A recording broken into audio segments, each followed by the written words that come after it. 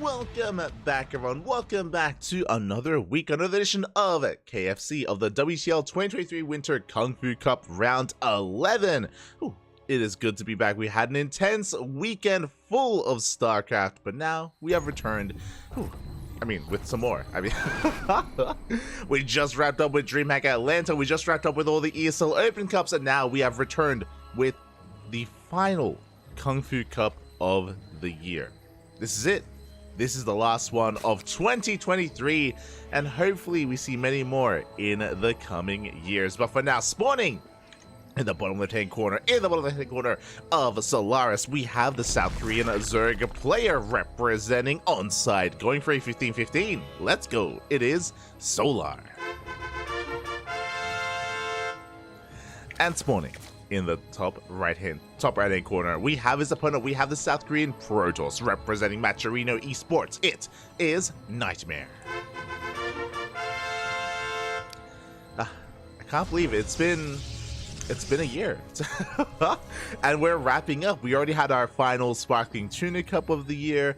We already had our final Tenacious Total Tussle of the year. I think we still have our GPO of the year coming up this week. Of course, we're running out of Kung Fu Cups, and I believe this week, starting tomorrow, is the final week of the round robin stage of World Team League as well. So, yeah, we're kind of rounding off the year here as we do kind of ease our way into Christmas, into the New Year's, and into 2024, and it's going to be beautiful. It's going to be a beautiful year of StarCraft, I believe.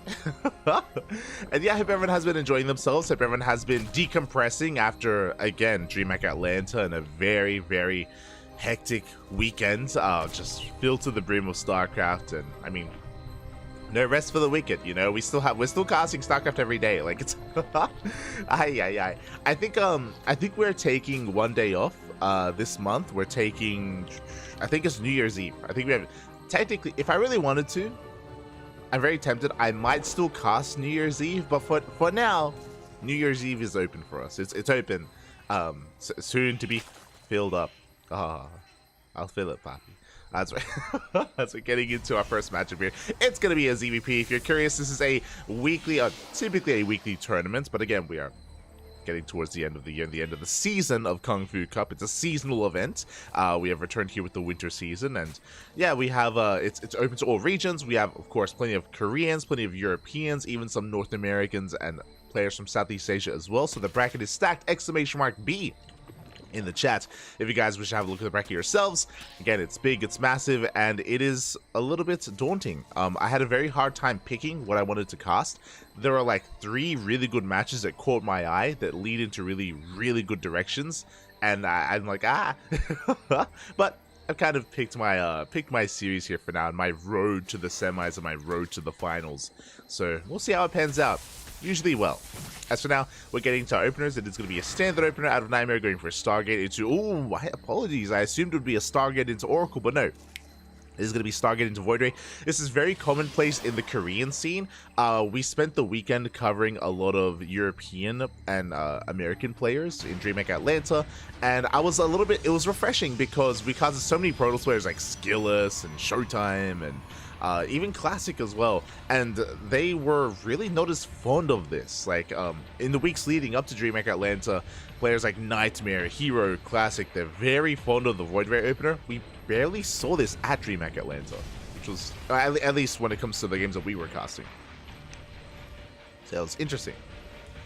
Interesting to say the least, as Ling's going to be threatening a counterattack. We do have our tech of choice. So this is the reason why the Void Ray opener is so commonplace nowadays, is because you can hide your tech, and this is Glaive Adepts. You know, you can either, from here, you can go into a standard game with a third base with Oracle production, or you could go into Sky Toss, you can go into an Immortal All-In, or you can go into Glaive Adepts, like what Nightmare is doing. And it's very difficult for the Zerg player to actually scout and confirm.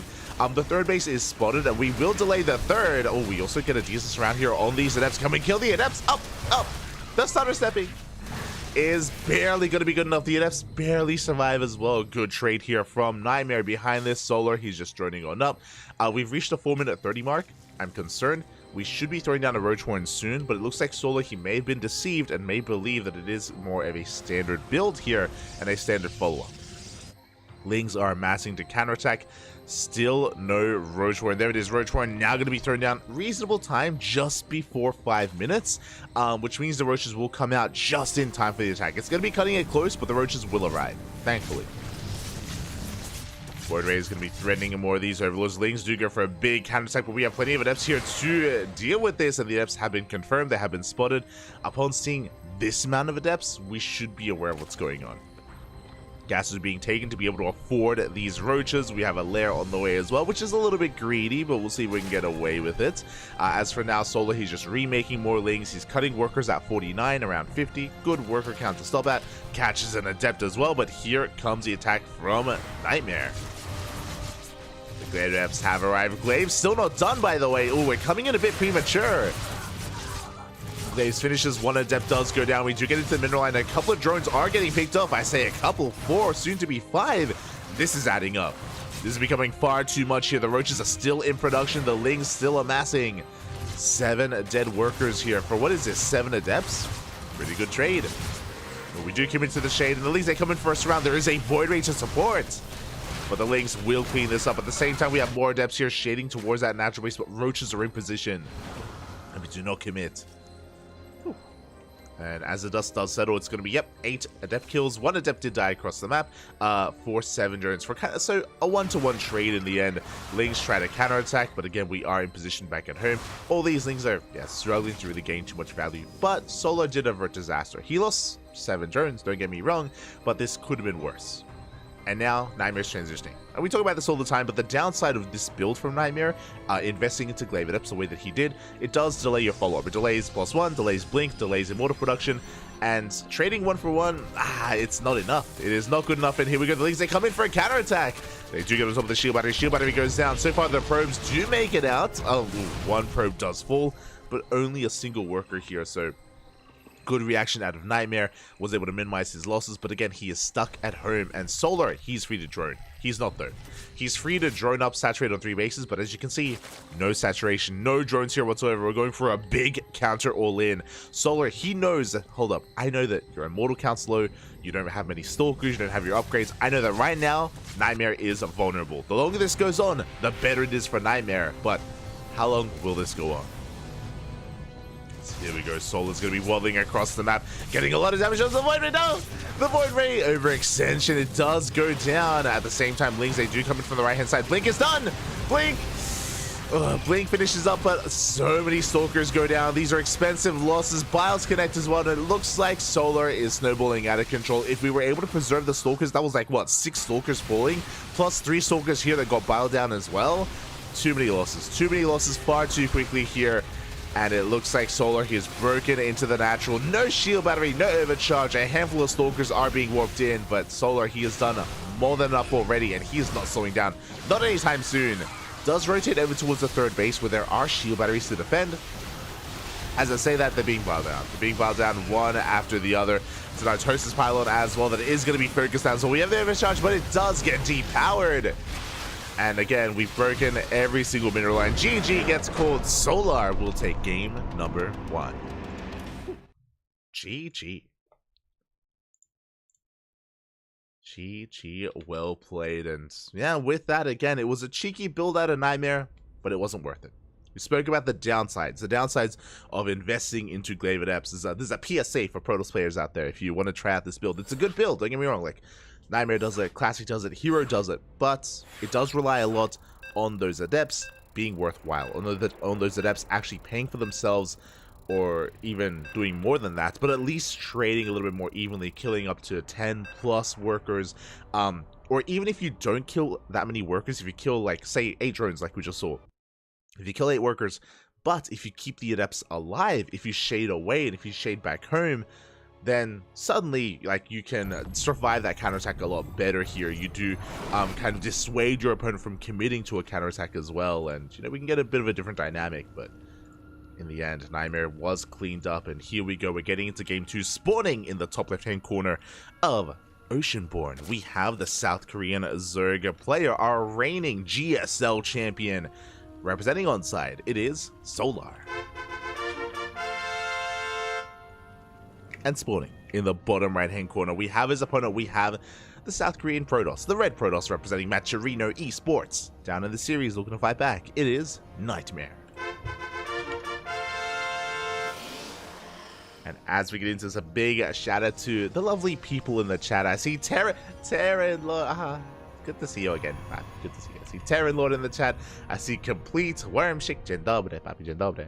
Pekoeta, Noam Chomsky, Easy Phil, Dammy, Sounder. Welcome. Ewan. I always forget how to pronounce it. But I hope you're all enjoying yourselves. I hope you're all having a great time. Again, the final KungFu Cup of the year. We're here to make it count, and the bracket is looking insane. We'll get into the bracket once we wrap up this series. Then we can take some time to kind of go over everything and to settle into ourselves, settle into the tournament. We'll get there. We'll get some updates going. Until then, Probe Scout's going to be coming in, confirming the standard opener. It's going to be a hatch gas pool. Solar taking his natural. This time there was no 15. There was no 15 hatch. There was no extractor trick or anything like that. Everything's looking by the book. Everything's looking as it should. Very important here, especially on Oceanborn. The rush distance by ground on Oceanborn is shorter than that on Solaris. I mean, I guess the speed zones do kind of mix things up a little bit, and they do kind of fudge the numbers. But on the outset, again, it is a shorter rush distance. You can be very aggressive, especially with a ground-based push on Oceanborn, and it goes both ways, as we saw. A player like Solar, he's more than willing to cut workers. If you make a mistake, if you lose too much, he is willing to cut workers, throw down the Roach Warren, make nothing but roaches, lings, queens, and just all in you. At the same time, Nightmare could be tempted, I was going to say, to go for a Twilight Council opener. And there it is, straight up Twilight Council this time out of Nightmare. And it makes sense. On a map like Oceanborn, because it takes a little bit less time to get across the map by ground, makes more sense here to commit to something like this. Stargate openers are still seen on this map, don't get me wrong, but Nightmare wants to be the aggressor. Again, Nightmare, when it comes to the Korean Protoss players, he does thrive a lot here in the early to mid game. That's why so far we've seen Glaive and Epson in game 1. Here, this doesn't have to be Glaives. We haven't pulled out a gas. This looks like a Dark Shrine opener. It's looking like DTs, but we'll see kind of what direction we go in. Even if we get Glaives, it could be Glaives plus Dark Templar as well. And yeah, there it is. There's a Dark Templar. Oh, sorry, the Dark Shrine. Reason for this, we haven't pulled out a gas. So because we didn't pull out a gas, it's like we're committing. We're committing a little bit harder one way or the other. Again, this could have still been Glaives plus DTs, but this is just straight up Dark Templar here from Nightmare. Is going to be going across the map. Now, what's important here is that this is a macro opener. This is designed to give you map control. Even if the DTs don't get damage done, the Protoss player needs to save them. And if you save your Dark Templar, even if your opponent has detection, you can save them, you can morph them into Archons, and then you gain map control. You can shut down Overlords, you can dance with Queens, you can thread the mineral line, and clean up Lings. And as you do all of that, you can expand and take a third. So again, this is not all in by any means. This is just a way to get ahead and potentially even end the game. Like, it's a way to get ahead, but hey, the bonus is that you can maybe even kill your opponent if they don't have any Spore Crawlers. Meanwhile, Overlord goes in, and we see everything. So usually when you go for an opener like this, you have a Stalker. Yeah, the Stalker is a little bit too late. Stalker comes in, but we get a full scout of the main base, and we get eyes on the Dark Shrine. Spores immediately on the way. We got one Spore at the third, we got one Spore at the natural. No Spore in the main, but there we go. Now it's on the way. So a Spore for every base. Prism comes in. Lings are here to get eyes on what gets worked in as well. It is going to be Dark Templar, but again, we have detection finishing up just in time. Now, we can still threaten this area in between the bases. We can still, like, try to pick off a couple of transferring workers or some queens. That's exactly where we're going here as we make our way towards the natural. We confirm that there's a Spore Crawler there in position as well. And again, you have the Warp Prison to pick up and to save those Dark Templar. Oh!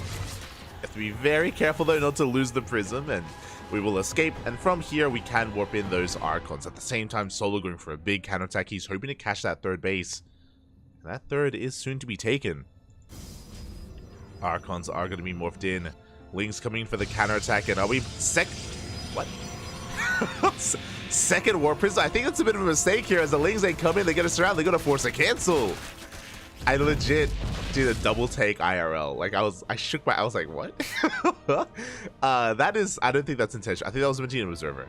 So usually the second unit you make from the Robo is an Observer. The reason for this is that these Archons, they can dance with the Queens, they can threaten mineral lines, and then they can deny creep with the Overlord. Sorry, with the Observer. But there is no Observer, so I guess we're gonna try to make use of this. Again, we're warping in. I 100% believe this was not intentional. I'm yet to be convinced. Or maybe he believed that the prism was going to go down, so he instinctually remade it. We're going for a gateway explosion. So we were denied our third base. We're going all in. DTs, they do dive into that third base. At the same time, Archons were trying to threaten the front line as well, but we do take down the Spore. But there is mobile detection. Lair is done. Roaches are on the way. Solar, he's looking solid here on these 3 bases. And again, Nightmare going for this gateway explosion. We have, what, 6, 7 gates in total, but now we're working on a Forge. So I assume that we would be going for a 2-base all-in, but with the Forge, it looks like we want to expand. The Forge tells us that we want to invest into upgrades, and upgrades, they take time. They do take time to invest into. DTs, they head into that third base. They kill 1 Queen, they're going to get another. Not quite. 3 Dark Templar do get out of there. Yes, Nightmare just trying to gain as much value as he can, but he's still stuck on 2 bases. Like, these trades have been okay for Nightmare, but it just hasn't been worth it because he doesn't have a third. He has been just chronoing out probes, though. You can see how oversaturated he is. He is ready to mainard. He's ready to just rally his workers over and get back up and running with that third base, but he desperately does need it. Same time, Archons, they come into the main base. Spores in position. Prism being zoned away. Oof. Do save those Archons. At the same time, we should force a cancel. Very nicely done. The Dark Templar, they do manage to get a trade here.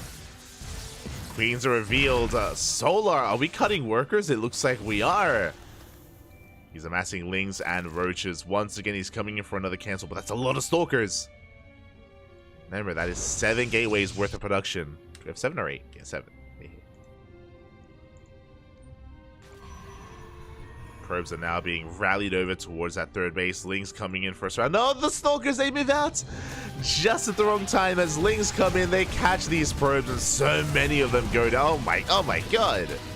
11, 12, almost 13. And meanwhile, the Stalkers were committing. There's no turning back. Mineral line is already gone. It's already dead. And we do catch some of these Roaches. Big catch. Yeah, we dive on top of the Roaches. 6 of them are going to be going down. The Queen as well. Queen does survive. We get the Overseer, though. That was a good trade, a good pickoff from Nightmare. Ooh, is forced to recall. That's a bit of an awkward recall out of Nightmare because Lings got into the main. Ay. We get a surround here on the Stalkers out on the front lines as well. Archon goes down. The recall was necessary, but there's still Lings in the natural as well. And so many workers are going down. And we're not done because Solar, he's counterattacking. He has detection. He has an Overseer. He will be able to deal with those Dark Templar as well. And everything is just on fire. Everything's in shambles here for Nightmare. We get on top of the Zealots. There are barely any Stalkers left, not after what just happened. We're still bleeding out Stalkers out of the map as well. And we don't have to push into the natural. We can just break the third and then the natural afterwards. Pick and choose where we want to go. We're going for the natural, going for the Immortal. There's no shield battery. There's no overcharge. Oh, GG gets called, and a Solar will take the series 2-0, advancing on to the next round. GG. GG, well played. A powerful performance there out of Solar, in control for basically the entire series there. We had some interesting moves out of Nightmare. Like, for game 1, initially the Adept Harass was doing well. Remember, we initially killed a bunch of workers. Then we lost all the adepts. And then when it came to this game here, it did feel a little bit disjointed. Props to Nightmare, kind of like, you know, life gives you lemons, you make lemonade, where he had those 2 prisms, and hey, he was getting some damage done with them. You know, he was able to make use of them and harass and do well. But at the end of the day, he was contained to 2 bases. He was stuck on a 2-base economy. He just could not keep up macro-wise because he was down a base more than he should have been for quite some time, and yeah, that just escalated out of control.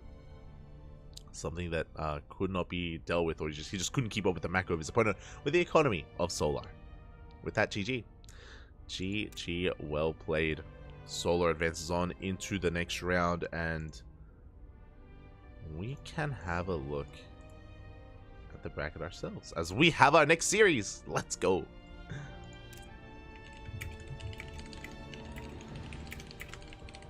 Alright, just messaging some players, and now we can switch our scenes over.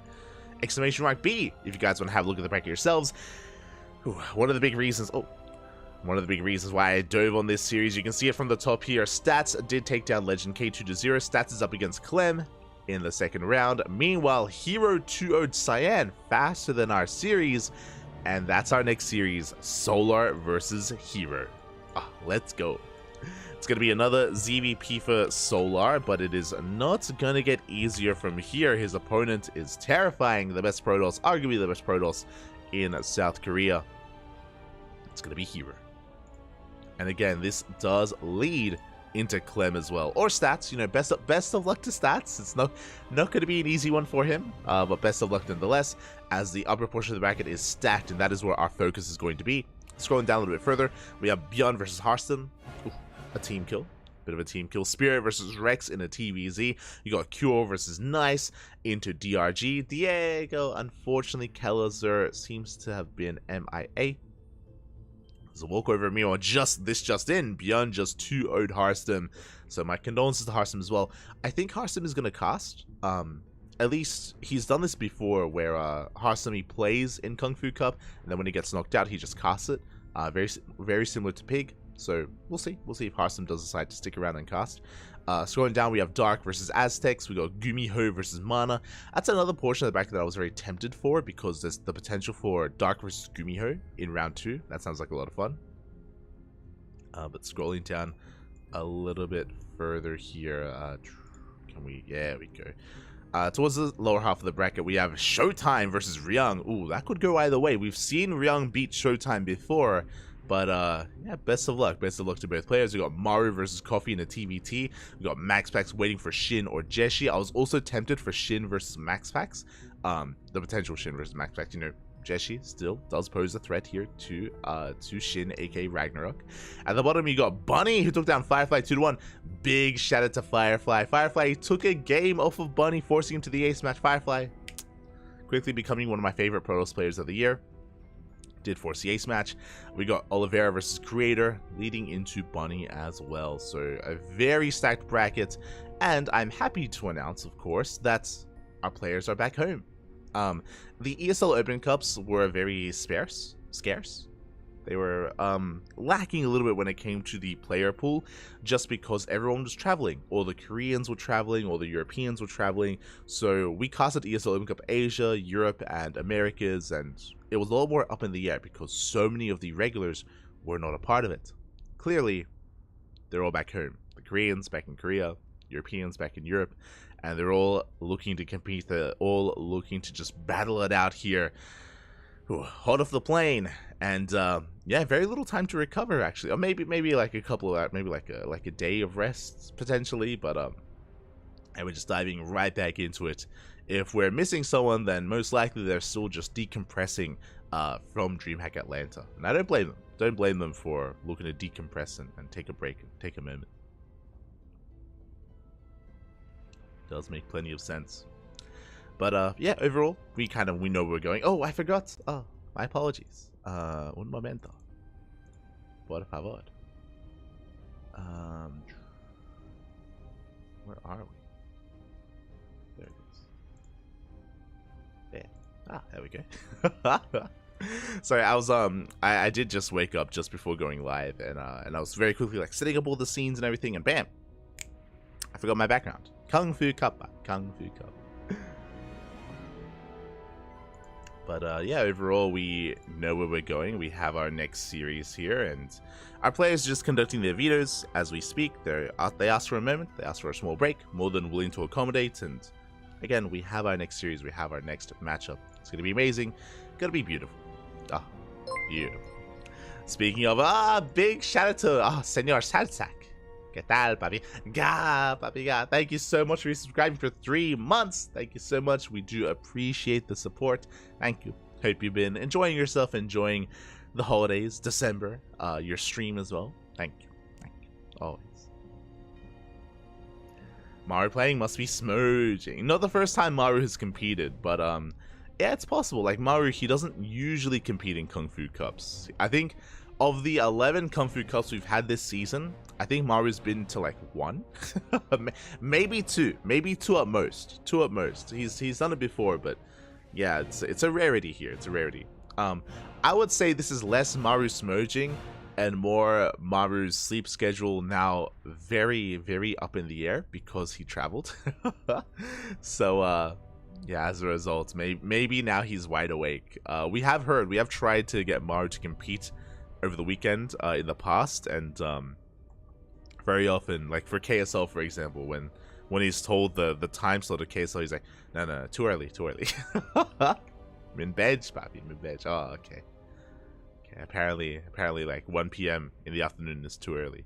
But regardless, it is great to see him, and wish him the best of luck as well. Notably, Raynor and Serral are missing. They do pop in from time to time. Raynor more regularly than Serral, but they've both competed here more often than Maru. But they are missing, and I imagine that's what I was referring to when it comes to players decompressing after DreamHack Atlanta. Again, a very intense weekend, and I'm sure some of these players, they just want to break. They just want to break, especially leading into IM Katowice. I'm sure they just want to take things a little bit easier here, easing into, Christmas and the New Year's. Spend time with family, spend time with friends. Does make sense. Senor.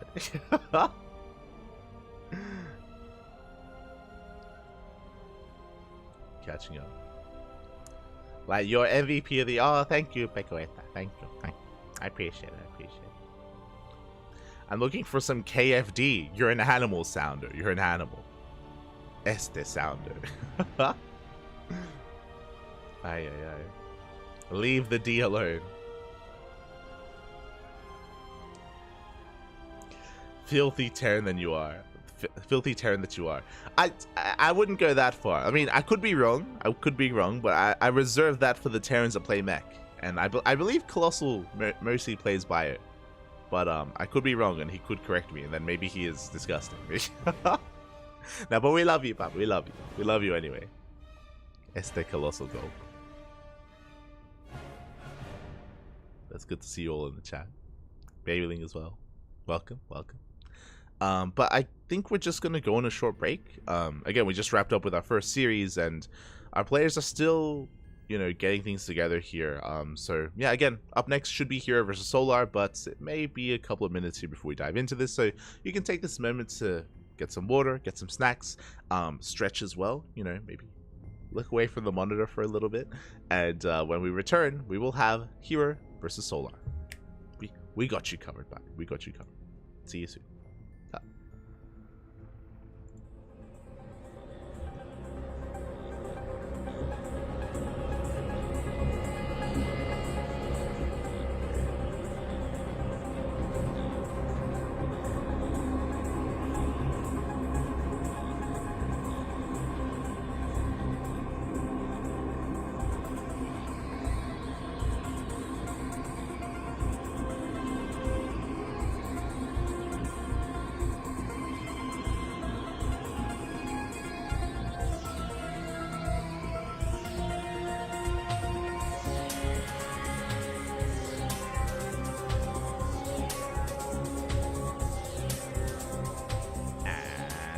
Welcome back, everyone. Welcome back. Hope you took those couple of seconds to get some snacks because we have returned, and we are back with our second series of the night. And spawning in the top right hand corner of Alkione, we have the South Korean Protoss player, the red Protoss representing Dragon KZ Gaming. It is Hero.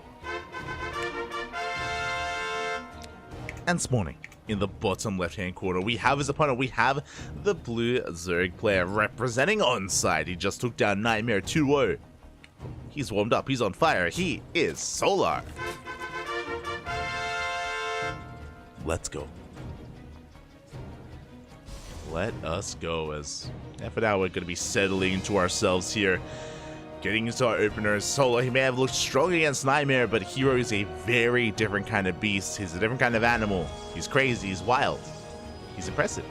He's arguably the best Protoss in all of Korea as well, and even though we saw aggression out of Nightmare, we have different forms of aggression from Hero. Hero, he does thrive in the mid game, true, but he doesn't rely too much on Glaive Adept openers. He relies a lot more on, you know, his Oracle control, his Oracle plus Adept micro and harassment as well. We've seen Hero pick players apart. We've seen him pick players like Solar, and even like higher tier Zerg players in Europe apart as well. It's impressive what Hero can accomplish here with so little units. Arguably the best Protoss micro in the world. At the same time though, if you were here a couple of weeks ago, you would remember that Hero was having his way with the Korean scene. There was a week of StarCraft, I think it was like maybe 3 weeks ago now? 3 weeks ago, where he took everyone down. He took down Dark, Solar, DRG, Shin. No one could stand up to Hero. And what he was doing was different variations of Glaive Adepts. What I mean by that is he would go like, go for obviously Void Ray into Glaives. He would go like 3-gate Glaives like into like an all-in. He'd go for like these different variations and different kind of builds, and it felt like he was like testing. Like it felt like he was like exploring a little bit. And speaking of Twilight Council opener, like he was just doing nothing but different variations, different builds of Glaive Adepts, and he was killing everyone. It was it was wild. That was relatively recent as well. So I'm curious if he's still on that. Just because since then we've been casting more of Hero against Protoss and against Terran, a little bit less against Zerg. So I'm very curious to see if he's still in that mindset and in that kind of play style, as we do have a Twilight Council opener. What's interesting though is that we haven't pulled out of gas, but at the same time we haven't thrown down a Robo. So I'm very curious what this is going to be for. This looks like a different variation of Glaives. It looks like it could be 3-gate Glaives. No, sorry, DTs without a Robo. Interesting. And this is what makes Hero so difficult to read. Okay, so the Overlord is going to be denied. We have the scouts, the Adepts scouting across the map. But yeah, so this is a Dark Shrine opener without a Robo, which is unheard of. The reason why is because we saw in the last game, we saw that if you go for DTs, and if the DTs fail, you need the War Prism to keep them alive and to go into Archon Harass. That's typically how things are done. This is wild. This is crazy. Just because it's that much more difficult to actually make Dark Templar get damage done here if we're just going straight up across the map, and we have no micro ability, we have no maneuverability without that prism. We're going up to 4 gates. Third base is soon to be taken here. This looks like a standard timing for the third, just because we didn't invest into the Robo. If we had the Robo, then this third would be a little bit later. This would be delayed. So this looks normal. I love this. Okay, DTs into... Did you see that? Blink started for a moment there. Here we go. But they're going to be waddling across the map. So again, basically what Hero is doing is he's sacrificing maneuverability and micro ability in favor of keeping this hidden and catching his opponent off guard. Oh, the Lings, did they spot them? Spores are on the way. It looks like we know. We now know what's going on. Spores are in production here at the third base. No, we do have a Spore at the natural as well, but this Spore at the third, it's not going to finish the DTs. They get in. The body blocking. Up. We do block just in time. Oh my god. Solar gets there, but he loses the Queen. And that Spore, it's still going to go down. Oh my god. Quick reaction out of Solar, but it still was not enough. Spores repositioning. DT still going ham here on the hatchery. He wants to kill in the base. At the same time, another Dark Templar has gotten into that natural. Spores repositioning. Hero, he does back off. Meanwhile, he does slip into the main, where there is not a Spore done. Uh-oh. It's getting into the main base. Spore not completed, but we do get a surround here on it. We try to keep it alive, and it looks like, yeah, we're going for drone kills instead. 5 workers have fallen. Oh my god, this Spore takes so long. Takes so long to finish. We get the recall as well, and Hero, he keeps every Dark Templar alive. This is wild, and I'm impressed. He kills 6 workers. He's able to kill a Queen, able to deny a Spore Crawler, wreak a lot of havoc, deal a lot of economic damage, and get the hell out of there. And because he didn't throw down that Robo, we spoke about it. It wasn't just about hiding the Dark Templar, it was also about getting into a more economic position. because he was able to delay his, or because he avoided the robo overall, he got a faster third base, which means he has faster saturation, and at this stage of the game, he has a better economy. Hero has a better economy here than Solar. Solar just now droning, just now saturating his third base, but Hero isn't done. He's coming back with Blink Stalkers and with Archons. Blink is finishing up just in time for this attack. Again, no Warp Prism. There is no Warp Prism with this. Very risky to try to pull this off to move out across the map. He is prone to being surrounded, but because he killed so many workers, we barely have an army. We've been re-droning. Solar, he's been focusing his production here on re-droning and resaturating as best as he can. He's coming in with pure Ling, but the Archons are here to deal with them. Roaches are in production, but we barely have any. So far, good kiting here from Hero. Does get a couple volleys off on those Lings. He's going to be pulling back, and there's the Warp Prism. Robo is done. Behind this, double Robo production going into Colossi. Oh my god, Hero, he doesn't miss a beat. Silks are pushing in. Archon's going for some harass here towards that third base, towards the natural even. So far, the Stalkers don't get much done. Overlord does go down. And again, Hero, his goal here is to trade. He doesn't intend to kill, just trade, pick up whatever he can. This hatchery's very low. The Lings, they went for a counterattack. Uh-oh. Lings did go for a counterattack. Roach does go down. Overlord as well. Drop into the natural, does get deflected. Solar, he's keeping up. He's keeping up, but these have been expensive losses. Look at the unit losses. Look at the trades! Oh my god! Hero, he's lost one probe this game. He has lost one probe so far, and he's traded so damn well for himself. Has to be careful to get surrounded. The Lings, they will threaten these Stalkers. It looks like finally a Stalker may go down here. Do we have a Link? We do not. One Stalker falls. At the same time, Prism is coming in. Fourth base is on the way. And remember, double Robo, double Colossus production. Well underway. The Colossi are in production here. We already have 2. We're about to have 2. We're about to have 3 and then even 4. And Solar, he's still trying to keep up. He has now saturated his fourth base. He's now trying to focus on his army production as well. Fifth hatchery is on the way. Stalkers rock up. And again, good trades out of Hero. This time he's got those Archons to reinforce. The Lings cannot threaten him. Not anymore.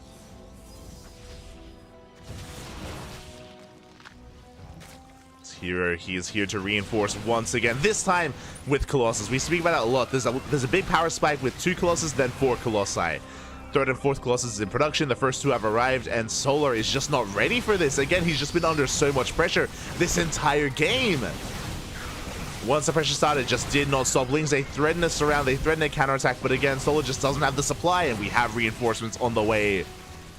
Lings are being cleaned up. Good target firing on one of the Colossus, but we dive on top of the Roaches. Hero, he knows he has momentum. He knows that right now he's on the brink of breaking Solar. He is so close. First Archon finally goes down. And the army of Solar is just crumbling here. GG gets called. Too much momentum, and Hero takes game number 1. GG. That was wild. Oh my god. That felt illegal, Papi. Like, that was crazy. So I just love that there was so much of that game. There was so much actually to that game when it came to as we're making sure we don't get left behind. There was so much to that game when it came to the build itself. I hope I was able to like emphasize like the ingenuity behind the build, just because it's not done, right? It's like typically to wind it all back here, it's very commonplace if you go for a Dark Shrine opener. It is a little bit later. It's a little bit of a later timing just because of the Robo, because of the Warp Prism, just because that's typically, that's the normal way of doing it. That makes sense. That is the standard. That is the meta. But for Hero to come in, 4-gate Dark Shrine, no Robo, but with his control to get so much damage done with it, to save every Dark Templar, to get a very fast third base behind it, and to get away with it as well because there was no counterattack, because Solar, again, he just wasn't able to threaten or even deny that third base. Like, Hero just, once he got the ball rolling, never let it really stop. Just snowballed out of control, and here we go. We're getting into game number 2, and spawning in the top left-hand corner of Oceanborn, we have the South Korean Protoss player representing Dragon Kai Z Gaming, leading the series 1-0. It is Hero. And spawning in the bottom right-hand corner, we have his opponents. We have the blue Zerg player representing Onside, looking to fight back, looking to tie this up, and I want to believe he can. It is Solar. GG, well played. And Oh my god, again, Solar, he's the reigning GSL champion. I want to believe that he can keep up with Hero, that he can take a game and take a series as well. But, again, that last build from Hero, like, no one else plays like that. That's the first time I've seen that build. We cast StarCraft here on the daily. We cast more StarCraft than anyone else. Than anyone else out there. As we're going to be getting a bit of a pause here and hopefully clearing things up. But yeah, that's a build that no one else has done, and I alluded to it at the start of Game 1, where I was talking about how in the lead up here these past couple of weeks, we have seen Hero experiment a lot. This is not the first time that I've seen Hero do something unique when it comes to his build order and when it comes to his opener as well. He was doing it a lot when it comes to Glaive Adepts as of 3 weeks ago. And even here, this DT opener is very out of the norm and very unorthodox. And because it's so unorthodox, it caught Solar off guard completely. You know, that's something that I should also emphasize as well, that because it was so weird, like, Solar was just not ready for it, not ready for that timing. It was just so offbeat. Yeah, really cool, really impressive.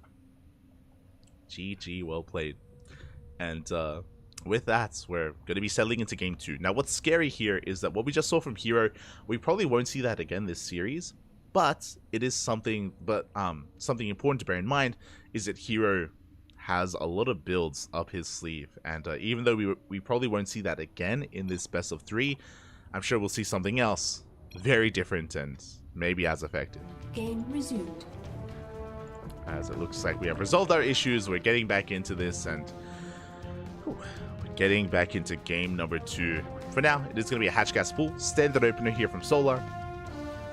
Standard opener from our blue Zerg player. Meanwhile, Hero back at home going for a gate expand as well. Everything is looking normal. But our tech and our follow-up, that is what I'm going to be keeping my eye on. Now, talking about the map itself, Oceanborn, very short rush distance by ground. You can be very aggressive, very assertive here. If Solar wanted to turn the tables on Hero, this would be the map to do it on if he's able to get into the mid-game. I'm talking about, like, cutting workers at 50, maybe 60 at most, making lings, making roaches, and waddling queens across map for a big all-in. Something that we have seen plenty of times on Oceanborn, and we could see it again.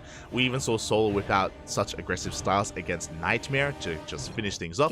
Paused. As like it looks like something is up. Hopefully everything's okay. I'm okay.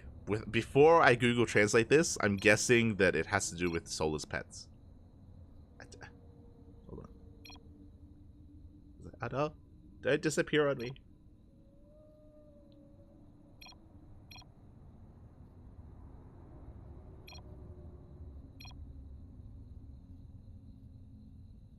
Oh, apparently Solar's keyboard is broken, or like he's having issues. That's why he's spamming letters, because like he can't, like his Korean keyboard is messed up a little bit. Oof. And looks like we may have to remake. Aye. If anyone can read Hangul, let us know for certain. But based on my Google Translate, it looked like Solar was having some keyboard issues. So it looks like we will remake. All good. Ooh. And from here, of course, we can always just resume from replay. We can always just recover the game and recover the lobby. So there shouldn't be any issues there.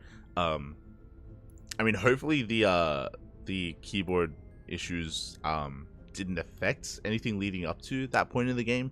Otherwise, we might have to remake like completely, but we'll see. We'll see how things are resolved.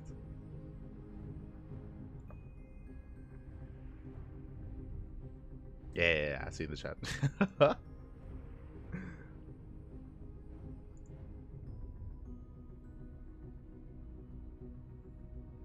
Oh no, is he? Oh my god. Okay, yeah, so what's being said in the chat is correct. It wasn't just that the keyboard was broken, it's also the fact that that Solar is forfeiting. I mean, I say forfeiting like the I guess he doesn't have a backup keyboard, so he just can't play. Did something happen? Did he like obviously he wouldn't rage, but like, yeah, I guess something happened between the games, and yeah, his keyboard's malfunctioning. So Solar is going to be forfeiting here in game 2. It looks like Hero will take it in the end 1-0. That's such a shame. Like, we would have loved to have seen a game 2 played out there, but it looks like, especially if it's like a mechanical issue with his keyboard, and if he doesn't have a backup keyboard, like what can he do? Like what? What can he do from there? So yeah, that's such a shame. So it looks like with that, Hero will take the series. I wanted more. I feel so unsatiated. Like, I wanted more between our players here. Like, the potential ace match as well. Like, I believe that Solar could have taken it to Hero as well. And that was such a good game 1. Like, it was like a really good showcase, maybe is a better way to put it. But GG, well played. Looks like Solar is going to be forfeiting due to keyboard issues, and I believe he's trying to resolve them, or will do his best to resolve them. From here, Hero advances on into the next round, and he's going to be facing off against his next opponent. It is going to be Hero versus the winner of Stats and Clem. And we can try to look for them. It's so risky. So they're probably playing on the they're playing on the Americas server. So I'm gonna switch over to the Americas, but as I'm switching, hopefully like our players aren't switching back here. The series has concluded. So okay, fingers crossed, man. Fingers crossed.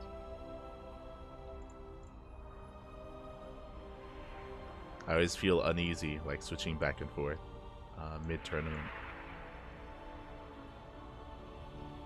But yeah, so exclamation mark B in the chat if you guys want to have a look at the bracket yourselves. A lot has been ongoing. Again, we're still waiting for Clem versus Stats to finish, and we will be jumping on that as soon as they are available. I don't think anyone is casting them. I don't believe. But they're currently ongoing. Winner goes up against Hero. We have Björn waiting for the winner of Spirit and Rex. I believe they are currently mid-series as well. Winner goes up against Björn. We have Cure versus DRG. Cure did take that. Nice took a game off of Cure. Let's go. Nice did take a game there.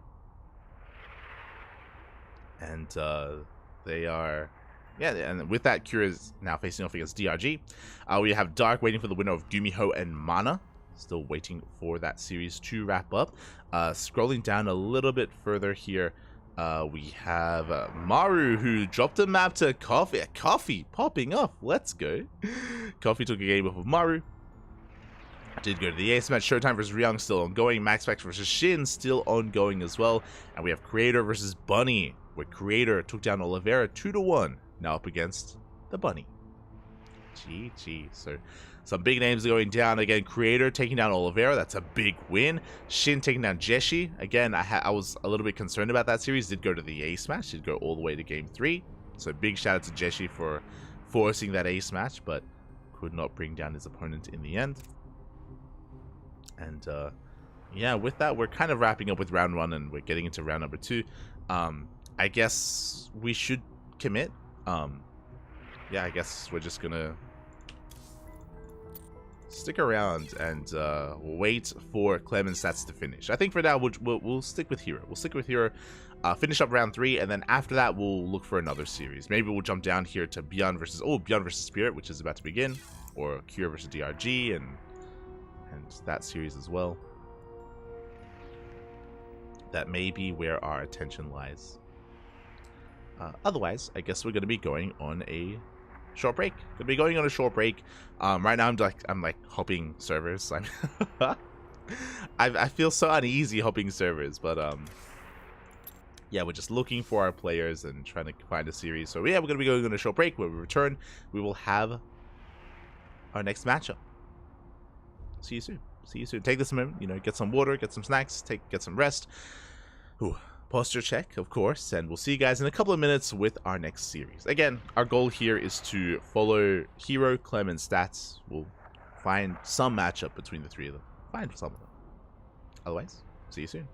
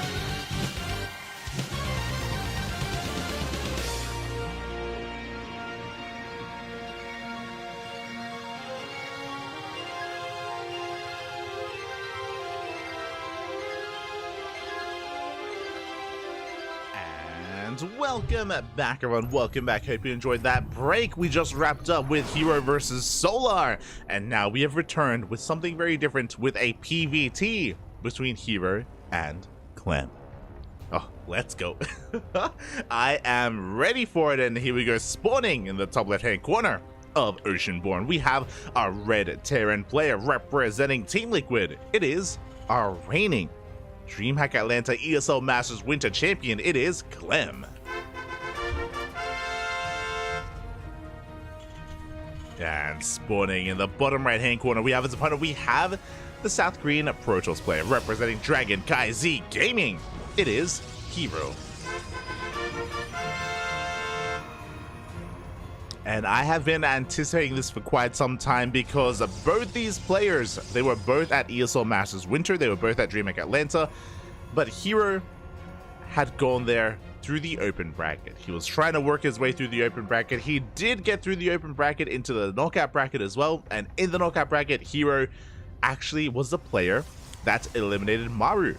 Hero eliminated Maru from ESL Masters Winter, and unfortunately, Hero wasn't able to make it out of the knockout bracket. It was a brutal bracket, and he did not make it out. Did take down Maru in the process, but wasn't able to go any further. As a result, Hero versus Clem never happened. They never played in DreamHack Atlanta. It just was not a thing, and now they can. Now they will. I'm ready for it. I'm ready for it. Can the Maru Slayer also keep up with Clem as well? I want to believe he can. It's a shame this is just a best of 3, not a best of 5. I would love more of a back and forth between these two, but I guess for now we'll have to, you know, enjoy what we have here and enjoy our best of 3 while we can. Casino for us degenerates. Oh, next series. Next series, Bobby. Next series. Yeah. This would be a good map. This would be a good match for the casino. Not wrong. You know what? Okay, I'll try and get it going. I'll do my best. As we're getting into openers, we do have an economic opener here from our Terran player. Interesting, it was a single gas opener, and because of the eBay block, the attempted eBay block, we are going factory before CC, so a much more aggressive variation. With this, we can get into earlier Hellion production. No, we're going for a Cyclone instead. Oh my, getting into earlier Cyclones here, building up our force, delaying the CC by quite some time here, and we'll see if Clem can make this worth it. Meanwhile, Hero going to be going for a Stargate opener back at home. Stargate on the low ground at the natural. Interesting location. Very interesting. Meanwhile, if you're in the chat, I will open up predictions soon, but they will be closing very soon as well, so you don't have a lot of time. Not much time here. What is this, the round of 16? I think so. Round of 16, best of 3. We got Clem. We got Hero. Okay. You have 1 minute. 1 minute to place your bet. So best of luck. Best of luck, as here we go. The Marines and the Cyclone, they have arrived. Ooh, no shield battery on the low ground. Clem, he may just snowball out of control.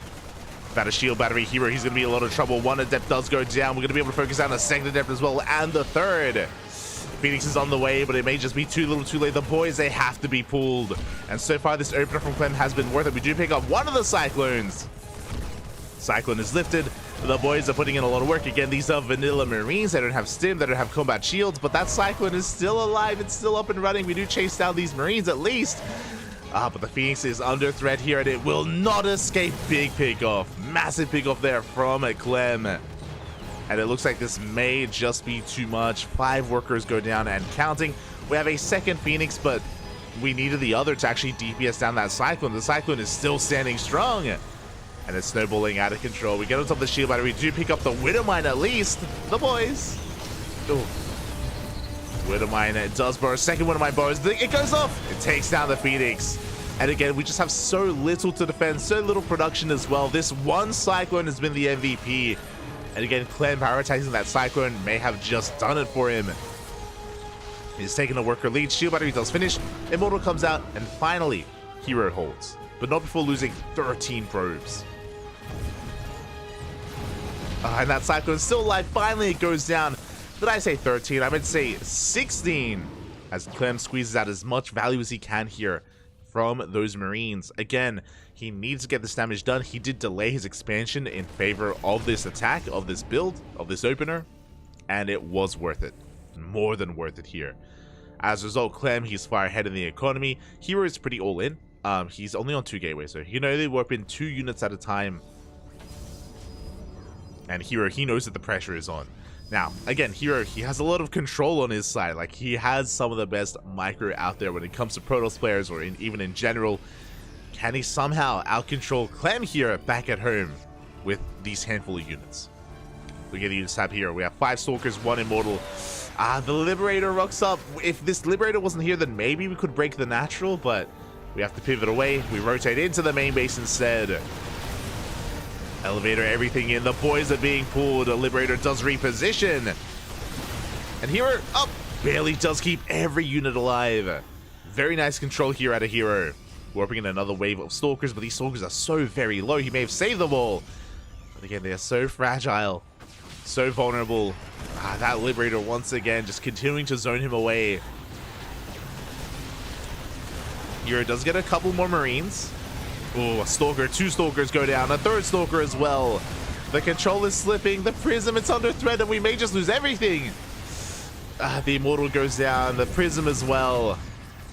And Hero had to do so much more. GG gets called. Clem will take game number 1. Whew. GG. Again, the opener of Clem just got out of control for him to go for that initial Cyclone with the Marine push, and he just so happened to be going up against a Stargate opener. Specifically because of the Stargate opener, the Phoenixes were less than ideal in that position.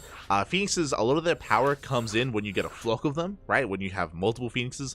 But if you remember, Hero only ever had 1. He only ever had 1 at a time. We had really good target firing and prioritization of shutting down the Phoenixes by Clem. He never really allowed too many of them to accumulate. Because of that, that's why he was able to just snowball out of control. Basically, the opener and the tech of choice of Hero was working against him there. If he had invested into a Robo or a Twilight Council, then he would have had more to work with on the ground, more in general. Alas, that Stargate opener was punished, and with that, Clem does take the first game. But this was also a game that was dictated by the early game. Like, the reality is that this game was determined by the opener of Clem. The fact that, you know, the eBay block, maybe even that was a part of forcing out the Stargate opener as well. And it all kind of led into Clem getting too much damage here in the early game. But now we're settling into game 2. And I'm hoping we can get a back and forth. I'm hoping that we can get a much more stable early game leading into the mid game. But a lot of this is dictated on how Hero approaches this. You know, Hero, he's kind of on the edge here. He's up against the wall. He has to fight back. He himself may be tempted to go for aggression himself. I'm sure he would. Let's go. Game 2, Solaris. Game 2 is going to be here on Solaris. Let's go. And spawning in the bottom left-hand corner of Solaris, we have our French Terran player, the ESL Masters Winter champion, representing Team Liquid, leading the series 1-0. It is Clem. And spawning in the top right-hand corner, we have his opponent. We have the blue Protoss, representing Dragon KZ Gaming, looking to tie this series up 1-1. It is Hero. Go. And on a larger map like Solaris, it would make a lot more sense to go for a Stargate opener here. This is, I should also emphasize as well, that a big reason as to how and why Clem was able to snowball out of control in that first game was also the map itself. That was on Oceanborn. The rush distance by ground is very short, so reinforcing with those Marines and reinforcing with the Cyclones, it takes that many less seconds for them to get across the map, and every second counts in StarCraft. So as a result, I don't expect to see the same opener here on Solaris. Likewise, because we're on a larger map, a Stargate opener would make more sense. It would be safer here for Hero as well. Meanwhile, SV's coming in, and we are looking to eBay block once again. We saw this in Game 1. We've seen this very often nowadays. This has very quickly become a part of the standard or the meta. eBay blocks have always been a thing, but I would say over the past month, maybe over the past 2 months, ever since the new patch, this has been very common. The reason for this is the new Cyclone. Because of the new, as we're going for a factory before CC again, because of the new Cyclone, Terran have a lot more aggressive options in the early game. And forcing the unnatural natural like this is perfect for Clem. So Clem is going to be looking to abuse the fact that these bases are spread out with factory production. Is going for the reactor. I believe he should be going for an add-on swap here to go Hellion and Cyclone. Ideally you have a mixture of the two. You have Cyclones to deal with the gateway units, you have Hellions to deal with the probes. And you can do a couple of different things. You can try to come together and push towards the natural at the same time, or you can split up your units. So you can have your Hellions into the main and then your Cyclones towards the natural, or vice versa, and try to pull apart your opponent. There's that add-on swap. Behind this, it is going to be a CC, so it's not an all-in, but again, this is a very aggressive opener out of Clem, and it is designed to, again, abuse the fact that Hero is so spread out. And there it is, they're the Hellions. I'm assuming we're going to go double Hellion and then double Cyclone afterwards, but we'll see. We'll see how Clem does pieces all together. He could just double down on Hellions, and he can go up to like 4 or even 6 Hellions, and then just dive into a mineral line. But I love this from Hero. Hero, what's happening right now is not unseen, like being forced to take another base and having to deal with like Hellions and Cyclones. This is very commonplace, very commonplace. So Hero's adapting and he's walling off. He's getting a wall ready here on the high ground in the main base to adapt to how vulnerable he is. Meanwhile, behind this, we do have a 1-1-1 follow-up. We are continuing Hellion production for now. We're getting up to 4 Hellions. Do we go up to 6 or do we begin Cyclones? For now, there we go. 4 Hellions moving out. Cyclones are on the way. Hellions have been spotted, have been confirmed. And Hero, again, he's walling off. It is so very important that you are able to wall off and get the wall up and running in time to protect your main base. Otherwise, like, you just don't have enough to defend both locations at once. The Hellions, they ignore the Stalkers. They just go straight for the mineral line. The probes! Oh my god, they line up for him. It takes 3 shots to one-shot a probe. 3 probes go down. Could have been a lot worse, as Hero does force this back. He killed 1 Hellion, but we're not done. Behind this, Cyclone production is continuing. Medevac is on the way. We're looking to reinforce these Hellions with Cyclones, and we're going to be pushing. So again, Clem is going to continue that aggression. Another Hellion is going to get picked up. Oof. So we're down to only 2 Hellions. This is really important. I mentioned before that kind of the amount of Hellions you want is 3, because 3 Hellions do one-shot a probe. So that one-shot potential isn't there anymore. But we're reinforcing with the Cyclones, with Marines, and we are pushing. Now we have a shield battery, we have an overcharge ready here at the natural. Hellions are going to check the wall, but it is looking solid. We do get 1 Phoenix.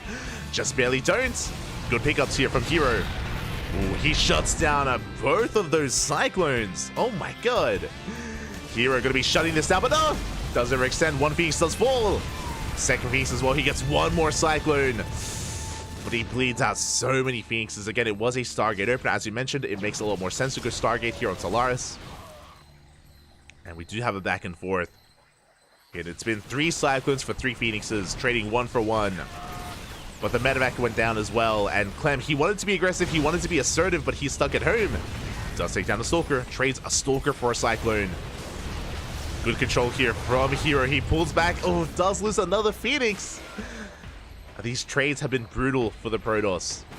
Again, ideally, you want to build up that Phoenix count, have enough to really threaten your opponent, but we've been losing too many of them. Likewise, Cyclones being focused down. Good juggling here from Clem. Does save the Cyclones, does avoid those shots, and it looks like Clem, he will shut this down. Very nice control here, juggling the Cyclones, the Vikings, keeping everything barely alive. And now Hero's in a bit of trouble here. Remember, because he lost so many Phoenixes, there's that much less to threaten drops, that much less map control. Behind this, he's transitioning into Gateways, Forge, as well as the Twilight Council, but he's still working on that tech. As the dust does settle, I do want to favor Clem at the moment. Basically, both players are even in workers for the most part, so Clem is ahead, he has mules. Alongside that, the lack of Phoenixes is really hurting Hero. His opener kept him alive, but it's not really giving him much else. You can see here that, again, we even have to respect these 2 Cyclones, otherwise the Phoenixes will die. They're already getting a lot of damage done. Meanwhile, Hero is transitioning out of this into +1 Blink Stalkers. The era of the Phoenix has come and gone. But in saying that, the Phoenixes still usually have a lot of value here just to contain the opponent, just to pick off SCVs, pick off units here and there. This is something that is no longer available for Hero. So Clem is looking solid here. Behind this, he's going for a third TC. He's setting up on 3-1-1. Pretty standard setup here on 2 bases, soon to be 3. We are still lacking a couple of extra Raxes, but there we go. 4th and 5th Rax on the way. So very solid production here for the economy that we're about to have.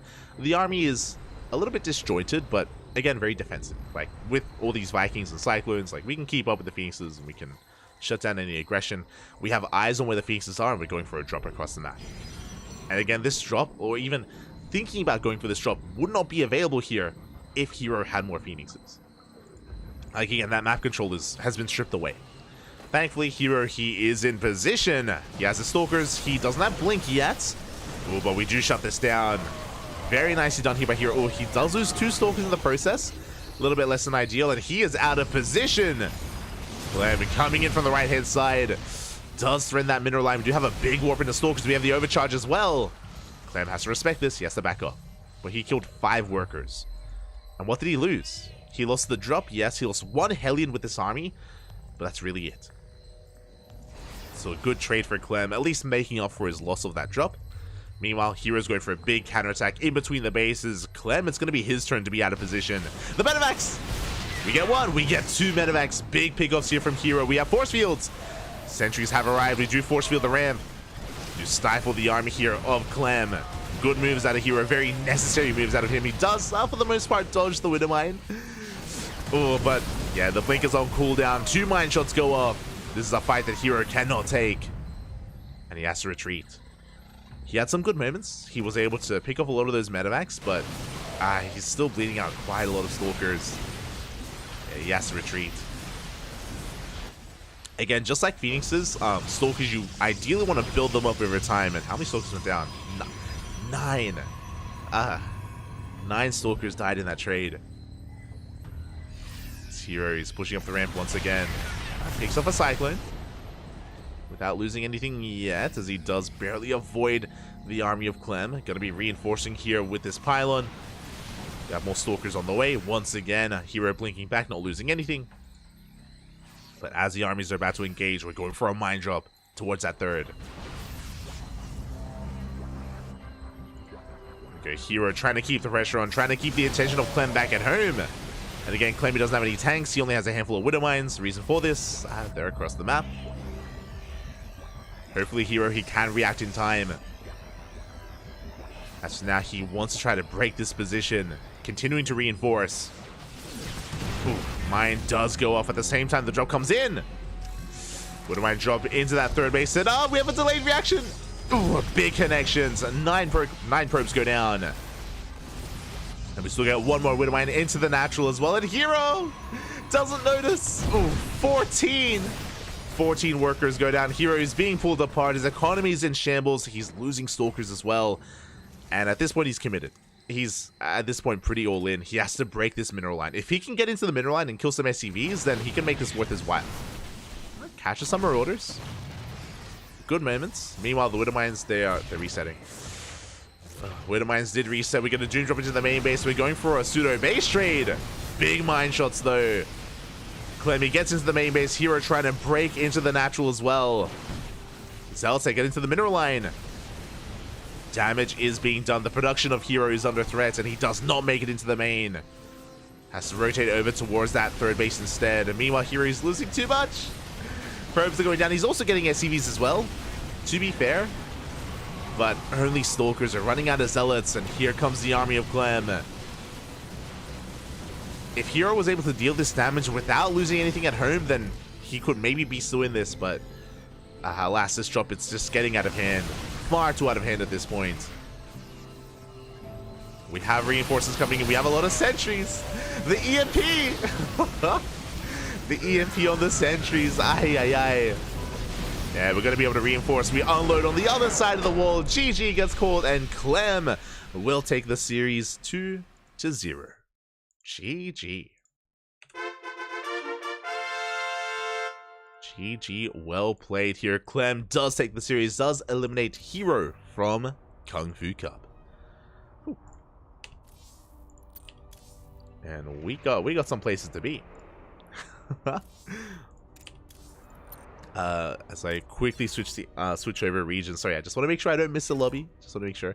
But GG, well played. Congratulations to Clem for taking the series. My condolences to Hero here, as again he was pulled apart. Game 1 was brutal. Game 1 did come down to, it felt like it came down to the openers. It felt like it did come down to the openers working against Hero there. And of course, Clem snowballing out of control with his initial cyclone push in Game 1. Here in Game 2, it was a little bit different. It was, yeah, an interesting opener. Initially, Hero did defend against the Hellions well, is what I will say. He did defend against the Hellions well. Unfortunately, I was putting a lot of emphasis on it, and part of me feels like maybe I brought it up a little bit too often, but for good reason, and that is like the fact that Hero was, despite going for a Stargate opener, despite going into Phoenixes, he was bleeding out so many units here in the early game, trading with the Cyclones, and it was just better trades for Clem, worse trades for Hero, and it allowed for so much more maneuverability and so much more harassment from Clem. Because Hero didn't have his Stalker Force and his Phoenix Force to defend his main and his third at the same time, he could only pick one. Hero was pulled apart. Again, bleeding out all those units early on, eventually snowballed out of control in favor of Clem. GG. The one man drop didn't help either, losing all those probes, but by that point, again, he was losing so many workers because of the lack of map control, because of earlier on. Like, it all just kind of added on top of each other there. The dominoes were falling one after the other in favor of Clem, and yeah, really well done. Really well done there in the end. As we are going to be getting ready here for our next series, !B in the chat if you guys wish to have a look at the bracket yourselves. And I'm trying to figure out where to go. I'll be transparent about that, because we have a lot of really good matches, and from the top, Clem is the first to make it to the semi-finals. He is waiting for either Bjorn or Cure. Bjorn and Cure are currently facing off in the Korean server, so I can either wait for them to open up and get into another TVP to get into that upper semifinals. That would make the most sense, and I think that's most likely what we're going to be going for. Otherwise, scrolling down a little bit, we still have a lot of early rounds still ongoing as well. We still have Dark versus Gumiho. We still have Maru waiting for the winner of Dark and Gumiho as well. Bearing in mind that Maru is here at the lower half of the bracket, so we could even see like a TVT finals. Like, a TVT is going to happen in the semis nonetheless. With Maru down here towards the lower portion of the bracket, TVT finals, not impossible. Not impossible. But until then, again, Dark vs Gumiho still mid-series. Into Maru, we have Creator versus Bunny, still mid-series as well. Winner of that goes up against Max Fax. Winner of that goes into the semifinals.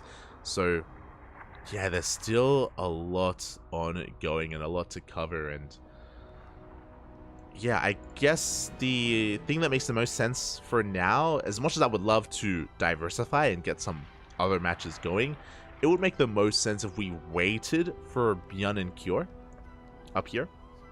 That would make the most sense, leading into Clem, just because then we can get our first finalist, and then we can focus on the lower half, right? So we'll wrap up the upper half of the bracket, wrap up the upper semifinals, and then we can get our first finalist, and then we'll go to the lower half, because it does look like the upper bracket is moving a lot faster. So we can wrap that up, and then we can sink our teeth into, I mean, by the time we finish up the semis, we could still have a lot of matches to cover in the lower half of the bracket. So yeah, we'll try to get like the best of both worlds, and we'll try to cover as much as we can. So I guess sticking with the upper half makes the most sense, just because it's progressing faster. Does make sense. We just gotta make sure we can find them. Just gotta make sure we don't get left behind. Just gonna be hopping around just to make sure that everything's on the up and up. Yeah, so far, GG, well played. I know covering mirror matchups isn't the most exciting thing to do. I'm aware of that, but at the same time, like, you know, I feel like it would still be a lot of fun. And Bjorn, Clem, Q, I want to believe that they are aggressive enough to not have your like older, like classical kind of TVT matchup. I know TVT has like a bad reputation from years gone by, where it's like, oh, it's like very positional based and very slow as well. It is still positional based, that is true. But the more modern style of TVT and current era of StarCraft, it's a little more active.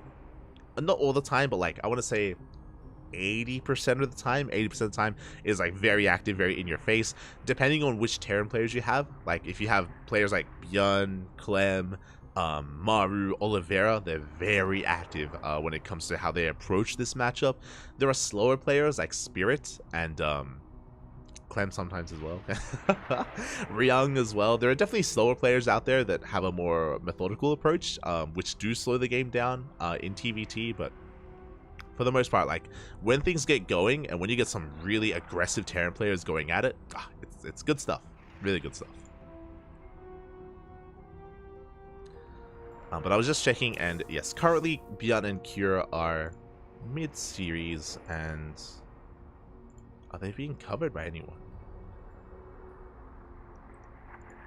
Just double checking.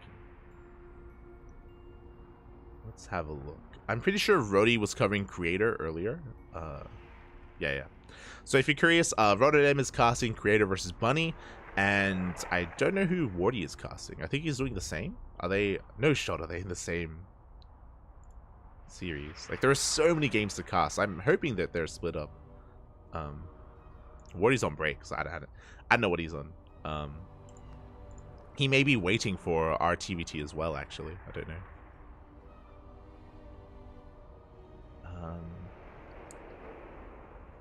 Actually, let's have a look at the Korean, sorry, the Chinese stream, the clean feed.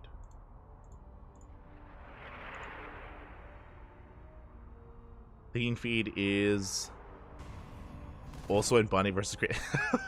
No shot. Everyone's in Bunny versus Creator. Aye. Okay. Just trying to see where people were.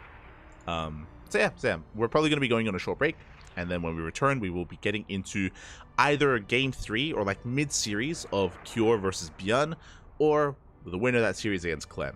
One or the other. Regardless, TVT is on the horizon. Catching up in the chat. I'm going to be catching up. Oh my god, there's a lot to catch up on.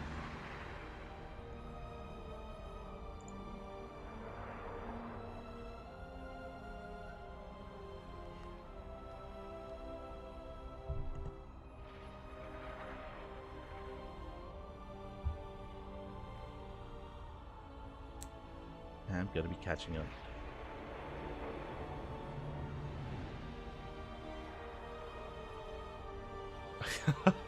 Yeah, there's some Reddit level like balance talks in the chat. Aye. Not like this. I'll just have to gloss over all of that and see if there was anything else in the chat. Let's remove Stim. True. You know what we need to do? We need to remove Stim. We need to remove Blink as well. Remove all of that. Get it out of here. Aye.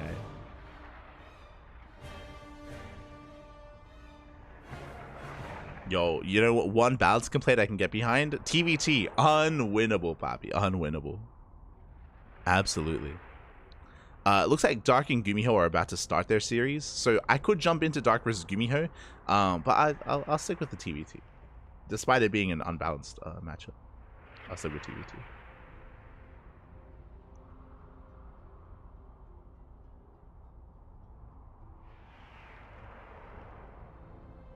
SC2 Pro is not taking a holiday. I'm pretty sure, I could be mistaken, but I think the Basilisk boys are on holiday. Like Cyril and Rainer, I think they're taking a break. They're decompressing.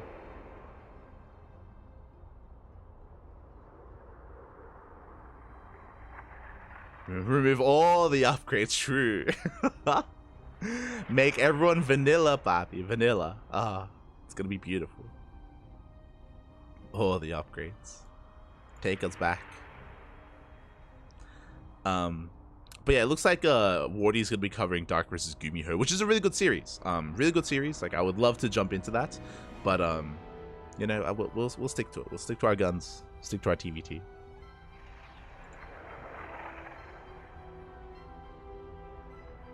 And I guess for now we will get things ready.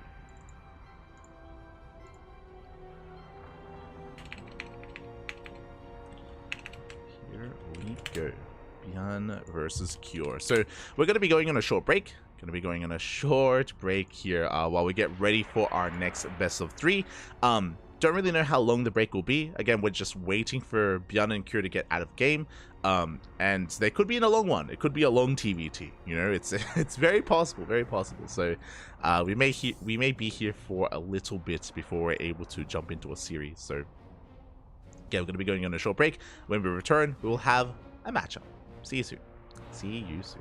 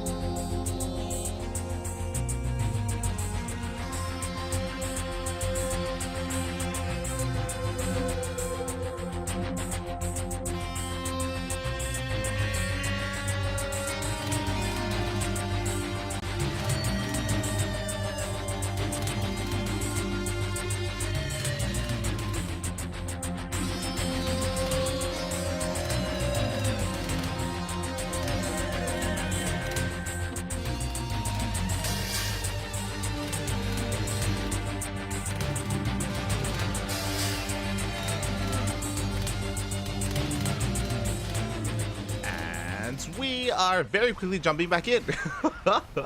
I did not realize, it took me a little bit too long to realize that the Chinese clean feed was actually wrapping up Creator versus Bunny and getting into Björn versus Kyo, the mid-series there in game number 2 so far. Oh, things looking quite back and forth here. We're 20 minutes into game 2 and things looking in favor of Björn for now. It looks like, okay, you know, it always takes a little bit, but okay, we gotta take it all in. Okay, 4 base versus 4 base. Kira doesn't have a main.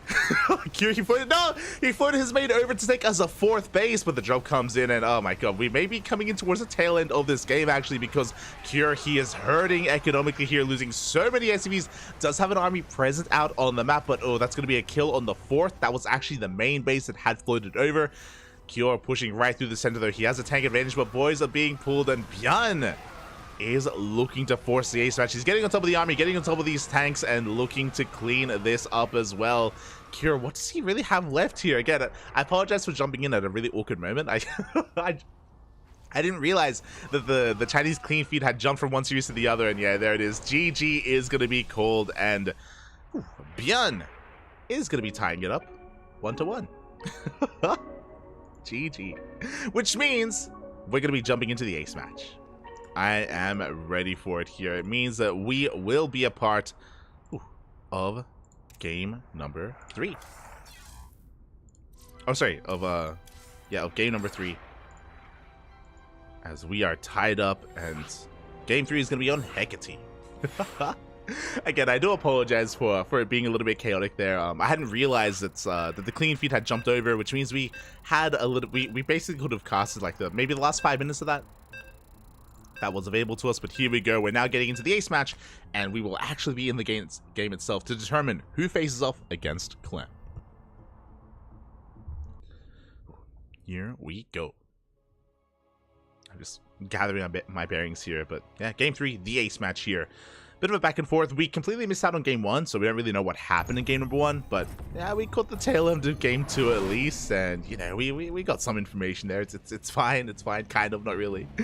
As loading in the bottom left-hand corner of Hecate, we have our South Korean Terran player representing Team Liquid. It is Cure.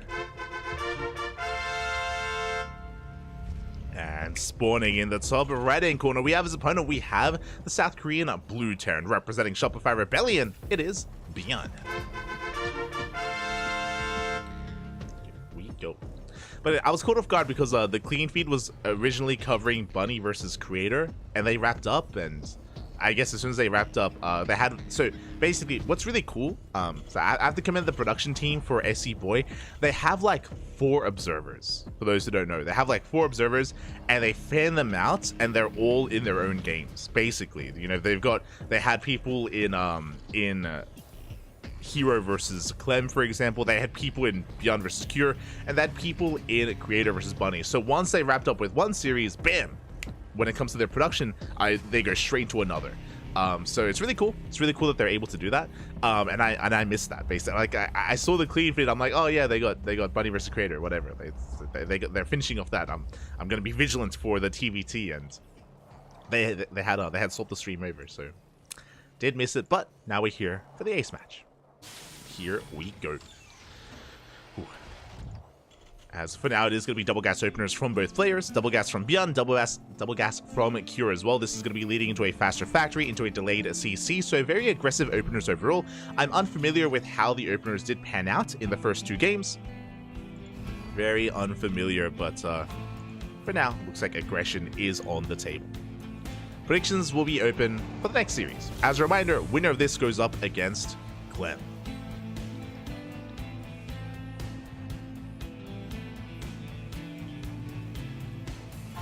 Björn versus Kirigumi score. Oh, oh, the scores, man. Oh, the scores.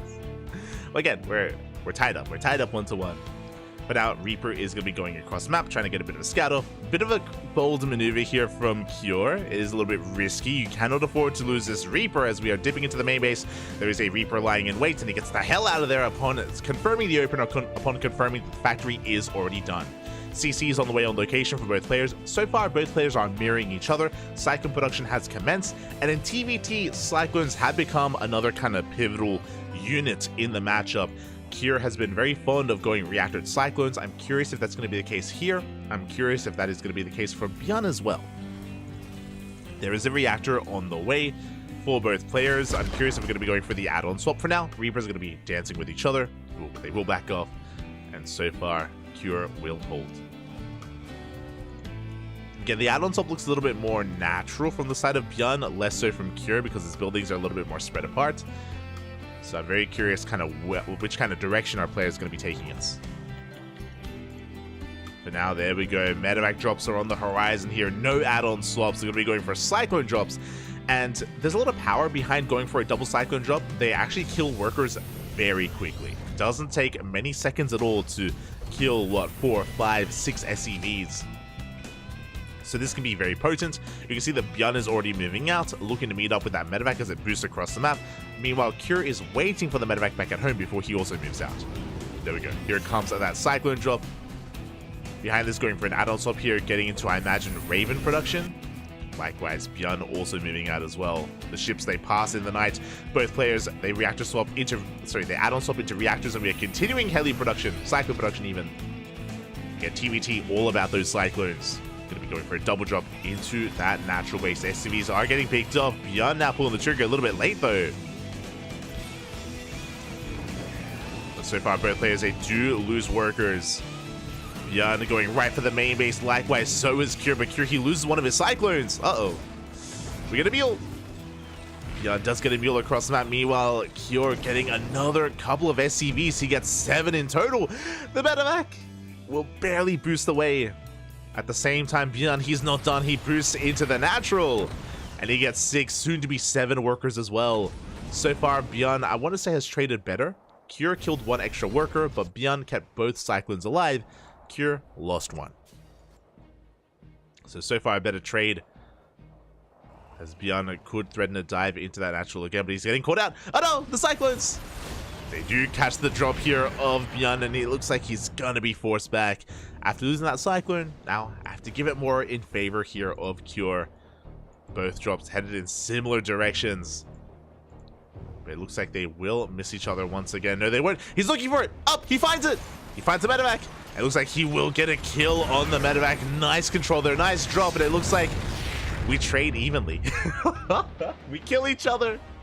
The drops in the Cyclones. Aye, aye, aye. Oh my god, looking at the units lost tab here, and pretty even trades as well. Again, Björn did lose 1 extra SCV, so slightly in favor of Kier.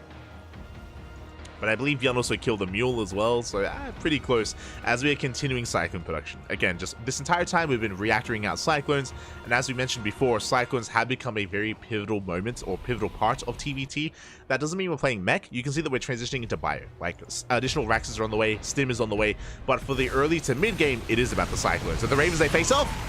Good control out of Kier, he catches the Raven. Big pick off there. As Björn is going to be forced back. Now down a Raven. Down 2, actually. Now he has to replace them. He has to rebuild. Kier coming out on top there. Behind this, Liberator comes in. 2 SCVs go down. Quite a bit of lost mine time as well. The Cyclones have to turn back around.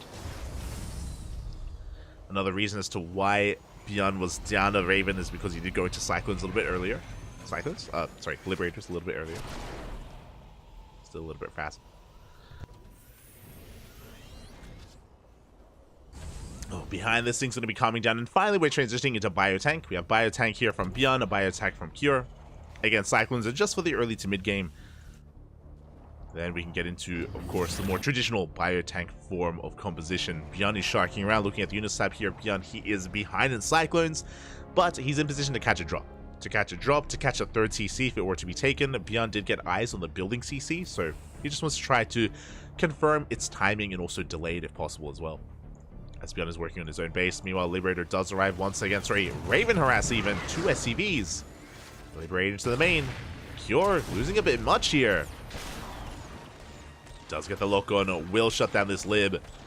But so much lost mining time. And just like that, Björn, he's finding himself ahead in the economy. He is finding himself ahead. Raven harass continuing at this point. Getting into, of course, marine production, tanks as well. Both players are. I believe Kira is going to be the first to expand, and there we go. Third base is now being taken on location, but the Cyclones are in position to get eyes on this. They should be dipping in soon to confirm, as Bjorn is taking his own third. And as the dust does settles, Bjorn has a slight worker advantage when it comes to overall tanks and ravens. That's where I have to give Kira the edge when it comes to army. As I say that, Kira is pushing out, and those Cyclones are getting ready to push in. Uh-oh. Oh, things are about to get a little bit rowdy here as Kira, he's halfway across the map. It looks like he's going to be committing towards this push. Likewise, Bjorn also going to be hitting the third base at the same time. Both players may end up losing their thirds. But Bjorn could just go straight into the main. We do go for the scan. We do get eyes on the third base. Kira, he reveals his army, and that's go time for Bjorn. He can hit multiple locations at once. As he has to give up on the third base. Tanks are repositioning. We double jump into the main at the same time. Cyclones towards the third. The boys are being pulled. Tanks are sieging. We get one. We do force a pickup at the same time. Kira pushing forward. Does get a disable on one of those tanks. There's one more tank behind this. The double disable. Every tank is disabled, which means Kira, he can break in. He's breaking into the natural base. He will lose his third. Oh, it's going to burn down. But he takes the third base of his opponent as well as the natural. And Bjorn doesn't really have much left at home to defend. He's racing back home. That's a kill, by the way, on the CC. A kill on both bases. Bjorn down to one mining base. Kira still on two. The army has returned back home. But can we deal with this? The auto targets are thrown down. Good target firing on the Ravens. But it looks like we should get us around. We should clean this up. The tank's getting a lot of damage in. And it's looking like a much more even trade. And that is not a good thing for Bjorn. He's down to one base. One CC remaining, and Kjor, he's just rallying across the map. He has a second army, and he's snowballing out of control. Bjorn, I did appreciate his like multi-prong harassment here, pushing in the third and the natural, but part of me also feels like he could have done that a little bit sooner, waited a little bit too long, and the pushing power of Kjor was just far too much. The Raven advantage as well meant that the tanks of Bjorn meant nothing. Bjorn is going for a Hail Mary play, he's going for a Doom Drop across the map. I say a Doom Drop, a double, it's all he has, a double drop. Meanwhile, Kiri comes in. The boys are being pulled. GG gets called. It's just too much to overcome. And Kjor will take the series 2-1, advancing on to the semifinals. GG. GG, well played. Kjor will take it here in the end. Again, a pretty back and forth opener, especially with the Cyclones, with their openers as well, with the drop play. But again, Kjor did get a slight advantage, and when it came to his push, it was a lot more threatening and terrifying compared to his opponents. Again, Bjorn, to wind it back, remember, Bjorn, he was focusing his Raven energy on harassing, on auto-tart harass. Meanwhile, Kjor had banked up his energy instead, going for a dedicated push across the map, going for a very dedicated push towards the third base. And because he had so much energy, for disables and auto tarts, he could not just break the third, but he could keep pushing towards the natural and towards the main as well. Bjorn, he was lacking that pushing power. His army and his units were more in position to harass, less so attack. And with that, things do go in favor of Kjor. My condolences to Bjorn. His tournament run has concluded, and Kjor has advanced on to face off against his teammate, Clem, in another TBT. Let's go.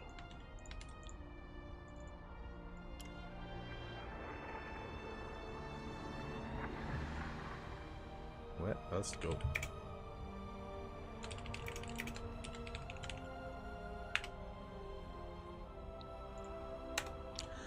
This also means that we do have predictions. Predictions will be open for our next series for our first semifinals.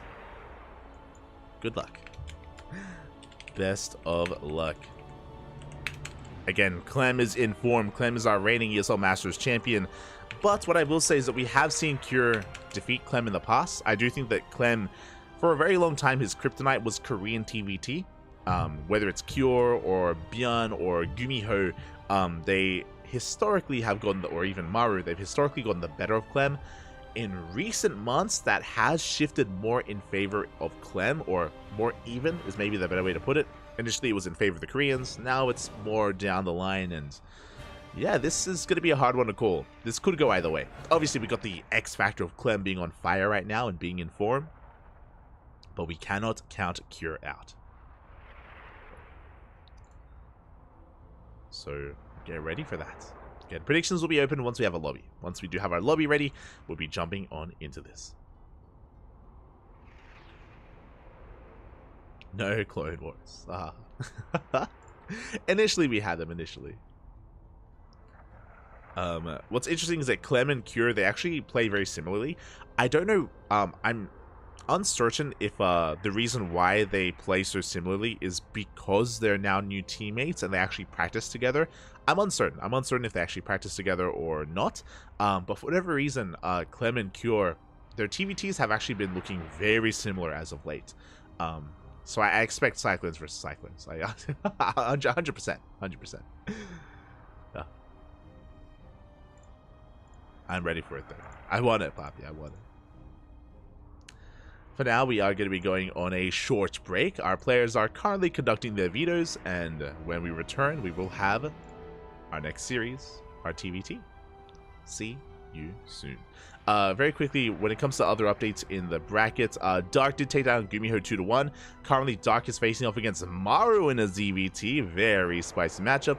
And we have MaxPax versus Bunny as well. So I believe Dark versus Maru is on Wardy's channel. I believe MaxPax versus Bunny is on Roddy's channel. And we have the semifinals TVT. Basically, once we wrap up our semis, then we'll go down to the lower brackets where the other casters are currently, covering their own matches.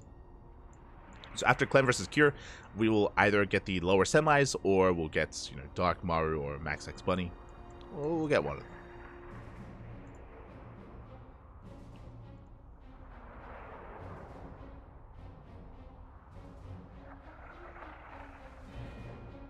Oh, actually.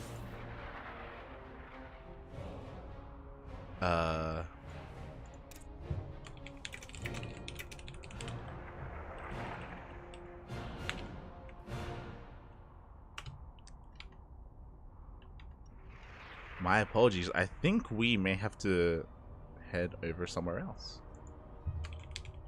Gonna be going into short break. It looks like we may be prioritizing Dark and Maru. I think it looks like the Chinese stream, yeah, they're gonna be holding the upper semis first, in favor of Dark versus Maru. So I'm gonna have to hop over. All right. Regardless, break. We'll be back soon with some kind of series. We'll find someone, Bob. We'll find someone.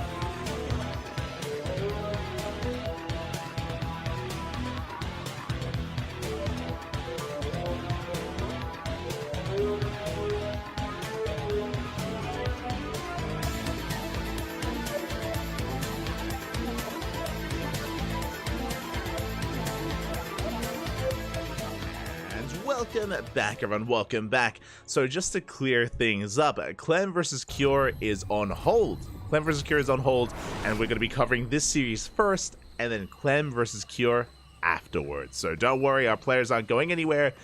We're just casting even more matches, even more StarCraft, and I'm all for it.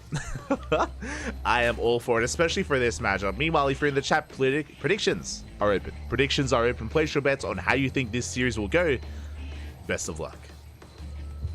Best of luck. As spawning in the top right-hand corner of Solaris, we have the blue Zerg player representing Dragon Kai Z Gaming. It is Dark.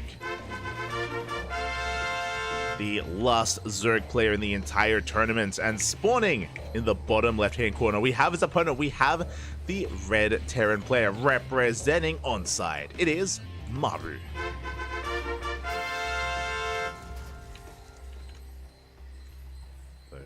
Good luck, everyone. Good luck in the predictions. As we are going to be settling into this, so far, Dark just going for a standard opener, going for a hatch gas pool. Likewise, Maru going for a standard opener himself. And I haven't had the luxury of casting Maru in quite some time. I think the last time I casted Maru was during GSL. I guess, as well as WTL. And he has been a dominant force in WTL. Maru is the highest rated player in World Team League, higher than Serral, higher than Clem. But when it comes to the individual leagues, Maru has been having a bit of a harder time. I say a harder time. I think a lot of people don't really... They look at Maru not making a deep run and they just assume that he's not playing well. But if you watch his games, and if you look at who brings him down, like, it all makes sense. Who knocked Maru out of ESL Masters? It was Hero, and it went to the Ace match, went to Game 5. And it was a solid series between the two of them. So, again, it's one of those things where... even if Maru is falling in these tournaments, it's just because, like, the caliber of play is so damn high. On the other hand, like, I understand that a lot of people have a lot of high expectations of Maru. To be fair, like, he is the best Terran player in all of Korea. So, good reason as to why a lot of people, like, put a lot of expectations on him. But again, like, Maru, he lost to Hero. He got knocked down to the lower bracket by Cure as well. Cure has arguably the best TVT in Korea. So, yeah, I mean, makes sense.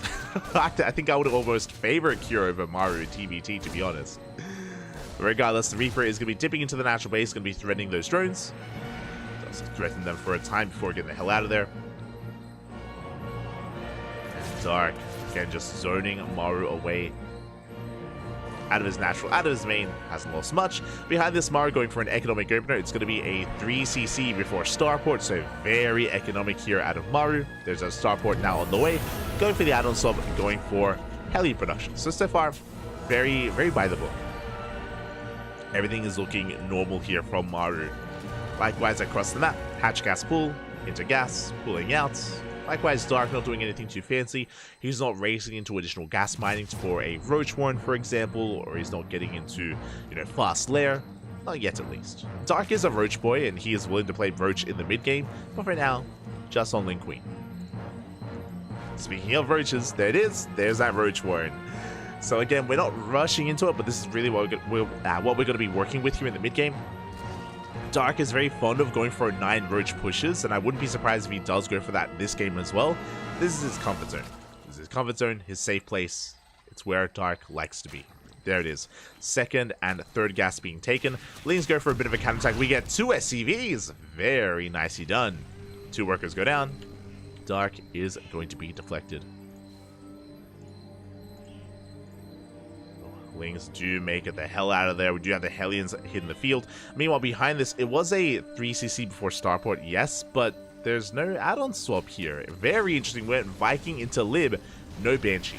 Very risky here. I do think that Banshee play is really smart, or like, it makes a lot of sense against Dark because Dark is so very fond of Roaches, and Banshees are, or Banshee-based openers are so ideal against them. As Dark is very heavily supply blocked after losing that Overload. But because it's so fond of Roaches, Banshee-based play makes a lot of sense. Here, going for Liberators instead is a little bit of a risky maneuver, and Maru is soon about to realize why. As he gets across the map, does run into Lings, still has yet to confirm the Roach production. Also, I assumed we would make 9 Roaches. We've gone a little bit further, we've made 10. 10 roaches are on the way, and we're flooding Lings. Dark is committed. Dark, he's committed with this push, and oh boy, Maru has no idea. He hasn't scouted anything, and again, he went Lib, not Banshee. His opener, less than ideal. He can still defend against this if he realizes what's going on. There we go, he spots the roaches. He spots the roaches, immediately he pulls back. 2 bunkers are on the way. Is this reaction too late? That's the question. Is this too late? Is this just too far gone here as Dark is pushing across the map? Good Lib position here on top of the ramp.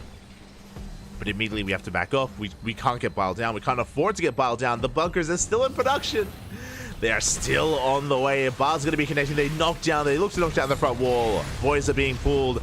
Marines are amassing. Viking is landing. But alas, the all-in is here. And Dark is completely all-in with this. There is no lair. There are no Eva chambers. No upgrades. It's all on the table. Biles are going to be connecting. They take down the Lib. They take down the bunkers. Good trade so far from Dark, but the tank is on the high ground. It's getting a lot of damage done. We need that tank. And without it, Dark, he's running out of steam. He does get 12 SCVs, but Maru, he can afford to lose some workers. He's on 3 CC. The workers, they don't matter as much. The tank gets piled down. Ay, the tank does fall. But we're still lacking Lings. We're still lacking a buffer here for the army of Dark. It's still so very close. A couple of Biles, they do not connect. Good kiting, but yeah, we're running out of steam. We're running out of Ravagers. Maru is focusing them down. Still losing a lot of SCVs. The Biles, they connect. Oh my god. They barely do connect. Dark going to be rotating around. Behind this, Lair is on the way. He's transitioning. He has killed quite a lot of workers. And he can get us around with these Marines. He's going for it. Oh, hot pickup. Hot pickup does save the Marines. Tank getting in position. Dark will back off. And he's droning. And Dark has done enough damage where he could try to transition out of this. The downside, late lair, late upgrades, like whether it's Evo Chamber upgrades or Roach Speed or Tech or Economy, like Dark has a lot of recovering to do, and Maru has momentum. Maru, he's already got a comparable economy. His upgrades are kicking in, +1 stim, combat shields. It's all about to finish. There's a lot of potential in this drop. Maru, Dark thankfully is in position. Alien's gonna be threatening the right-hand side. Dark, likewise, he's ready with his roaches. A very nice split here from Dark. Roaches at the third, roaches and Ravagers in the main, Lings in the center. The drop comes in, but can't really find any real damage. Does get an Overlord, which is nice. The Lings are here. Behind this, Maru taking his third base. And essentially, the next big moment for Maru is going to be the tank push. He's building up his tank counts, building up his Marine counts. By the time he gets a couple more medevacs and his upgrades kick in, we can commit to an attack. I'm curious if Maru is going to go for something like an 8-Rax. I wouldn't be opposed to it in this position just because Maru, like tech-wise, is so far ahead. I believe the armory did finish. We should be starting up 2-2. There we go. 2-2 now on the way. Soon to be on the way. Oh, he's going for the 4th. Up! Does force a cancel. Very nice pick up from Maru. At the same time, Link counterattack is going to be deflected. Dark is cutting workers. He's at 3 base saturation, 63 drones. He does have a 4th on the way, that is true, but right now he's hyper-fixated on Roach production. He's amassing Roach Ravager. He's going to be hitting a timing with 1-1. So the aggression from Dark doesn't stop. He does spot the medevacs just in time. He's rotating over, getting in position. Queens are lying in wait. And Maru, he shouldn't achieve too much here. He does get 1 queen, gets 2. Not bad. 2 queens for a medevac. We're still not droning, by the way. Dark still not saturating the space. Still just hyper-focused on Roach Rav. Behind this tank production, 2nd tank gas is being taken. Maru is not going for an 8-Rax. He's going for a 4th CC. He's going for a longer game. But the drops aren't at home, and here comes Dark. Again, Dark looking to max out with Roach Ravager. He gets on top of one of those tanks, gets on top of another. There's 2 tanks left, and they're slowly being biled down, but those tanks are getting a lot of hits in. And finally, all 3 tanks fall. The boys as well. Dark, has he broken the 3rd? It looks like he has. The Marines are coming back home, though. With the Marines returning, it looks like, yeah, we have enough to deal with this. Dark, he's run out of steam here. These Roaches and Ravagers are being cleaned up. He did kill a lot of workers, and he did reset the tank count. Ooh. as he is losing quite a lot here.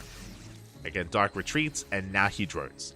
Now he's saturating his 4th. Now he's working towards 2-2. Again, this was a very crisp 1-1 timing from Dark. He did damage, yes, but Maru refuses to die.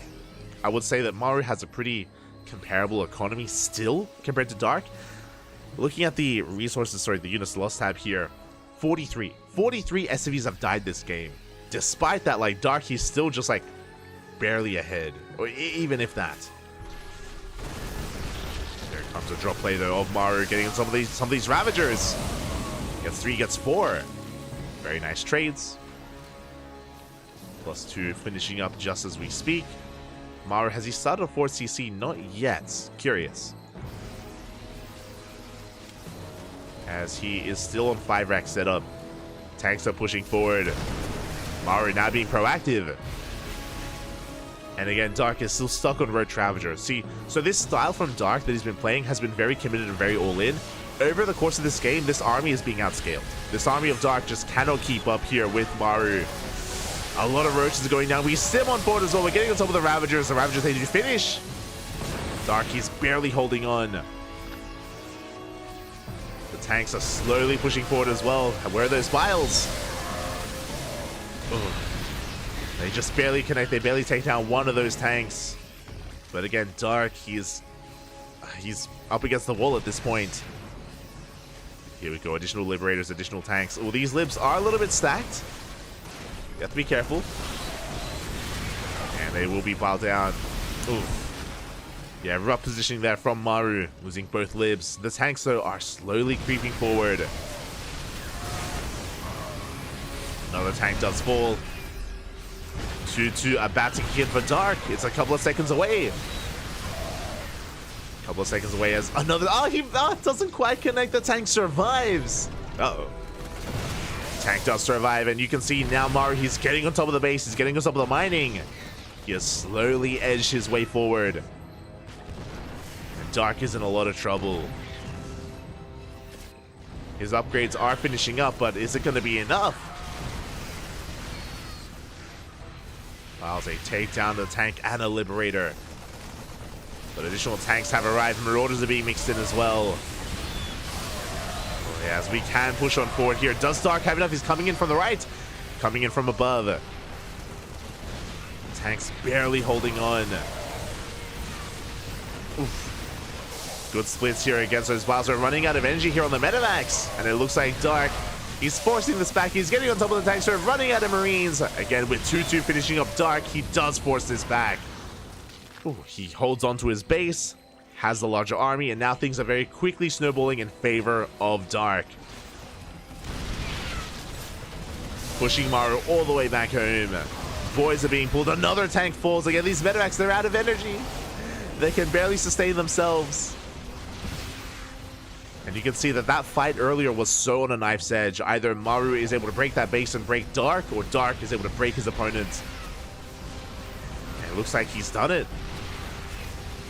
Again, only 2 tanks left. Boys are being pulled for like, what, the 3rd, the 4th time. And Dark, he dives on top of the final tank here. It barely does go down, and we don't have enough Marines here to punish this. Dark has done it. GG gets called. Dark takes game number 1. Oh my god. GG. A very aggressive style here out of Dark. Again, the opener from Maru was rough from the beginning. It was Maru trying to catch back up, or I say catch back up, survive the aggression of Dark. So many SCVs were falling. We spoke about the opener. It was unfortunate that Maru didn't go Banshee, that he opened up Lib instead. That was very unfortunate, just because, you know, he took a bit of a gamble there, took a bit of a chance, and Dark happened to be playing Roaches. On top of that, it took a long time to recognize what was happening. Remember, Dark's Roaches got scouted in the middle of the map. That's when Maru started reacting. That's when he started responding. That's when he started throwing down those bunkers. It was a late response, a late reaction. And Maru... Oh god. As I was in the player slot for a moment there. Aye. Also, don't put me in, Papi. We're good, we're good.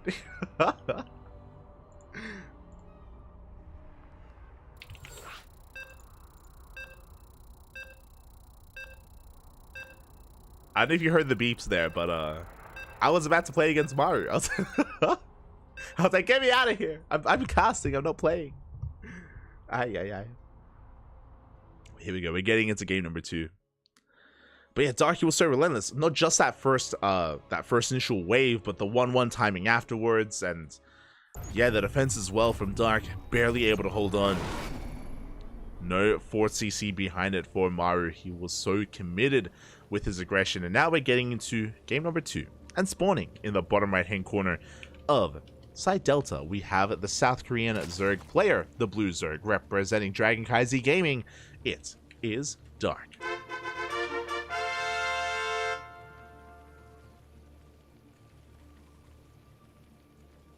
And spawning in the top left hand corner, we have his opponent. We have the South Korean Terran, representing on side. It is Maru.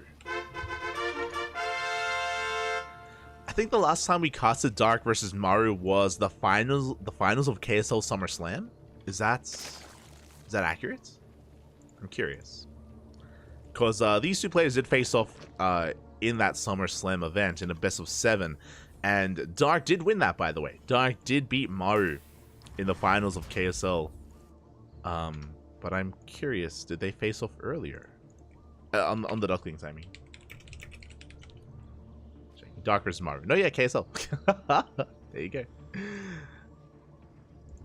So it's been a while since I've seen these two duke it out. They haven't played in WTL, I don't think. Yeah, they didn't play in WTL, and they may have played in, like, obviously in other events that we don't cover. But yeah, good to see them again. Good to see them again after so many months.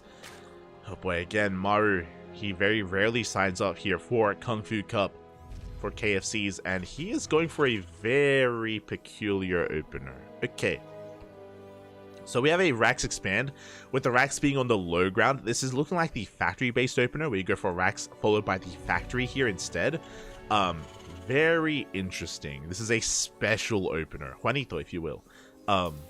Assuming that we go for the factory here as well. So yeah, a little bit greedy. It is a way to set yourself up defensively here on 2 bases. The downside is your production. Your production is going to be that much more exposed. Factory is actually in the main. Okay. Interesting. Factory is thrown down in the main base. We're going to be repositioning, going for the bunker on the low ground. This is safer. I kind of like this. I like this more. I was going to be concerned if we threw down the factory on the low ground. I was like, yo, mate, you're just asking for Dark to kill you, and Dark is going for a Bane Bust. Let's go. Dark, he throws out a Baneling Nest. He's cutting workers at 20, and we are making nothing but lings. Dark, he sees this position. He hasn't seen the bunker, but there we go. Bunker has now been revealed. Ooh. So this build, this Bane Bust, was designed to punish the production, basically. But because the factory was thrown down in the main, and we're going for another, it's a 2-on-1. Interesting. I was going to say, because the factory's in the main base, we should be able to get into Hellion production. But because it's a 2-on-1, no Hellions. We should be going for an add-on swap. Without Hellions, it's going to be a tough hold. It's going to be a tough hold here for Maru. Banelings are on the way, and it's like the pendulums, the roller coaster ride of my emotions. I'm like, this is good for Maru. This is bad. This is good. Because again, if he was making Hellions, he'd be okay, but he's going for the add-on swap for Marine production, which means he has no factory-based units. Banelings are going to be rolling on in. Dark, he's gambling so much with this, but it's paying off. And here we go. He's going to bust through. The wall! The wall is not a wall. He does get in. The Banelings, they crash into that bunker, and the depot as well. The boys are being pulled, and what is there left to defend? Nothing. GG gets called. Dark takes the series 2-0. GG, well played. That was, I don't say it too often. That was a build order win. That's oh my god. The fake outs were real. GG, well played. Dark will take it in the end here. Congratulations. Maru has been eliminated from KungFu Cup. Oh, they're talking. I want to translate.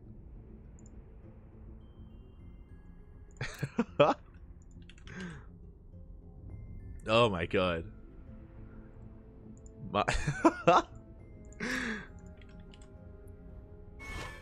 Maru was like, I think he was like, I thought that you were gonna think I was doing something else. Like, this is ridiculous.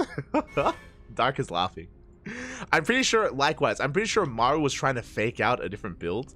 But yeah, going for the 2-on-1. I wasn't even expecting the 2-on-1 out of Maru, but again, the downside of a 2-on-1 like that specifically is, again, without any without any factory-based production, without a scout. Remember, winding it back even further, no Reaper. It was a Marine first, no Reaper from Maru, no SCV scout from Maru. So no scouting information, lack of factory-based units. There was just nothing to tell Maru what was happening. There was no way for him to scout just because he had chosen not to, or just because he had skipped that. He had cut corners, and Dark just punished him so hard. Punishing him so hard there. GG, well played. Dark advances on into the next round.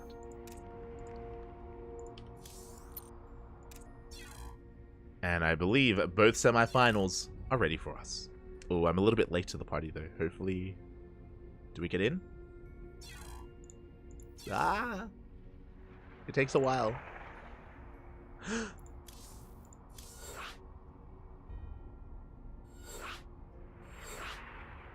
Whew, okay. Oh my god. Okay, we're good, we're good. I mentioned before, okay, so we just wrapped up Dark versus Maru. Darky advances on to the lower semifinals. He's going to be facing off against MaxPax. MaxPax 2-0 Bunny. Meanwhile, we have the upper semis waiting for us. It's going to be Clem versus Cure.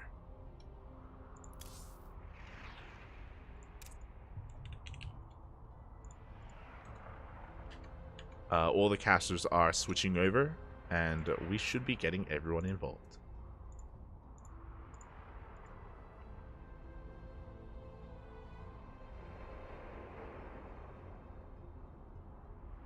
Catching up with the chat.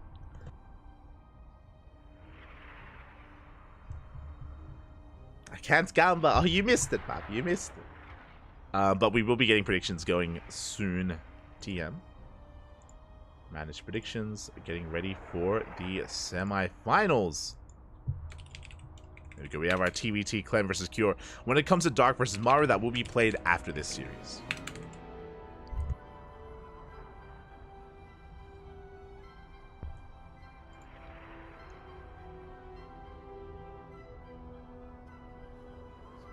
That will be played after. So we start with the upper semis, then we have the lower semifinals.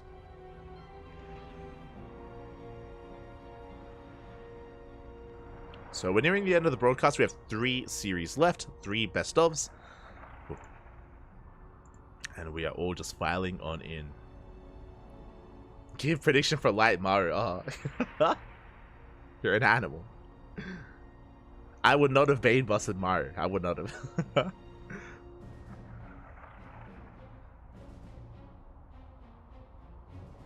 What is this? This is a new one. I want... Oh, I can't say that. That's too much, Papi. That's too much. I want Dark's thick roach operating hands to hold me against the wall while he whispers build orders gently, but ironically, into my ear. That's... Ay. That's too much, Papi. That's too much.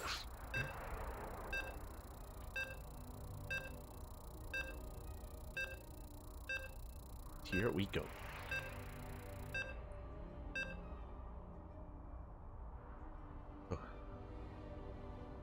You mean Dark Max? Sorry, I may have misspoke. Yeah, I'm sorry. I meant to say Dark Max. Dark versus Max is going to be after this. After this, we just casted Dark versus Maru. But here we go. Predictions are open. If you're in the chat, place your bets on how you think this series will unfold, and which Terran advances on to the grand finals. Best of luck. Meanwhile, spawning in the top right-hand corner of Hecate, we have the French Terran player, the reigning ESL Masters Winter Champion, representing Team Liquid. It is Clem. Predictions open. And spawning in the bottom left-hand corner, we have his opponent. We have the Red Terran, representing Team Liquid from South Korea. It is Cure.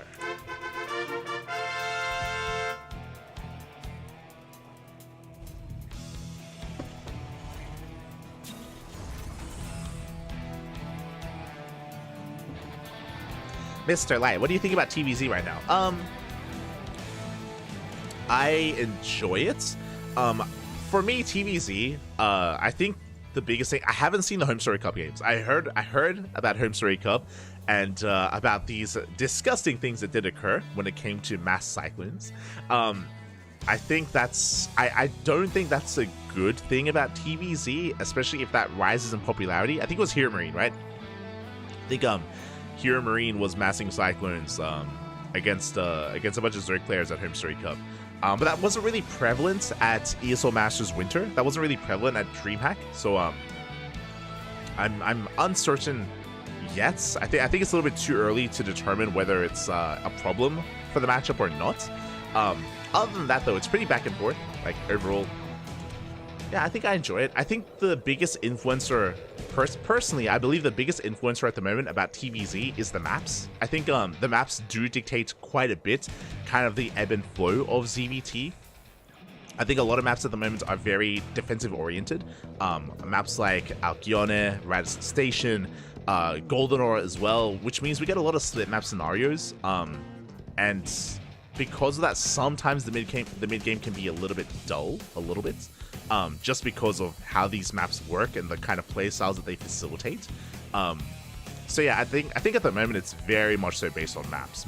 I think it's more so than like the balance patch itself. Personally, that's how I feel. So yeah, when it comes to like the variety of maps, that's why I think the TLMC map contest is really important right now. Just because I don't think having too many defensive maps is a good thing. Last map pool we had Gresfan. Like, Gresfan was like the split map map, right? Where we would have so many kind of like 30-40 minute games. But it feels like that kind of layout is a little more prevalent, which I don't think is the best thing. Yeah, that's my personal thoughts. But still do enjoy it. And now we're getting into our TVT. So far we have mirrored builds here when it comes to delayed CCs. Ooh, Reaper goes down. I say that. We had a double gas opener out of Clem. We had a Rax Expand out of Cure. So we had a more economic opener from our South Korean Terran, a much more aggressive opener out of our blue Terran. With this aggressive opener, we should be going for a Cyclone drop. We saw this earlier, so Medevac is on the way. Cyclone drop is going to be upon us.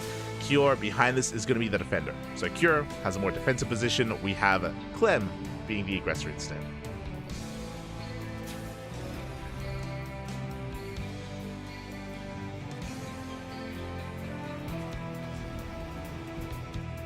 Here we go. This drop is moving out. Again, predictions I think are closed at this point, so hope you all got your bets in.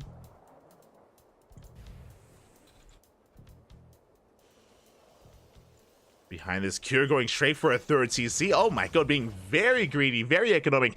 Drop is coming in. Cure though, in position. He is going to be able to swat this back. Medevac takes a lot of damage. Oh, Cyclone is left behind. Just because of how much damage was dealt to that Medevac, and Cure, he is dealing with this quite nicely. Reaper gets in, gets one SCV. Oh, one SCV for one Reaper, not the best trade from Clem. He's coming back in with that drop, but alas, he's going to be forced back. And Cure, this is dangerous. What just happened is, one, Cure already had an economic opener. That's why Cure is up 3 SCVs, because he went for a faster CC. He deflects the aggression, and he's got a really fast third base as well. So Cure, if he's able to get into the mid game without losing any more workers, he's going to snowball out of control. There's a lot of pressure right now on Clem to get damage done. Now, Clem is amassing Cyclones.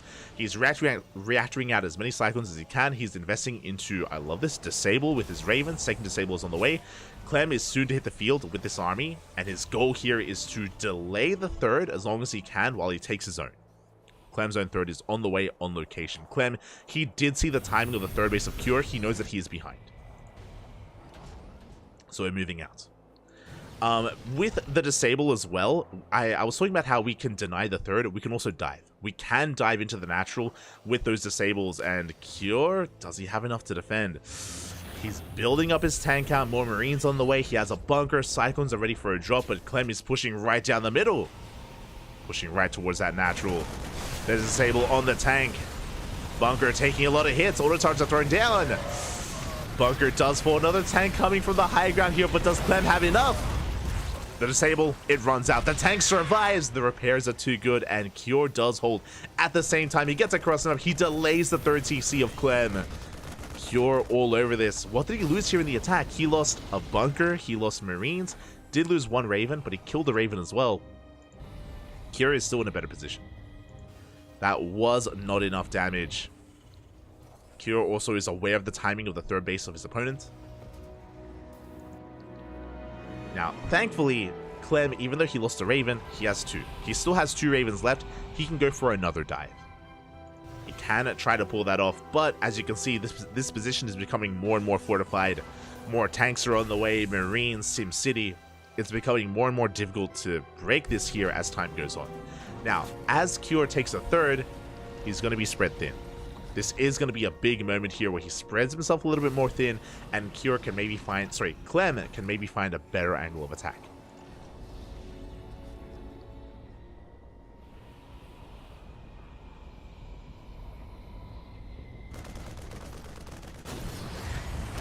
Here we go. That's going to be dropping into the main base. Slackers did get dropped in. Big auto turrets here in the main as well. And Cure's out of position. He's going for a counterattack. Oh my god. Okay. As the Cyclones, they're getting damage done here. They pick off a couple of SCVs so far. Cure is going to shut this down. Big tank shots. They take down the Cyclones at the same time that the third base is being threatened. And does Clem have enough to defend? Again, because Clem was reacting out Cyclones, he has Cyclones, that's true. No tanks. He has one tank at home to defend, which means Cure, he will take control of this third base. Could he keep on going? Does he have disable? He does! There's one tank here, and it can be dealt with. It does siege. Again, Cure, there's a lot of potential in this attack. He's going for the drop into the main. Drops into the main base. There is one tank, but again, we have the Raven to deal with that. A second tank. Ooh, big tank shots going off. Yeah, we are forced out of the main base, but we denied the third. We killed 9 SCVs. So we don't want to waste the energy on this Raven. We have to be very careful with how we use it. Oh my god. Tank shot's going to be going off. Oh, the unsiege just in time! He does unsiege despite the disable. He keeps the tank alive. Very nice control here from Cure. Boys are being pulled. Oh god, the disables on the tanks. There are 4 of them though. And it looks like we should be able to clean this up. Clem gets on top of the tanks, but here comes the reinforcements. And he gets on top of the mineralized. No, he's going for the base. He's going for the CC. He starter steps forward and he will get a kill on that orbital. Third base goes down at the same time. Clem, he tries to break the army, but it looks like Cure, he has too much. He's snowballing out of control, and Cure completely cleans this up. GG gets called. Cure will take game number 1. GG. GG, well played. Very solid play there out of Cure. Remember, in the early game, well, this entire game actually, the onus was on... Fix that. The onus was on Clem. The onus was on Clem to get damage done. There was a lot of pressure on him because Cure was being more economic, because he was being more greedy, and in the end, Cure, he got away with it. He was able to defend well enough. He was able to survive and able to snowball out of control. Very crisp play there out of Cure, as he does take a lead here, and he needs one more to bring down his opponent. I mentioned it before. But when we were talking about Maru and Maru's losses in DreamHack Atlanta, if you remember, who knocked Maru down in a TVT? Cure. Who arguably has the best TVT in Korea right now? Cure. Cure, he defeated Byun to make it this far already. He did beat Maru, of course, a couple of days ago at LAN at DreamHack, and yeah, a lot of people are looking to Cure right now. He's a bit of like a sleeper pick. I do think, I bring this up for the past couple of months. I always say this. I'm becoming a broken record when I'm talking about Cure. A lot of people overlook Cure. A lot of people overlook him. A lot of people, when they think about the best players in Korea and the best Terrans, a lot of people, they look to Maru and Byun because they're so flashy. But arguably, Cure has better Terran versus Protoss and Terran versus Terran than both Byun and Maru. I do, in saying that, I will caveat that and say that I do think that Cure's worst match, or his weakest matchup, is TVZ, and I do think that Byun and Maru have better TVZ than Cure, so that is where Cure falters, but his strengths lie against Terran and Protoss, and that is where he is flexing right now. in one of his best matchups. Here we go. Spawning in the bottom right-hand corner of Oceanborn, we have the French Terran player, the blue Terran representing Team Liquid down in the series, looking to fight back. It is Clem. And spawning in the top left-hand corner, we have his opponent. We have the red Terran player leading the series 1-0 in this best-of-3 semifinals match. Uno mas is all he needs, representing Team Liquid. It is Cure.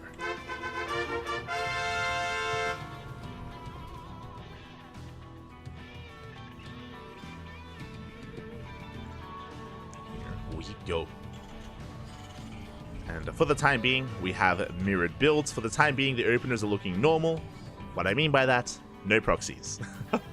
Which is important. Cure, he is very willing to go for proxy Raxes in the middle of a series, so he can be unpredictable in that way. We have to keep an eye on him. For now, standard openers. As we're easing into game number 2. As we are getting into this. Again, Cure, he's warmed up. He just beat Byun in the TVT matchup already. SV is moving out, and I'm curious what kind of openers we're going to see this time. Remember, last game, Cure went for a Rax Expand. Clem was the one that went double gas, speaking of, yep, again. Double gas opener from Clem, which means faster factory. It means a delayed CC. So Clem, once again, is going to be the aggressor, and Cure, once again, is going to be the defender, as he's going to be expanding here on the low ground on location. So our players have kind of taken up their roles. We'll see if we can excel at them. Now, the plus side here as we load into Oceanborn is the rush distance by ground is shorter. So Clem, being the aggressor here, is going to have a little bit less time when it comes to his reinforcements. So he's going to be able to hit a little bit harder, a little bit faster, a little bit stronger. The map can favor him in that way. The other big thing about Oceanborn is that there's only one third base to take, and that's the triangular third. Taking the linear third is almost impossible, so that's not going to really be a factor here, which means it's easy to get a scout off and easy to get a read on where your opponent's expanding, where they're going to be heading. Already the first Reaper shot in favor of Clem does force Cure back. Cure has to be very careful with his control here. As Clem does threaten to dive into the main. Good movement out of Cure. He's able to keep up. He is able to keep up for the time being. Behind this, Clem getting into Cyclone production, getting into a 1-1-1. CC's on the way on the low ground. And the CC does complete for Cure. Can he get the SCV? Oh! Not quite. Worker does make it out of there.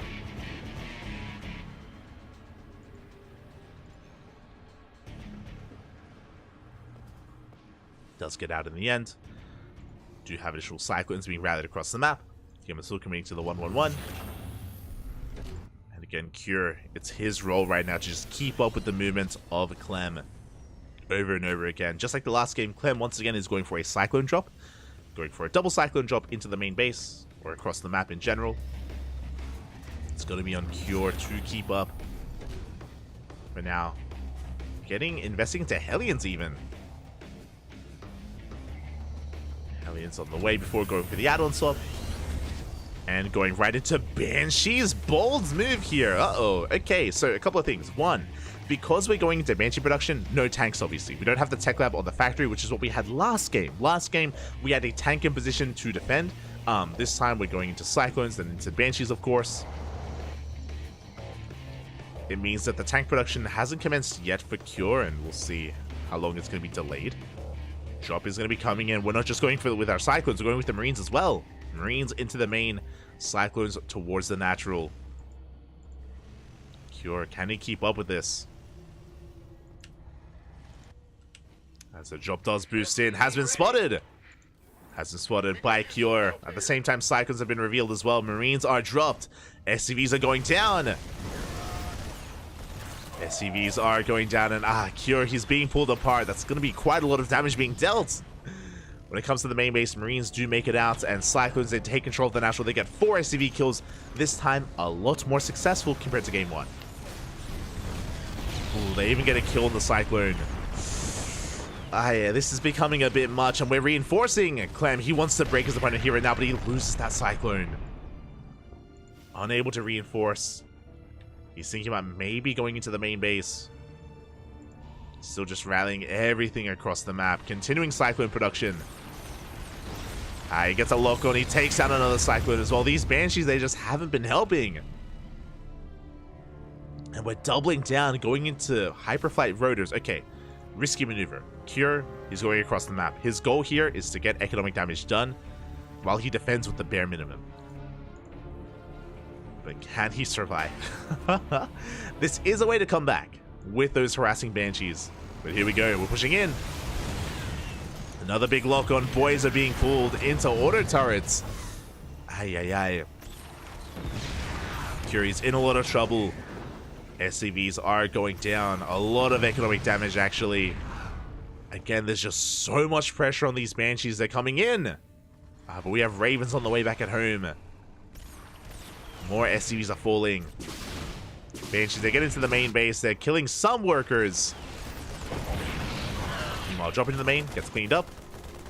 Banshees, they head not just into the main base, but also into the natural. Auto turrets are thrown down. There is a Raven. There is detection.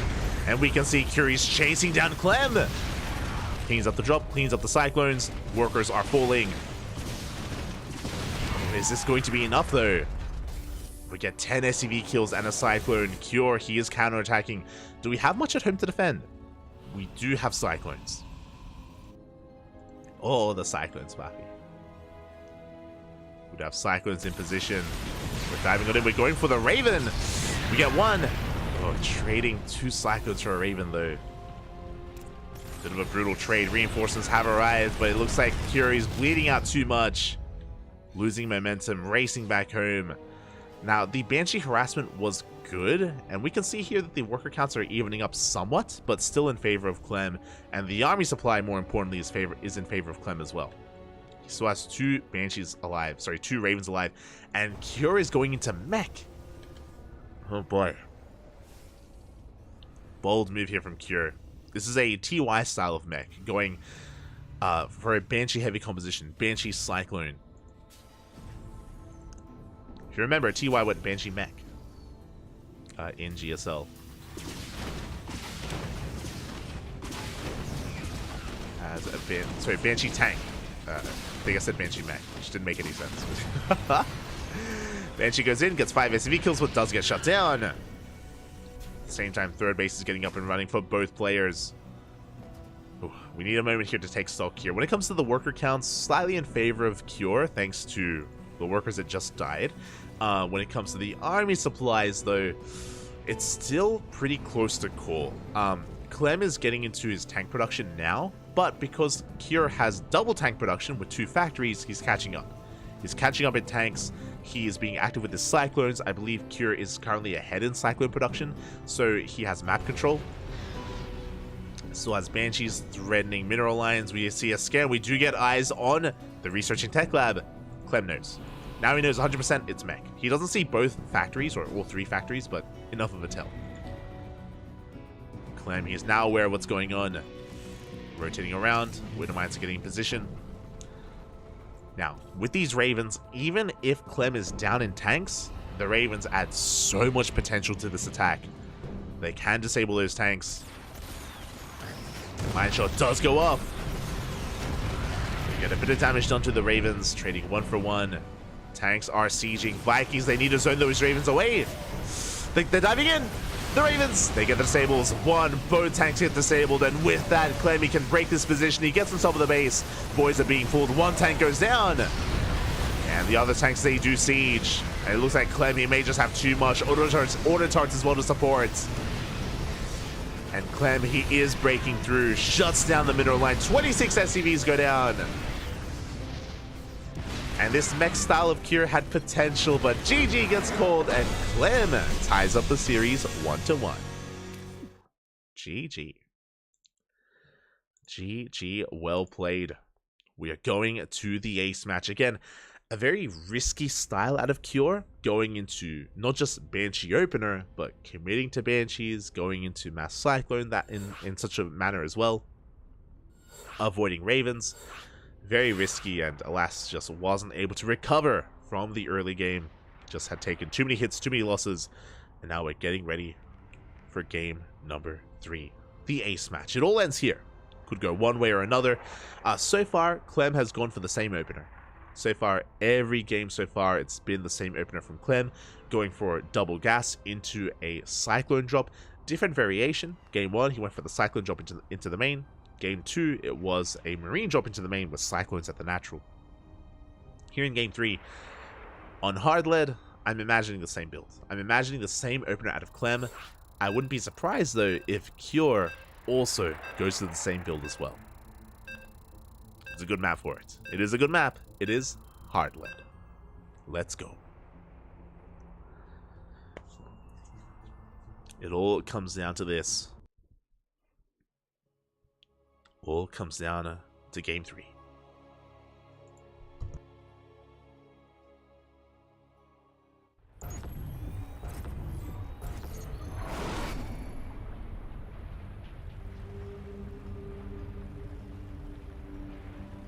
Here we go, spawning in the bottom right hand corner of hard lead, we have the French Terran player tying up the series 1-1.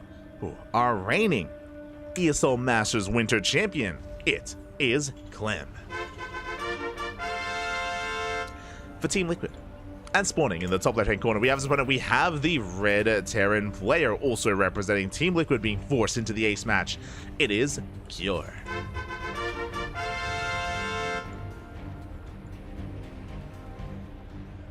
Here we go.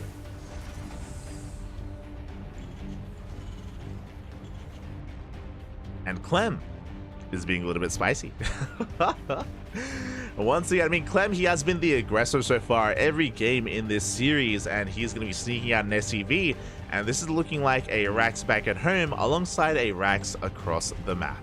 There it is. So it's going to be a 2-Rax opener here from Clem. Not the most aggressive build, but, I mean, again, not as aggressive as a proxy 2-Rax, but a 2-Rax nonetheless. This can snowball out of control. This is a good way to even try to punish a Rax expand, but I mentioned this in the lead up to Game 3. Because we're on hard lead, because of the short rush distance by ground, it makes sense for Cure, for the first time this series, not to go for an economic opener, and it is double gas. Double gas opener out of Cure is going for a factory instead. If he was going for a Rax expand, then he could be in some trouble. But with the double gas opener, he should have plenty of units to work with and is going to be delaying his expansion. So yeah, we're going to have more of a back and forth here. Again, Clem, I'm sure, was hoping that 3 games in a row we would see a CC on the low ground. Alas, not going to be the case here. Regardless, there's still potential for this build, this opener of Clem. Still potential for it to deal damage with his Reapers.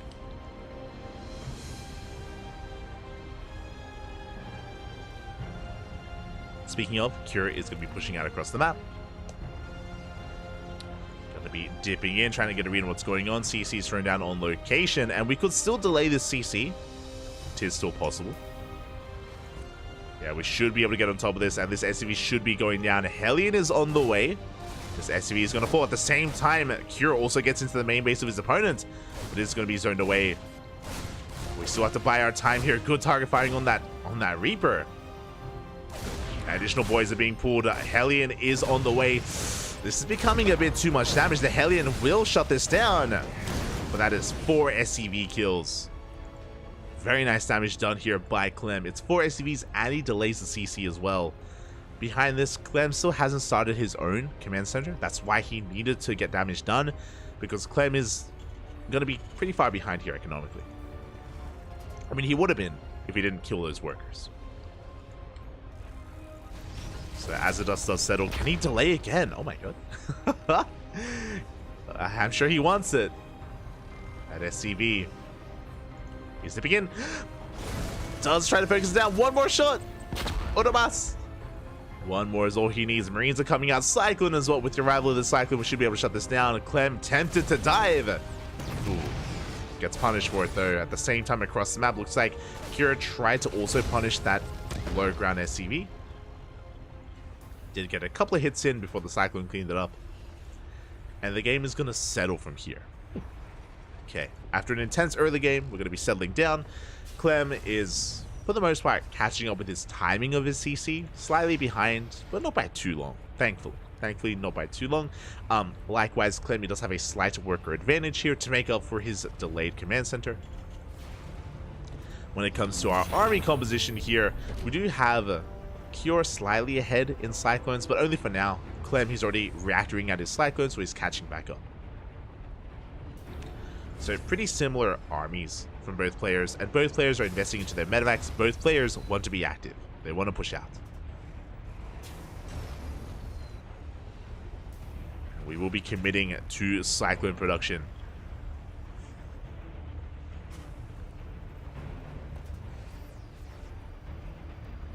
Now, the last time we had this scenario, if you remember, we had a bit of a base trade where Cure was able to get across the map as well as defend at the same time. And was able to snowball into a win. Ooh, let's see.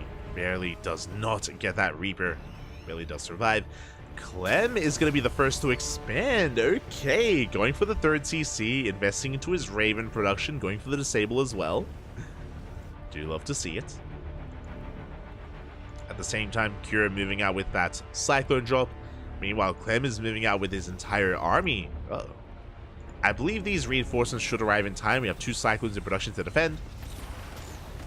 Likewise, Clem again, threatening a push. Cyclone is moving out as well. Cure will not really have too much at home to defend. Oh, but he has the concave. Ooh, and he will shut this down. Pushes back Clem. At the same time, here comes that drop. We have 4 SCVs, 5, 6 S. Oh my god, we came back too soon. 8, 9 SCVs here. We're going for the Raven. We force out the auto turrets. We drop into the main base as well. At the same time, we try to break the natural base, but Clem is deflected. And even more SCVs are going down. This drop is getting out of control. It's going to get cleaned up, but we get 14 SCVs, almost an entire mineral line. That is a bit much. 14 SCV kills, and the army was deflected. And we're not done. We still have that Lib. The Liberator has yet to reveal itself. Threatening a dive towards the main, rotating around. And Cure is able to get into his own 3rd CC as well. Now, that's the upside here for Clem, is that he does have a faster orbital. And hopefully, of course, faster mules and maybe faster landed 3rd. But that orbital, there's a lot of weight on its shoulders. And I would say that even despite that, Cure is still in a better position. Here we go. Liberator moving towards the natural. Drop into the main. Cure, not in position. Yeah, SCVs are going to be going down. He loses 1, loses 2. 2 SCVs full. Liberator comes in. We're losing 3 SCVs in the main base. Liberator does siege Clem a little bit late to react. He does lose 2 workers. But only 2. Essentially, Cure reciprocating that damage. Maintaining his lead, staying ahead. And this is still a tense moment here. I want to give the edge to Cure, but only an edge. This is still TVT, and things can still swing in either direction. Again, all it takes is a couple of really good disables. All it takes is one player being caught out of position or off guard. As Clem is going to be pushing. Looking at the units, Cure is ahead in Cyclones. We are even in Ravens. I believe Cure has more Raven energy, if I'm not mistaken. Quickly just double checking. He does have more energy, but ooh, he's across the map. Uh-oh. The Ravens will not be at home to defend. They're going for auto start harass, and here we go. Clem has arrived. Gets himself with that CC. He could focus it down. So much damage is being done. And the CC will fall. Big pickoff. Tanks are sieging. Big tank shots going off. There's a disable on the tank. Yeah, Clem is breaking through at the same time. SCVs are denied mining in the main base because of those Ravens. But again, is that really worth it? Without auto turrets and disables back at home, Cure's in trouble. Yeah, it's being forced further and further back into the main base. Does get a kill on some of those Ravens. But 7 SCVs go down. The boys, they have to be pulled. And so many of them are going to be going down. Good target firing on the Cyclones. From the side of Clem, and it's going to be 28 dead SCVs. Ay, ay, ay. Behind this, Cure continuing his auto turret harass, trying to deny mining as best he can, but he's down 20 workers. And Cure is all in. He's all in. with almost nothing. The Cyclones, they go for the Ravens. They want them. Oh, they're gonna get one. We save a Cyclone in the end. Clem taking a defensive position here back at home. He has a tank. There's no disables available. Cure, he is at death's door. He's doing everything he can here to try to pull Clem apart. Does force a drop into the main. We scan the main army as well. This tank looking vulnerable. Now Cure, he has 1-1. He has the better upgrades on the Marines. But he's still being forced out. You can see Clem immediately picking up, dropping here towards that third, but the tank is exposed. Tank goes down. Cure, he's up in army supply. The boys are being pulled. Do we have an auto turret? We do not. We don't have the auto turret. The Raven, there we go, is thrown down. The Raven does fall. Tank gets so many shots off though. That one tank, the MVP here for Clem. He's holding. Again, Clem's still down in army supply. But it feels like a lot of the supply for Cure is in medevacs. He's pushing in, and yeah, Clem, he evacuates. Very mature decision here. Clem, he evacuates the third base. Is where he cannot defend it. Tanks are in position. 3 tanks. Yeah, we cannot break this. Cure knows. He goes for a drop into the main. Massive June drop into the main base. He avoids the tanks. He's getting in position. He's going to be able to siege up camp the production as well. There is 1 tank in the back line. We focus it down. Very good targeting here from Cure. Does camp the production. Gets a tank as well. Oh my god. Combat shields is denied. Clem, he's trying to catch up in those upgrades. He does have +1. Another tank that gets focused down. Really good target firing here out of Cure. Boys are being pulled. We're running out of Marines. We are running out of Marines here, but 20 SCVs go down at the same time. Cure, he's rallying into the natural. Takes control of the natural as well. The tank. Can it be focused down? It's so close. It survives. The tank does live. That's 30 dead workers, and now suddenly Cure, he's ahead in economy. Doesn't have a third. Clem does confirm that. He wants that tank. He wants that tank so badly. Wants to get more boys. Ay, ay, ay.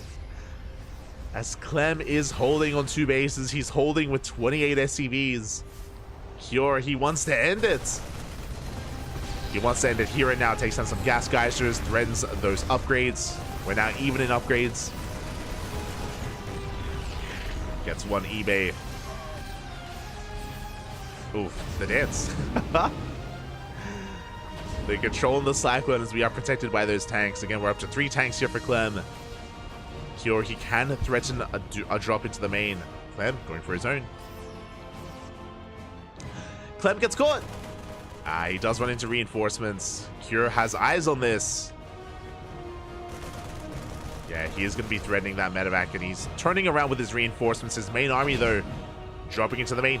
Clem is not ready. Clem is not in position. Once again, he's so hyper-fixated here at the natural, not into the main base. We have 1 tank here in the mineral line, but the Marines, they stim on forward, and they focus it down. Tank does fall. We shut down the armory. We do have 1 drop into the main base, 1 drop towards the natural. Clem and going for a counterattack. Meanwhile, Cure, he lands his main base at the third. Gets the CC, gets the main base. And it looks like Clem, he's being cleaned up. The drops are coming in. The drops are coming in. He's getting damage done here, but we have a tank back at him to defend. Cure, he should be okay. It's still so close, but he drops towards the natural. The carpet bomb as well. Liberators do rock up. We do have reinforcements. It looks like Cure, can he actually fight this? Gets the lib. Takes down the Marines as well. Looks like Cure, he's overwhelming this army. Barely breaking through. Just barely. Getting on top of the tanks as well. And across the map, Clem gets cleaned up. It's been scrappy. It's been very intense, but it looks like Cure has done it. He was dead, by the way. GG gets called, and Cure will take the series 2-1, advancing on to the grand finals. GG. Oh my god. GG, well played. That was crazy. Again, Clem was in such a good position. Remember, it all popped off. It all went down when Cure decided to harass with his Ravens, decided not to have them back at home, and Clem, he got a kill on the 3rd CC of Cure. He was able to, for the most part, break the natural as well, trade so well. And Cure was all in. Cure, he was down 20 SCVs, down a base, down in tank production as well.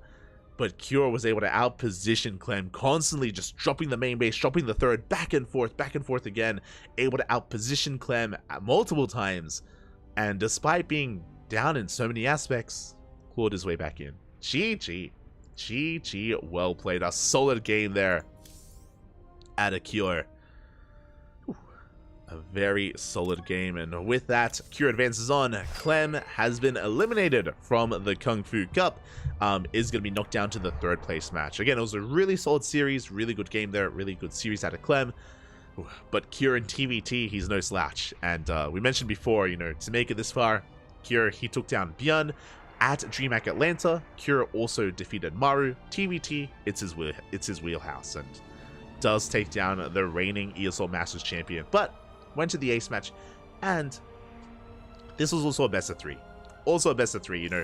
Give these guys a couple more games, give them best of 5, and I'm sure they would still go back and forth as well. A very close series in the end. Congratulations. Congratulations here as we find ourselves in the lower semifinals. As we find ourselves in Dark versus Max Packs.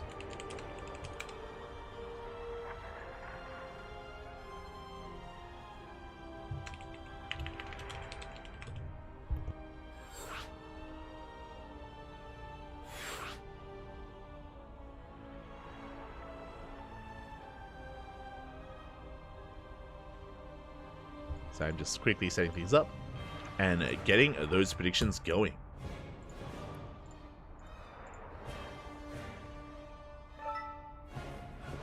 Here we go.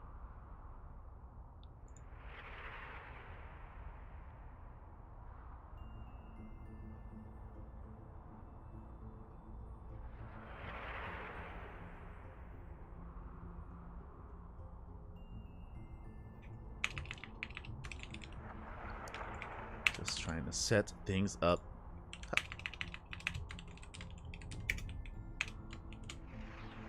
And yeah, this could still go either way as well. Dark and Max Pax do go back and forth.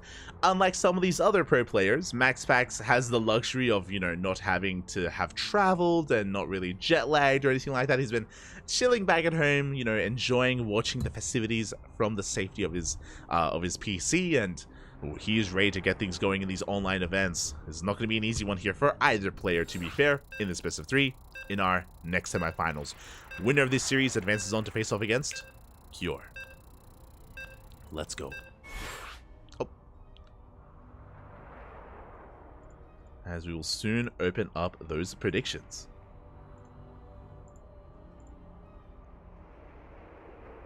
Oh. Catching up in the chat. Catching up. A Twitch viewer that ladders. Impossible. I'm jealous. I don't get to ladder anymore. I was supposed to ladder today. I was supposed to have a ladder stream today, but yeah, I was just so tired from the weekend. I slept almost all day essentially. Just because I was like catching up on work, basically catching up on editing VODs and scheduling VODs on YouTube, and yeah, just working through all this other stuff. So yeah, did not have the chance to ladder today. Maybe tomorrow. But today is really intense for us. This is our first broadcast. Our second broadcast is in a couple of hours. We're going to be casting the House Open Cup, which is a bi-weekly Polish-only tournament. So after this series in 3 hours, from this message, we're going to be live again on this channel with players like Spirit, Alazer, Mana, Geralt, Cristiano, Papi, and many others. Trifax, Aristory, etc., etc. So yeah, we do have a second broadcast in a couple of hours, so we're going to be diving into that. Then after that, back to scheduling VODs and working on thumbnails, all that good stuff. Yeah, it doesn't end. And of course, World Team League is starting up tomorrow as well. So getting into World Team League from here. But for now, we're just continuing and getting into our semifinals of KungFu Cup number 11. To reiterate, this is the final KungFu Cup of the year of 2023, and spawning in the top left hand corner of Oceanborn, we have our South Korean Zerg player, the Blue Zerg, representing Dragon Kai-Z Gaming. It is Dark.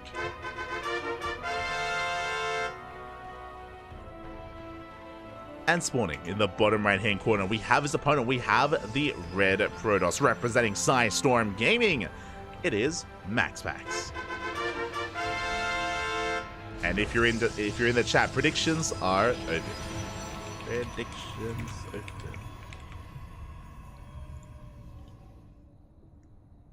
Here we go. If you're in the chat, predictions are open. Place your bets on who you think will take this series. You don't have long. You don't have long to place your bets. So best of luck. As we settle into this ZVP, Dark going for a hatch gas pool. Standard opener here from our blue Zerg player.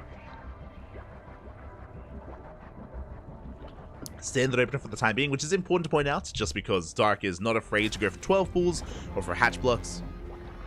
He's very fond of them, and I would not be surprised if we see a hatch block at some point in this series as well.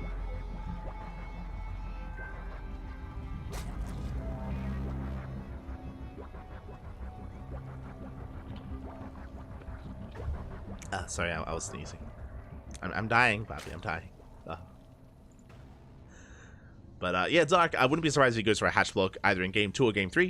Here in Game 1, though, standard opener. Likewise, MaxPax across the map, going for a gate expand into the Cyber Core as well. So we're just going to be easing into things. Again, MaxPax, the best Protoss player in all of Europe. One of the best Protoss, if not the best Protoss in the world as well. We'll see how he's going to be able to approach Dark as we are going for a Stargate opener. Stargate has been thrown down. This should be for Oracles. I brought up earlier when we were casting Hero versus Solar, and the Solar series in general, about how a lot of the Korean Protoss players, Nightmare versus Solar as well, a lot of the Korean players have been very fond of going for Void Ray first, Hero, Nightmare, as well as Classic. I don't know if that's really translated over to MaxPax. I don't think it has. I don't think we've seen him as fond of Void Ray openers or even Phoenix openers. As Ling's getting across the map, the Adept's still not done, so we're going to be able to get a full scout. Dark does confirm the Stargate and may even confirm the first unit as well. As we have Lings in the natural and the main base, wreaking havoc. Not really killing too much, but getting a lot of scouting information. Oh, we do get one probe. Very nicely done. At the same time, Adept gets across the map, threatening that mineral line, but we have plenty, or we have just barely enough to defend. Oracle is on the way, and it is scouted. Adept gets forced back, and we do up. Can we get the second probe? We're so close. We do. 2 probes go down. Very nice pickups here from Dark. 2 probes and a full scout, as well as keeping this Adept busy. On top of that, I believe he didn't kill the second Adept, or I should say the first Adept. Does get back home. And now MaxPax, now he can be the aggressor. As he pushes out, Dark has spores on the way. We have 1 queen in the main. We have a queen here at the natural as well. Can he hold on? Can he survive? So far, he's able to keep up here with the Oracle movement. Spores done. We do get in. 1 drone goes down. Get 1 worker so far. We get into the natural. That's a lot of hull damage to the Oracle. MaxPax taking a lot of hits. At the same time, going to be threatening an Adept dive here into the mineral line, but Lings are ready, and we don't commit. Wise choice here from MaxPax. He does back off, and behind this, he's getting his third base. Third base is slowly getting up and running. We are continuing Oracle production. We have 2. We have a 3rd Oracle on the way. We have already taken quite a bit of hull damage. We've only killed 1 drone so far, but 2 Oracles can one-shot units, and if the Queen is not in position, we can get a lot of damage done. We do get 2 drones. That's still a lot of hull damage, though. Oh god, I'm dying. Aye. Okay, we're good.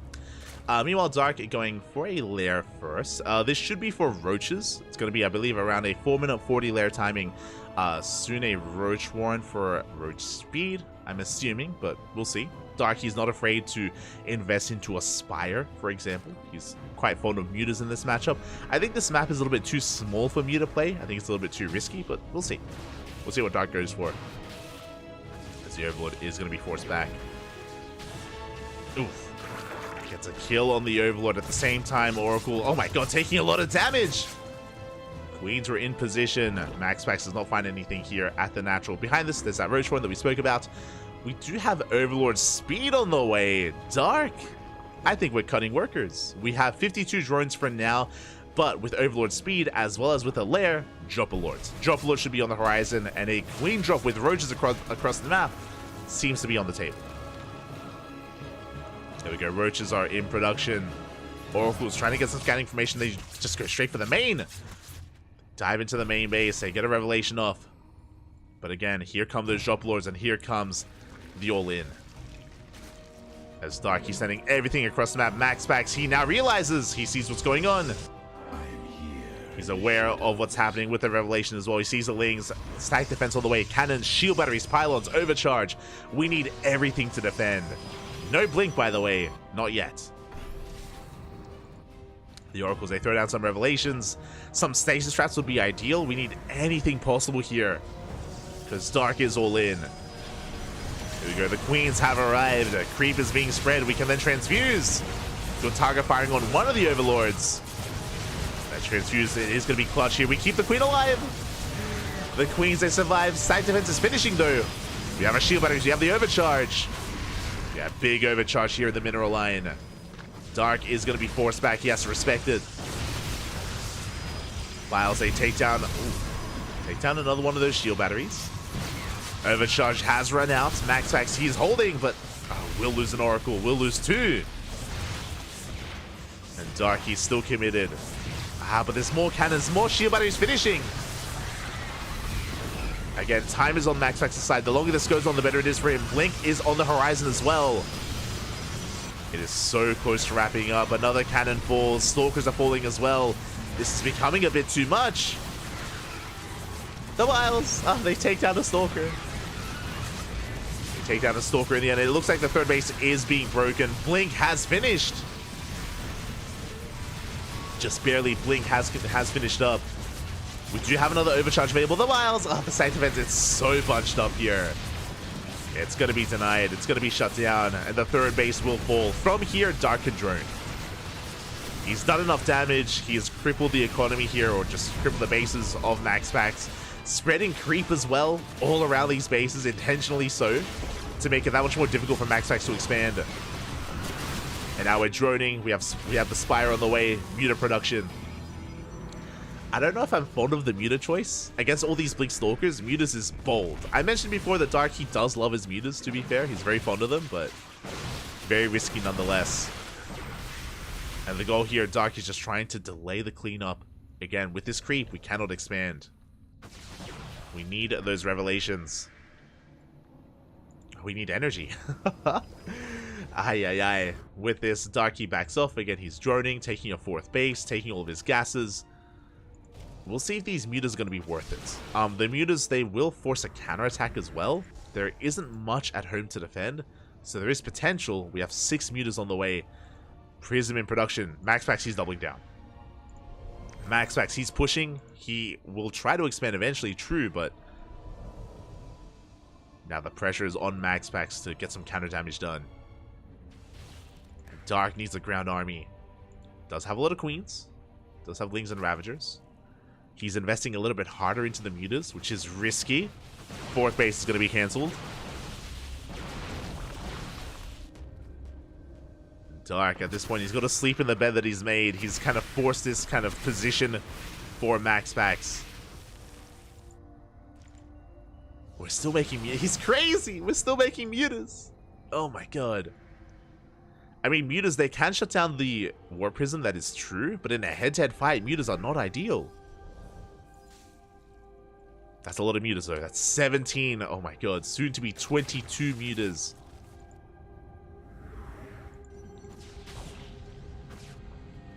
And to be fair, this is going to get a lot of damage done across the map. But again, it's going to force the hand of MaxPax. Mutas have been revealed. He knows. He now knows what's going on. He's looking to catch him. Good snipes. 2, 3 mutas go down. Big pickoffs. Sorry, 2 mutas. This is what we spoke about, though. In a head-to-head fight, the mutas, they cannot fight this. Not on their own. But with enough support on the ground, we can. And here we go. We're pushing in. We are going to be committing. Yeah, Stalkers are going down. The Lings, they go for a big surrounders on the Wiles. Ooh, they do connect with the army. And it looks like we have enough. GG gets called. Dark will take game number 1. Whew. GG. Oh my god. I was a little bit concerned there, but MaxPax, he was posturing a little bit too long. And again, Dark was in a more comfortable position there. The timer was on Max Packs to try to make something happen. Longer it went on, you know, Dark, he was just getting a larger and larger army, and with that, takes the lead. One more game is all he needs. One more game here for Dark as we load into game number 2. And the map is going to be Hard Lead. Oh my god. Quite an aggressive map, actually. Going to be loading into Hard Lead, and yeah, I feel like Dark can really thrive in a map like this. We'll see, though. We shall see. Rush's background is short. It's very commonplace on Hard Lead, kind of like Oceanborn as well, to go for these queen pushes. Now, because Dark went for the Ling Ravager Queen all in game 1, he most likely won't be doing it here in game 2. As I say that again, this is a good map for it. This is a very good map for like a queen taxi, or like, again, waddling queens across the map and going for an all-in. It's a good map for it, but typically in a series at this level, you don't want to be relying or too heavily reliant on the same playstyle 2 games in a row. So we'll see. We'll see what direction we take us in. Dark and Max Packs, I mean. Where do we go from here? Likewise, just because this map is favorable to aggression doesn't mean that Dark has to be the aggressor. Max Packs as well. We could see a Twilight Council opener or Stargate into Twilight Council as well. It's how Hero defeated Solar earlier today with Glaive Adepts. So it is still on the table as an option. But here we go, spawning in the bottom right hand corner of Hard Lead, we have the Danish Protoss player, the Red Protoss, representing Storm Gaming, looking to fight back in this series. It is Max Packs. And spawning in the top left-hand corner, we have his opponent. We have the South Korean Zerg player, the Blue Zerg, representing Dragon KaiZ Gaming. 1 game away from taking this series. It is Dark.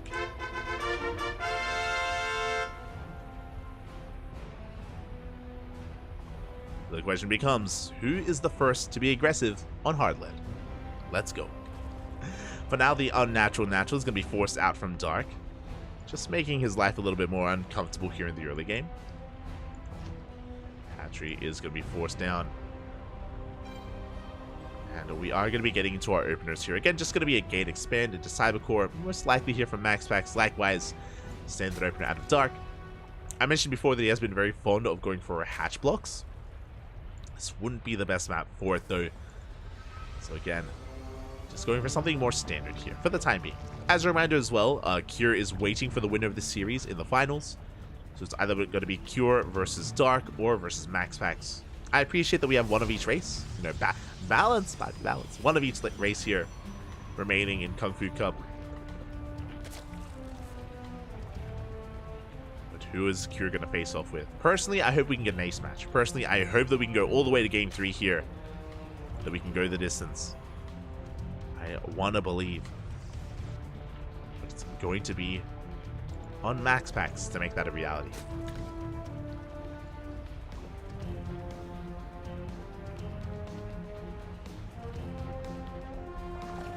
Here we go.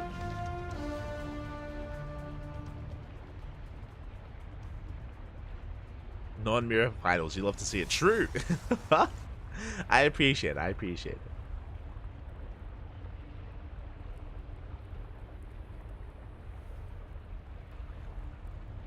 I guess we could count Rodzin as a Posse member. The Polish Protoss Posse. 100%. Yeah, Rodzin's there, Papi, Ziomek. Plenty of Protoss. Beautiful. That'll be later tonight. Once again, Stargate opener out of Max Packs.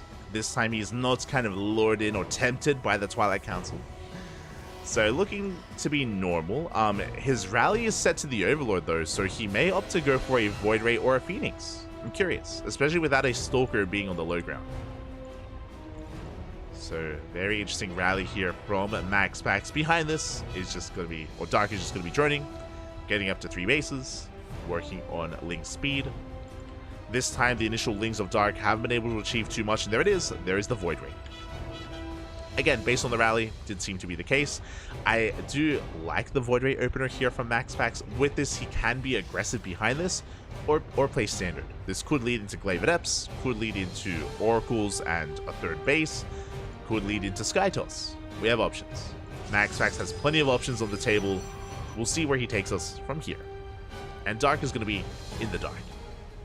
Now, what I will say is that Dark has a lot of practice against this. Again, Classic and Hero and Nightmare, they're all very fond of Void Ray openers.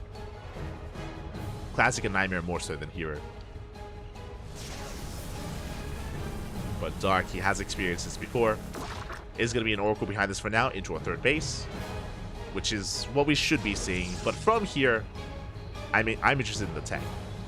Do we go for the Twilight Council, a Forge plus a Twilight Council, a delayed Twilight Council, and going for a Robo Forge instead? There are different combinations, and of course, each one leads into its own strengths and weaknesses, into its own play style. Void Ray looking for more Overlords.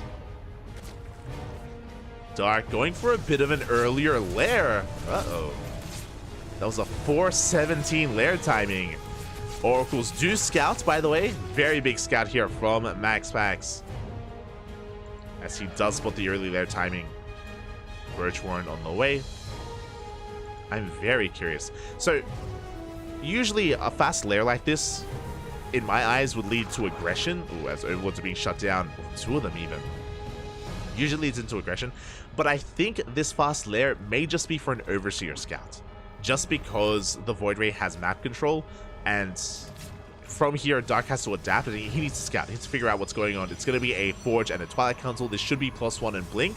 With this many gateways, it could actually be charged, though. I'm curious if we go for Blink or Charge. Both are viable. There we go. Blink is on the way. I believe it's going to be 6 gates in total. So quite an aggressive style here, instead of going for a tech-heavy composition. It's a lot of Stalkers. Do have the Oracles being forced back. Of course, with the completion of the lair, we can go into faster roach speed. And yeah, we're just chilling back at home. Link Scout comes in, we get eyes on the saturated third. And trying to get eyes on any kind of would-be fourth base as well. So the game is going to settle from here. We have a couple of roaches moving out, but this isn't really a big commitment. Yeah, we're droning, we're taking another base. Infestation Pit's on the way. Dark is teching. But I don't think that MaxPax is going to give him too much room. If I'm not mistaken, I believe this Robo is just going to be for a Warp Prism so we can push out. We'll see. We'll see if we go for the Prism or if we tech up into a Robotics Bay, for example. Fourth base is being taken. Dark, he's taking up towards a Hydra Den and towards eventually Hydra Lurker Viper. So Dark, he's working towards a late game. This would be good if his opponent was playing tech heavy, and there's a second Forge. Oh my god. Okay, I think Dark can get away with this. Dark, he's rushing into a Hive and eventually Lurker production. But MaxPax is already at the front door in his face with those Stalkers. And again, with the second Forge, MaxPax is basically doubling down on a Gateway army. Can Dark survive and get into Lurkers? That's his win condition. Dark's win condition is Lurkers. MaxPax is looking to break in, but here we go. Safe Trap does go off. Only on the Lings, though. And he has to retreat. We have 1-1 upgrades going to be on the way. Or 1-2 even. Stalkers, they keep on pushing. Again, the goal here is for MaxPax to try to out-trade the Roaches, eventually break through, and eventually break this base. Yeah, War Prism is on the way. +2 as well. But MaxPax is bleeding out a little bit too much. Like, this build from MaxPax is so heavily reliant on just constantly trading and trading well against the Zerg. Again, he's warping in behind this. He's trying to keep the pressure up. Lurker Den is about to finish, and once we get a handful of Lurkers, then MaxPax, he won't be able to push in. And tech-wise, he will fall behind. Like, again, MaxPax doesn't have any Storm, no Colossus, no Disruptors, no Immortals, no Archons. Now we have the Bay on the way. It looks like he's recognized he cannot kill his opponent. And now Dark, tech-wise, is in a better position. Hydras reveal themselves. We force back the army. From here, we can morph in some Lurkers. There's Lurker Rage on the way. Lurkers are in production. Right now, Dark is at his most vulnerable. Just because he's investing in his Lurkers and in his upgrades. But the longer this goes on, the better it is for the Zerg. So yeah, Dark, he does hold on to the ramp. Good trades as well. 4 Stalkers and 2 Roaches. The Lurkers have arrived. And basically, Dark, he's just refining his army. He's just waiting for the Vipers, waiting for his upgrades. Stalkers, they take a lot of hits from the Lurkers. We do have a War Prism getting ready for a counterattack. There is potential. MaxPax's goal here is to try to pull Dark apart with Zealots. But with the arrival of the Vipers, Dark is soon going to push. He's not there yet. But Dark is getting towards the ideal Zerg composition. He has to be careful not to expose his Lurkers. Big revelation. He has the Observer with the main army as well. Zealot Runby tries to come in. Again, MaxPax's goal here is to try to pull apart the army of Dark and maybe pick off a couple of these Lurkers with those Stalkers. It's a very delicate dance here for MaxPax. Behind this, working towards Colossi, working towards Templar Archives and Storm. But again, MaxPax has been stuck with this Mass Gateway army and so far it just hasn't paid off. Ooh, Nidus is on the way, Overlord speed as well. Do have a drop threatening the main base, but we are in position. We could even like yoink this into the Hydras. Like, oh my god. Prism's gonna be coming in, is spotted by the Ling. Under attack. Armies are gonna be clashing. We're still waiting for those upgrades. Stasis traps going up. We can see that MaxPax, now he's relinquishing map control. He doesn't have it anymore, and he's getting up stack defense. Cannons, shield batteries on the way at the 4th, at the 5th. Prism getting ready to come in. Big revelation on the Lurkers.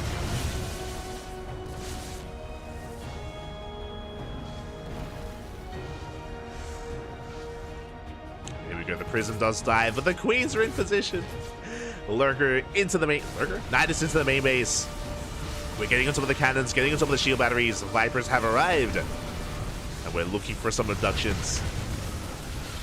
We're looking for those joinks. Nidus does finish in the main base. Nothing to take advantage of it. The Vipers, they overextend. Oh my god, 1, 2 Vipers go down without a single spell. A big misstep there from Dark. A little bit distracted by what looks to be the Zealots across the map. That's a big win for MaxPax. He will lose the base. But as you can see, Dark has remaxed and he has 0 Vipers. 0 Vipers in Dark's army. Can he still pull this off? Who needs spellcasters? I mean, probably Dark. This would be easier with the Vipers. We'll see. He's leapfrogging forward here with those Nidus Worms. Has a secondary army on the right-hand side, trying to pull apart his opponent. MaxPax in position. Yeah, he has split up his army. Nidus into the main base as well. That means we can actually jump from the front lines right into the main base as well. Good blink out of MaxPax. He should shut this down. Dark slowly encroaching upon that 4th. He's getting on top of the army as well, but the Lurkers are exposed. The Lurkers, they try to go toe-to-toe with the Gateway army. The Colossus, they're going down. They're so low. Looks like we do get... No, we don't even get 1. They barely survive. Lurkers fall. Good defense initially here from MaxPax, but he is losing his 4th base. He cleaned up 1 army, but the other breaks through. Yeah, Dark overwhelming, just getting out of control. Takes down the 4th. He gets into the main base as well. The Nidus did finish, and he's camping the production, forcing MaxPax to respond. 24 probes go down, and now MaxPax is down to 3 mining bases.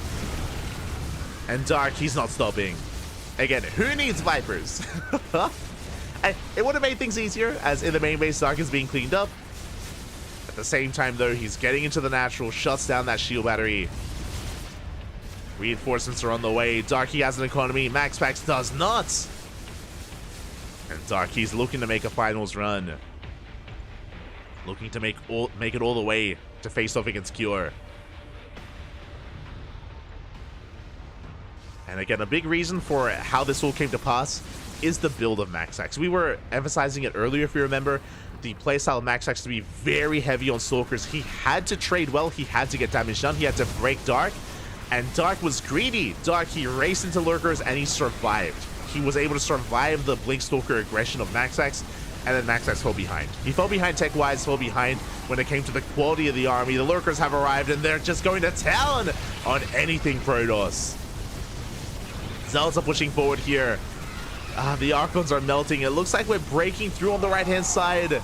We may be able to barely clean this up. A big win here for MaxX, but never mind. There's still 4 Lurkers remaining. No detection available here for the Protoss. And we're going for the Nidus into the main. Behind this Dark, he's happily mining. He's remaxing, rebuilding. Again, Vipers would still make this easier, but it's fine. We're just focusing on Hydra Lurker production. And again, this transition into a more tech-heavy, into a more robot composition with Temple Archives, with Archons, with now Skytos. This was all just too little too late.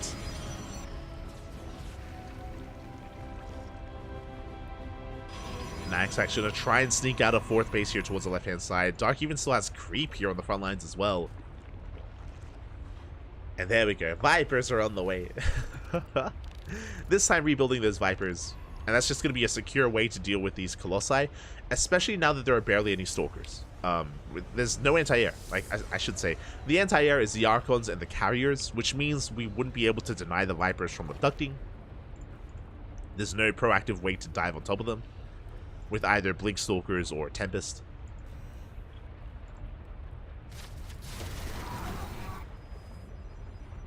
Outside of Dark, like, moving them in, which, you know, it happened before. That's true. Happened before, could happen again. Meanwhile, Hydras, they come across the would-be 4th base of a MaxX. But again, we get on top of it. The army's in position, though. Dark gonna have to evacuate. Just get the hell out of there. Nidus is gonna be going down. Meanwhile, another Overlord into the main base. Another Nidus is being set up. Nidus is on the way. And Dark is maxing out. How many Vipers do we have? We have 2 Vipers. An okay amount. 2 Vipers are available. The only splash damage we have are these 3 Colossi. There's no Storm. There's no Disruptors. Which means if we deal with those Colossi, then we can deal with everything else as well with the massive amount of Lurkers and Hydras. Here we go. Dark going straight for the 4th base, or wedging himself in between the bases. Does get scouted. Good revelation. And Max actually had control of the zone. Under the probes! No! Oh my god. Half the mineral line goes down, and we zone away the Protoss from this base. The 4th is going to fall.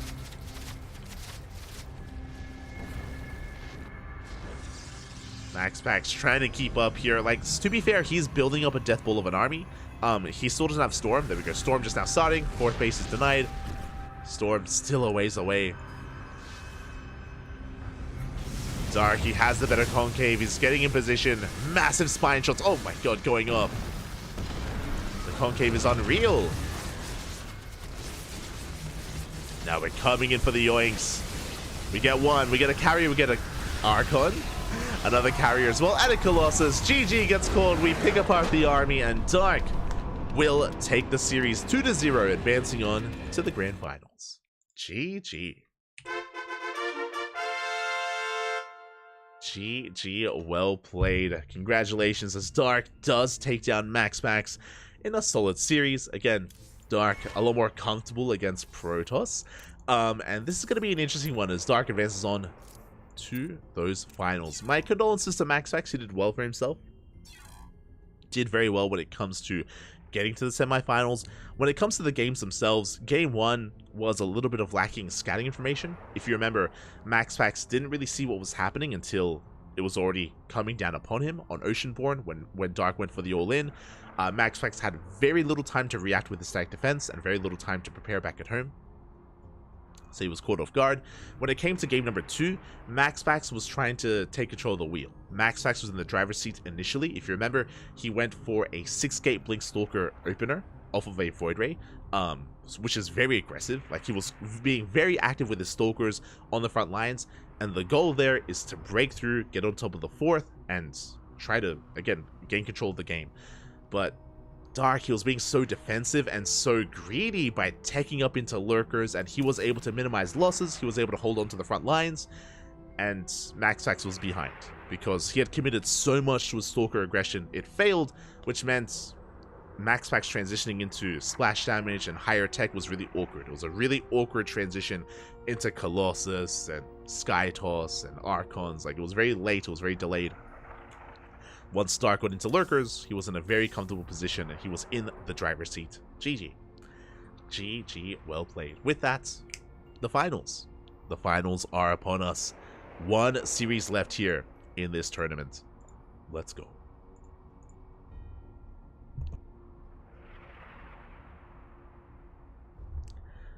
It all comes down to two players. To our Terran and our Zerg. It's going to be Dark versus Cure. Let's go. I need a little bit of time here to set things up.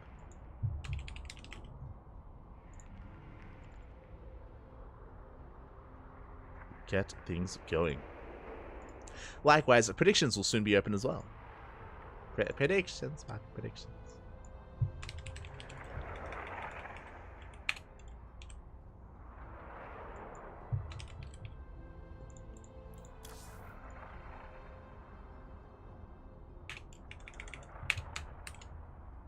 Oh boy.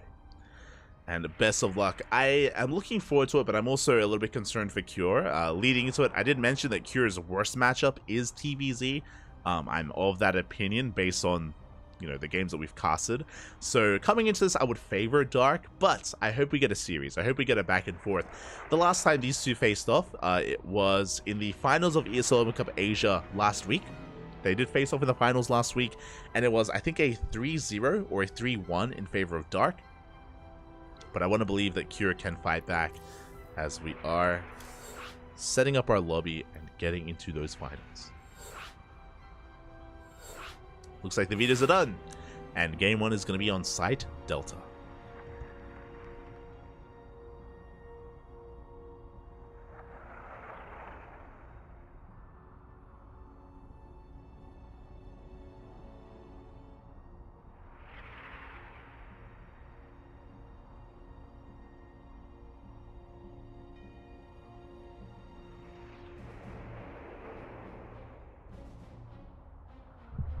Here we go. So one final series here. One best of 5 to end the tournament. And to end the year of KungFu Cup. KungFu Cup is always a lot of fun. It's always a great tournament to be had as well. It brings together the best players from Europe and from Korea as well. You know, we are missing Raynor and Cyril this week. They have arrived in the past, but not here this time. I think they're taking a break at right after ESL Masters. We even had Maru this week, and Maru also met his end earlier at the hands of Dark. Oh boy. But how will this go? You can hear the beeps. Lobby is done. We're loading into game 1, and predictions in the chat are open. Best of luck. Predictions are open. Place your bets on who you think is going to be our final KungFu Cup champion. Who's gonna get that chicken? Who's gonna get that KFC? I woke up like just before the tournament started. I should have ordered some Korean fried chicken, like just in time for this broadcast. Food would have been nice. Would have been nice, man. It would have been nice. Would have been in theme, on brand. Predictions open. And here we go. Spawning in the top left hand corner of side Delta, we have the South Korean Zerg player representing Dragon Kai Z Gaming. Just took down MaxPax 2-0. It is Dark. And spawning in the bottom right hand corner, we have his opponent. We have the South Korean Terran player representing Team Liquid. Just took down Clem, the reigning ESL Masters champion. It is Cure. Here we go. Also true, I just realized, yes, this is a rematch from last week's ESL Open Cup Finals. There's also a rematch from this weekend's DreamHack Atlanta semifinals as well. Both times Dark did, of course, come the victor. That's also why I do favor him in this series, but I want to believe that, again, Cure, he can fight back, he can make him work for it, and he can maybe get his revenge as well. I do want to believe.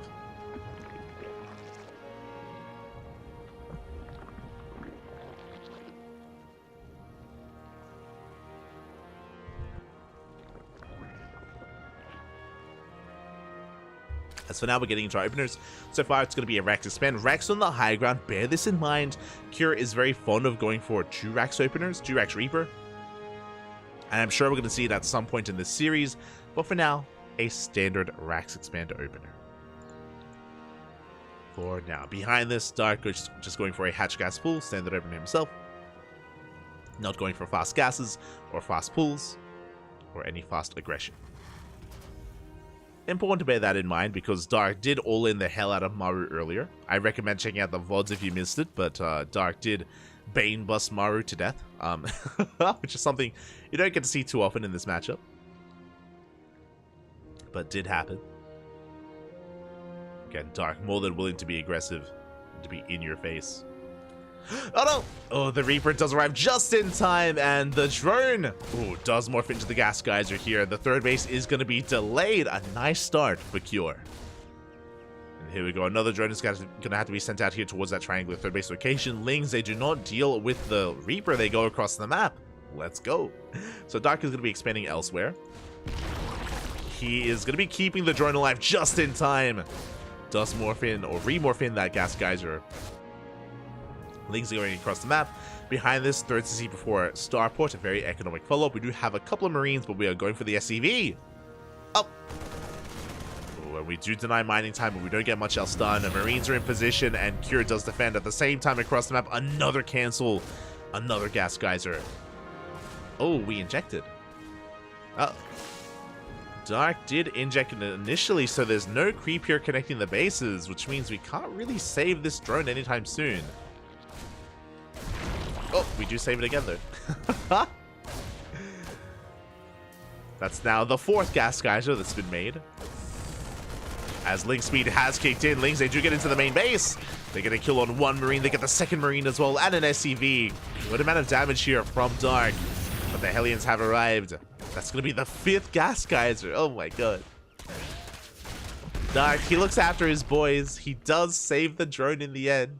We'll come back for you, Papi. We came back for you. Less than 3.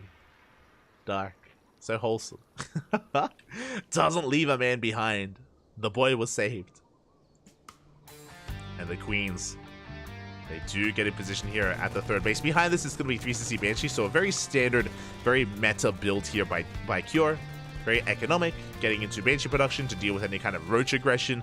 We spoke about this before in the last series, but Dark, he's very fond of Roach play in CVT, so it makes plenty of sense to go into Banshees. More often than not against Dark.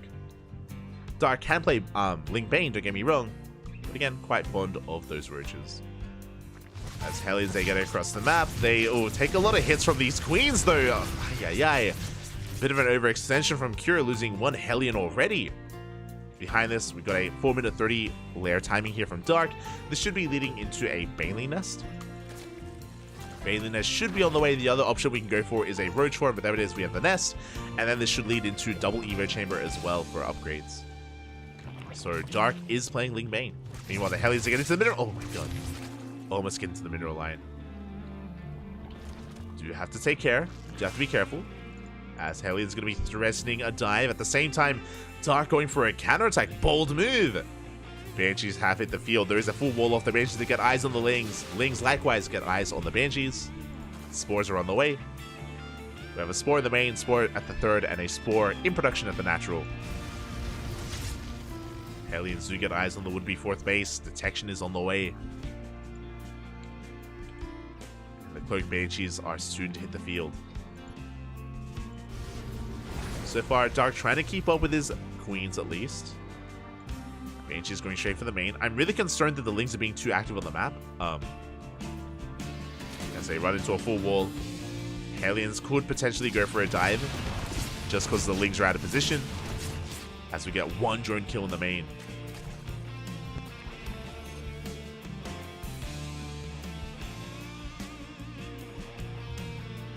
Get 1 worker in the main base. Behind this, Dark, he's going straight for the infestation bit. This is looking similar to what we've seen before on site Delta. Dark, he's very fond of going Ling Bane into Ultra. That could be what's coming up next here. Fast infestation bit will lead into a fast lair, fast hive, into adrenal, into ultras. Now, the downside here is that we are lacking anti-air. It means that if Cure goes for drop heavy style, then he can pull apart his opponent because we don't have any mutas and we don't have any Hydras. We are relying on Queens and Vipers for anti-air. Meanwhile, we have a Dropper Lord on the way. Link drop being set up here for the main base. There it is, Hive in production. Still no other tech. So for now, it is at least looking like Ling Bane into Ultra. Meanwhile, drop towards the main. We are looking to move out. Likewise, drop play also arriving. The Changeling does get eyes on the Medivacs. Dark getting in position. He's aware of the drop. But I can't say the same for Cure. As Cure is not in position. Overlord slowly getting into the main. There is no Overlord speed, so it takes quite some time to get in. We're getting there. The Banshees on the right-hand side are going to be denying the 5th. Meanwhile, Dark threatening that double drop. Lings, they do get in. SCVs are going down. And Cure, he has to respond, bringing back his reinforcements. Overlord speed is in production. We do borrow some Lings in the main as well. Do love to see it forcing out a scan. At the same time, Widowmine is going to get baited out. The Overseer survives. We shut down the Widowmine. Lair is done. Sorry, Hive is done. I keep calling it a lair. Hive is done. We have Adrenal, and there it is. There are the Ultras. Again, Dark is very fond of this, specifically on larger maps. It's hard to pull this off on maps like Oceanborn or Hardlead, but on larger maps like Side Delta or even maps like, what's it, like Hecate, again, rushing into Ultras. Risky, but powerful. Meanwhile, the drop comes in. We do deny that hatchery. Containing Dr. 4 bases. Big Ling Bane counterattack here. We do get on top of the CC. Ooh, but we don't deny it. We don't cancel it. Pretty big investment there from Dark. Wasn't worth it in the end.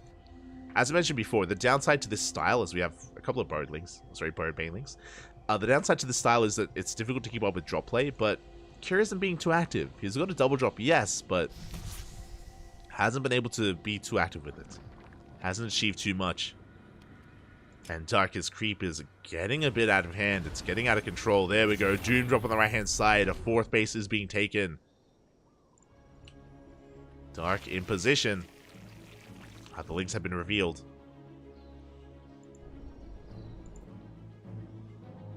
And we'll see if Cure can pull apart Dark. Dark has Lings in the vicinity here, but not too many Banelings. There we go. Cure, he is pushing. Pushing towards the north, at the same time, Banshees towards the south. Widow Mines are in position. How good are the mines just going to be? Oof. Decent connections. Pretty good connections towards the end as well, but only on Lings, not on Banelings. And the drop going straight for the main base. Threatening the main. Bailey's rolling! No! Oh, a late reaction out of Curie takes some Baileys to the face. Ay, ay, ay. Across the map, he lands his 4th. Denying creep, but Dark is double expanding. 5th and 6th hatchery on the way. And he's getting away with it. So far, he's getting away with his expansions, and the Vipers have arrived. Parasitic bombs are thrown down. I mentioned before, this is the anti-air that we have to work with, and these medevacs are going to be shut down. Full medevac as well. And the Ultra upgrades, they're coming. We don't have any Ultras yet, but they're on the way. And that is the win condition here for Dark, is to survive against Ultras, to have a good economic position. Nidus in the main base finishes up, and we get into the main. Cure is meant to be the active player with drop play, but somehow Dark is out harassing Cure. Now, there's not too much here, to be fair. We get the Business Heart, we can borrow. Links get cleaned up. But again, what's important is that Dark is maxed out. He's on 80 workers, and again, the Ultras. So Dark has a trade. He actually doesn't have the supply here for Ultras, not yet. He has to bleed out some units. Gonna chase this down. We still have a double drop here towards the south. This base is looking very vulnerable. Oh, we do have an Infestor! Oh! Oh my god. Not too many Banelings. Ultras are on the way. Massive power bombs. Oh my god, how many medevacs was that? 4. I want to say 4 medevacs just went down at the same time, though this base should fall. Like, Dark out of position. This hatchery will go down. Nice pick up here from Cure. And again, the Vipers, they just spent their energy. They cannot shut down those medevacs. Cure is pushing out. But again, as Cure kills units, we're replacing them with those ultras. Still heavily reliant on bio. They needs to be rolling in. Ooh, trying to force some friendly fire. There's still 2 Widow Mines behind this. As Dark tries to engage, forcing friendly fire again. He cleans this up. We need detection though. The Widow Mines are going to reset. At least 1 Widow Mine goes down. Behind this Cure, still trying to get his 4th up. Still has that double jump towards the south. This time we are in position with ultras. Meanwhile, the Widow Mines, they reset. They take down some of the queens. Well, they try to. Oof. There we go. Widow Mines will be shut down. Cure still on a very biocentric army, but I believe the Ghost Academy is done. There we go. Ghost Academy is on the way. Can we contaminate? Oh, we go for the change. Never mind. Go for the Changelings and the Nidus. But Ghost production is on the horizon here to help deal with those ultras. Now, from the side of Dark, this should soon lead into Aspire. Dark has the money for it, but Aspire should be on the horizon here for Corruptors. And eventually Broodlords. 3-3 is done. But that's going to be the anti-air of choice here for Dark. Is Corruptor production.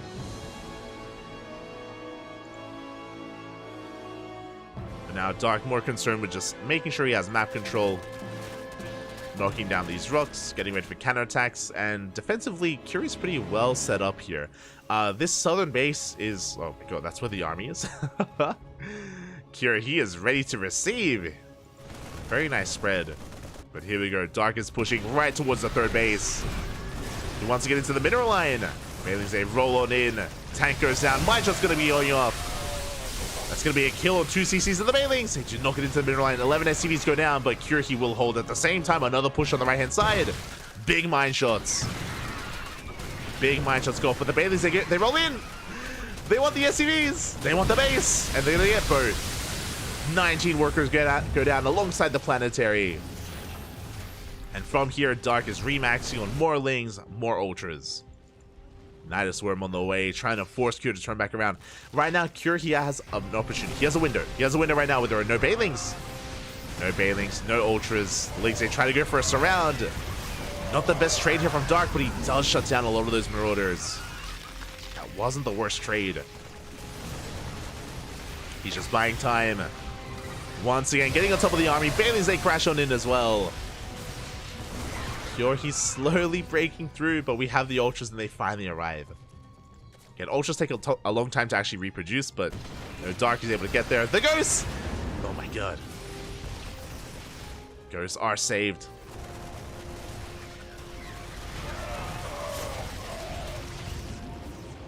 But we are cleaning up these reinforcements.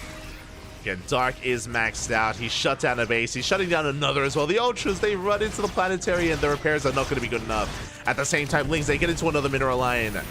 And Cure, he's being pulled apart. One base falls, the other forced to lift. 27 workers, and we just have non-stop Nidus Worms keeping so much supply pinned in the main base as well. Cure has a bit of a better fight here, cleaning up some of those Lings. But Dark, he's remaxing, coming back home here with his Ultras. He knows he can take a fight. And what do we have to deal with Ultras? We need Ghosts, we need Liberators, we need like tanks. The Ghosts, they go for a big counterattack. They find some damage. Oh my god. Very bold to go for a Ghost run by, but he loses another base. It's going to be a kill on the CC. Mine shot's going to be going off.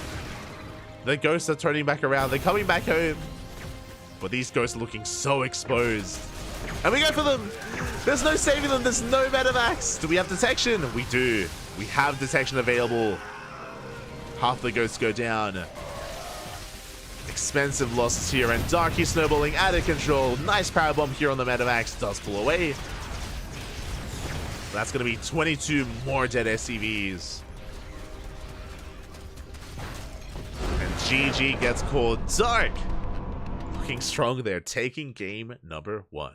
GG.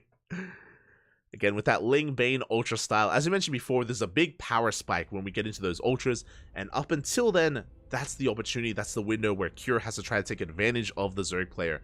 But he wasn't being too active. He was going for some split pushes, true, but wasn't really too active with drop play, and because of that, Dark was able to keep up. It didn't really matter that Dark didn't have too much anti-air, that Dark didn't have Corruptors or Hydras, or he had a minimal amount of Queens.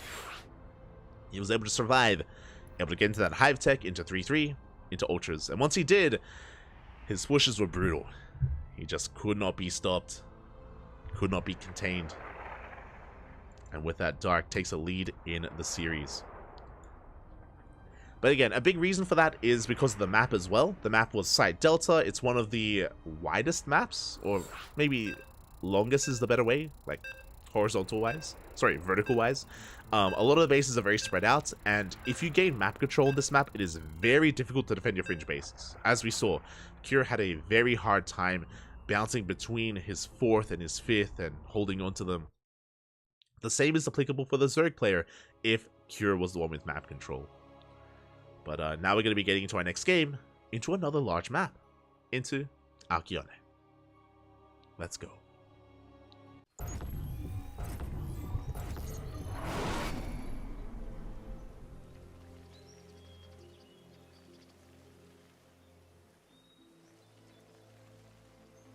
And sporting in the top right-hand corner of Alcyone, we have the South Korean Zerg player representing KranKy Z Gaming, leading the series 1-0. It is Dark.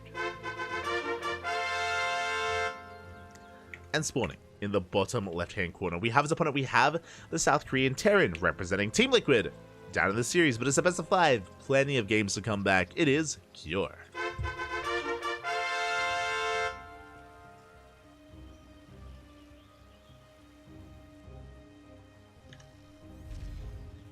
We go. And Alcyone, this is not the best map for Ling Bane into Ultra. The reason for this, I spoke about this before. I was referring to Gressvan and how there are some maps that are quite defendable, and this is another one. This is a map that is known for its split map scenarios. This is basically the new Gressvan, and Cure this time is going to Rex Reaper. I'm very fond of this. Again, we mentioned before that Cure, I'm very fond of it. We mentioned this before, Cure is very fond of 2x Reaper. I was a little bit surprised that we didn't see it in game 1, but we should be seeing it here in game number 2. Oh, never mind. This is not 2x Reaper. This is 3x Reaper. Björn, is that you? Cure did this last week as well. He has been a lot more fond of 3x Reaper. Initially, Cure wasn't really adventurous enough to go for this, but has been spreading his wings recently. Now, with 3x Reaper, this is designed to contain. This is designed to contain the Zerg player on 2 bases and to potentially get economic damage done. This is not an all-in. You expand behind this. Should be depot into CC. So this is a way to get into eventually a more economic game. But initially, there's a lot of onus on you to get some damage done. It is committed. It's a committed open. And it can punish a Zerg player that's too greedy. The Overlord confirms 2 Raxes. Dark sends out a drone to take a 3rd. Ooh. And hopefully he doesn't invest into it as the Overlord is making its way towards the main base to try to get a read on how many Raxes there are. Yeah, a very important scout here from Dark as he does get into the main and he does see the 3rd Rax. Which means Dark... Oh my god, he's at least aware of what's going on. Still goes for the 3rd hatchery. Bold move! Queens are trying to hold on here on the front lines, taking a lot of damage. Again, this is very greedy of Dark, and he shouldn't get away with it. As long as Cure checks. For now, though, he's distracted by the Queens, and he is not going to get one. There we go. He rotates around. He gets eyes on this 3rd. And he should force a cancel. Again, this was a really greedy maneuver from Dark. He was trying to cut some corners and get away with a hidden base, but this 3rd is going to be cancelled, and Dark will be contained. Link's speed, though, is on the right. We're going for a bait bust! Let's go! Dark, he doesn't care about the 3rd base. He's just buying time, waiting for his all-in. Cutting works at 22. And Dark, he's rushing in. Oh, he's looking for surround on these Reapers. Does force a cancel. We'll see, can Dark catch him? Cure right next to that cliff, of course, threatening a dive out of there. And Cure, he hasn't seen the Bailey Nest. Ragnarok, is that you? And we do manage to get on top of these Reapers. We will be able to shut this down. Ay, ay, ay. Every Reaper is going to fall. And back at home, what do we have? We have a 3-1-1 setup, no bunker. No bunker because Cure didn't scout. For all he knows, he just got cleaned up and now he's ahead because he denied the third. But Dark is all in. He's going for a Bane Bust. And Cure has no idea. Otherwise, we would see a bunker. 100%. We would see a bunker behind this, a secondary wall. We'd see a prioritization of Hellion production, which we do have, and an evacuation of the natural, and a wall here even being set up at the main. Banelings are rolling in. Now Cure knows. He throws down the eBay. Up! Just in time! The eBay barely holds on, and Cure, can he survive? Well, the eBay goes down. The Lings, they flood on in, they get us around as well. The Marine's going to be falling. The Hellion doing what it can, but there's only so much it can do. And Cure, he has been broken. The wall, no longer a wall. And we're busting into the main. Hellions are still in production. Boys are being pulled. And we go straight for that production as well. Dark, he knows that the Hellions are his biggest threat. But there's a Bailing. There's a Bailing rolling in, and oh god! No! It connects! The Hellions arrive, but they get trapped. They get trapped instantly. The Bailings connect, the Hellions go down, and it looks like Dark has done it.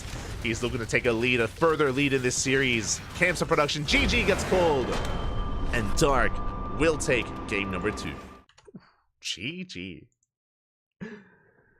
GG, well played. I was concerned when I saw the third base. I was like, Dark, you're crazy. You're being too greedy. And I'm sure Cure was thinking the same thing. Really, the third base was a bait. It was a bait. It was basically like a light, kind of drawing Cure's attention, keeping his attention on the third base. Meanwhile, Dark was amassing Lings, threw down the Bailey Nest, cutting drones, all in Bane Bust. And because the Reapers were distracted, they weren't able to scout. They weren't able to scout what was happening. They were shut down. Cure was caught with his pants down. GG. GG, well played. With that, Dark is 1 game away from becoming this week's the final KungFu Cup champion for 2023. 1 more is all he needs. And we're loading on in. Potentially the final game of the series. Here we go. Again, Cure, despite not seeing what was happening, he almost held a very quick reaction to throw down that eBay, as a part of the wall. He almost held on there, but again, he was broken, just barely broken. And now he's up against the wall. And here we go. Spawning in the bottom left-hand corner of Solaris, we have the South Korean Zerg player representing Dragon KZ Gaming, DKZ. Leading the series 2-0, 1 game away. It is Dark. And spawning in the top right-hand corner, we have his opponents. We have the South Korean Terran representing Team Liquid. He needs to fight back here and now to have a chance at even an ace match and a chance at winning this tournament. It is Cure for Team Liquid. And also a special shout out to the man of the hour, Fala Galera, papi, obrigado. Big shout out to Sinistro in the chat. Sinistro being a big name at ESL, a big name when it comes to organizing events, and I'm sure making sure that DreamHack Atlanta went by without any issues or with minimal issues. Thank you so much for all the work you put into StarCraft, papi. Gracias, gracias. Sinistro, of course, one of the head admins at ESL. Of course, was hard at work over the weekend at DreamHack. Thank you, thank you. Gracias, papi, gracias. Hope you had a good time. Hope you enjoyed your flight, and welcome home. I'm assuming you're at home. Do you have any else? As we are settling into our next game here. Settling into game 3. Cure, once again, going for a 2-rack... Oh, I say once again. Last game went for a 3-racks opener. This time, 2 racks. 2 racks here from Cure. We shouldn't see a third. This should just be a 2 racks Reaper into a natural. Fala, papi, fala.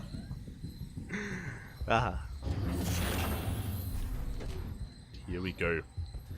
Now, again, this is very similar to the previous game, but obviously less committed. Once again, these Reapers are designed to contain Dark to 2 bases, to try to punish the third, and to be able to get it into a more economic position after this. Now, because it's only 2 Raxes, it is a faster transition into Hellion production, and into our follow-up, so Dark shouldn't really have the opportunity to Bane bust his opponent this time.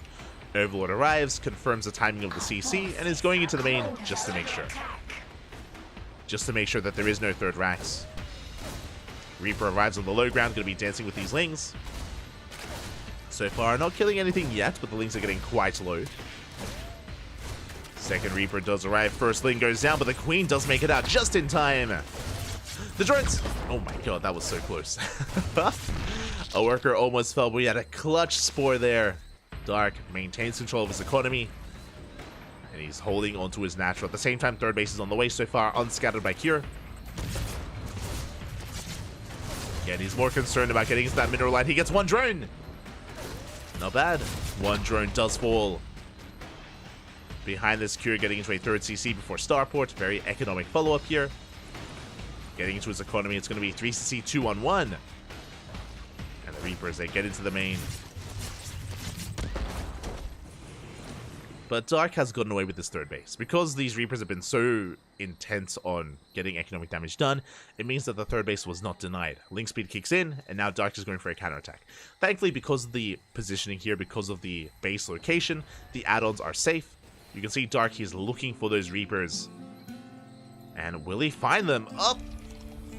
So far, it looks like he will come across the Reapers.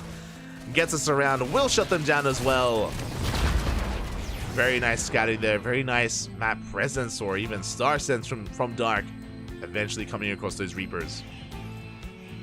With that, Dark has map control, he has a third base, he's droning. What did he really lose? He lost 1 drone. 1 drone, he's aware of the follow-up, he does confirm his stim on the way. And Kira's going to be stuck at home at least until... Ooh, never mind. I was going to say until he gets his medevacs up, but that is a tech lab. Very bold move. This is something that Maru is very fond of. Maru and Cure. I think Beyond has done this a couple of times. Basically, it's a 2-on-1, but with delayed medevacs, and we are going for a Banshee instead. So, the reasoning for this, Dark, he's aware of the 2-on-1, and usually it's medevacs, which means you can skip spores. Usually you can skip spores. Because of that, there's an opportunity. There's an opportunity for this Banshee to get damage done because it's so unorthodox. It's so out of left field. It is not anticipated, not expected. So this could surprise Dark. Now, what's important is that we're only getting 1. Then we're add-on swapping. Add-on swapping into what looks to be tanks and medevacs. So this will delay the drop, but it could be worth it. Oh, no. Never mind, as the Banshee is revealed to the Lings, which means Dark, he's aware, spores are on the way, and Dark won't take any economic damage, so never mind. Again, Dark immediately investing into those spores now that he's aware of what's going on. Queens are in position, we don't have Cloak. There was potential with the Banshee to get damage done, but no longer to be the case here. As we're at least denying creep. Overseer's on the way. We're investing into Link speed. It's going to be Link Bane, not Roaches from Dark. And now Cure is pushing. Ooh, interesting. Okay, so this is a delayed 2-on-1, yes, but because it's delayed, we have a tank. We have a tank with the 2-on-1 push, so there's a little bit more firepower behind this, and maybe Cure can snowball. We do have Banelings on the way, no Baneling speed, Queens are getting in position, the drop has been spotted. The tank has been revealed. The tank getting in position. Gonna be sieging up here outside that third base. Marines are getting quite a lot of damage done here to the hatchery. And waddling out. The Lings are coming from behind. The Lings, they collapse on the tank, and the tank should go down to the Queens. Big pick off, which means these Banelings, there's no punish. Again, Dark, he couldn't engage just because of the tank, but now it's been dealt with. The Marines, they do commit, they do go for a big dive. Hot pick up, we do save most of the Marines in the end, but Dark does save his 4th. At the same time, Banshee into the main, and drones are falling. Oh my god. 6 drones go down. The gas mining workers at that. So pretty good damage here from Cure. The creep has been stifled. Drop is coming back in. We can get the base. Dark, he's out of position. He wasn't ready for this, and the base is gonna go down. Very nice pick off there from Cure. He is fighting back. Once again, unloading right outside the base. Dark, I'm sure, expecting this drop to be going back home, so we can come back in. Dark, though, expanding towards the south. Very delayed 4th base here from Dark. He's going to be double expanding. This double drop could potentially get on top of this base as well, but this time, Dark is in position. Infestation bits on the way. This time we have a Hydrogen, so it looks like Lingbane Hydra Viper from Dark. This could lead into Lurkers, but it isn't necessary.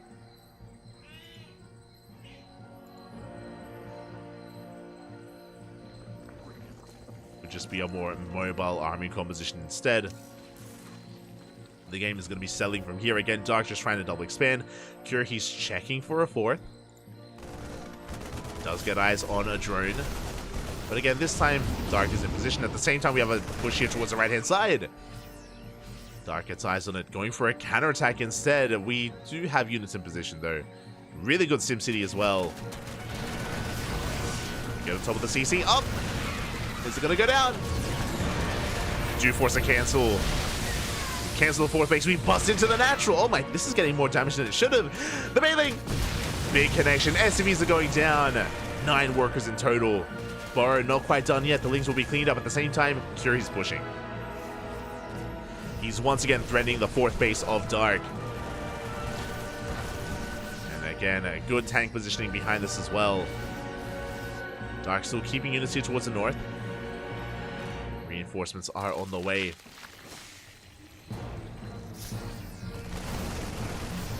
Yes, Curie's looking to commit. Dark just posturing with his army. Trying to force out and bait out another stim. Curie coming back in with that northern drop. But again, Darky's waiting for it. And he's diving in. Oof. A bit of an overextension here from Dark. Hydras have arrived. This space is getting very low. Yeah, scan reveals the Lingbane. Cure doesn't commit, but this hatchery, oh my god, it's taking so much damage. We do take down a medevac. Full medevac barely does escape. And again, Dark, he can't really collapse in this position. There are just too many tanks, and Cure is reinforcing. Cure, he's in the driver's seat. Can Dark keep up? There we go. He commits. He gets on top of the tanks. He will clean this up at the same time, though. Cure is pushing towards the 5th. Jumping into the main. Medevac is going to be dealt with. Oh. Dark, he does have to reposition. A massive amount of Marines and Widow Mines. Good bailing connections, though. Very good bailing connections, even forcing a bit of friendly fire towards the end. And Dark holds. Dark, he holds onto his 4th and his 5th base, and Cure was so committed with this. Remember, he wouldn't have been, but he lost his 4th earlier to the run-by. He's just now taking a 4th base. And Dark, he's weathered the storm. This was a very tense moment. This was a very tense moment here where he was trying to defend on 2 locations at once, and he did. He pulled it off. Rocks to knock down. And now Dark, he can focus all of his attention here on the front lines. Oh, the Widow Mines. Up. Decent Widow Mine connections. But they are cleaned up. And you can see Dark, he's getting ready for his own counterattack. And what do we have at home to defense? Again, I love the SimCity here. Like, this tank, it's so cozy. It's behind the wall of depots. I tried to draw attention to it earlier. But a very nice tank. But it's only one tank. That's the problem. Widow Mine going to be going off. Decent connection. At the same time, Cure pushing towards the south. There are Lings. Where are the Bailings? Uh-oh. Where are the Bailings? As the Widow Mines are pushing in, trying to force a friendly fire. Big chunk of Lings go down. At the same time, Cure breaking through towards the north. Dark out of position. He's distracted by this drop. Oh my god, the splits! The power bombs, I can't. Every medevac survives. And now Cure is pushing with the Bailings. They roll in. They do roll in. They ignore the Marauders, going straight for the Marines. Hard pick up there from Cure. But Dark, once again, he's holding on. He's surviving. Medivacs barely do make it out. Cure getting his 4th up and running as well. Economically, Cure is back in this. He was in a really rough position earlier, but he is back in this. Tech-wise, Dark hasn't really gone any further. To be a little bit critical here, his upgrades were a little bit lacking. 3-3 was a little bit delayed. +3 armor or carapace is finishing up now. Do we have Adrenal? We do. But against this very aggressive style here from Cure, early Link Bane. Decent Baneling connections though, and another power bomb. We take down the Medivac. Nice splits towards the end as well. Very nice handling here of this army. Darky cleans this up. And Cure, he's still committed. Thankfully, there is a planetary behind this, but Darky's going for a massive counterattack. Can he deal with that tank? Yes, he does push himself in. Tank is going to go down at the same time. A bit of a pseudo base trade. Curie's just sending it across the map. Darky will kill this 3rd base. He's breaking into the natural. At the same time, Curie's committed. But Dark has the advantage. He has the supply on his side. He's getting into the main base, getting in towards that production. Power bombs are thrown down. Cure not slowing down either, but that's a lot of Banelings. The Banelings, they're finished. They roll in. They will force a pick up. Not the best connections, but with reinforcements, Cure, he is dealt with. He's forced back. And back at home, he's lost so much. The natural, the 4th base, the upgrades, the E-base are going to be going down as well. 3-3 will not finish, not for Cure. And even if he holds onto the main, it's not going to be enough, and he can barely hold onto the main base as well. The Hydras, they're putting in some work.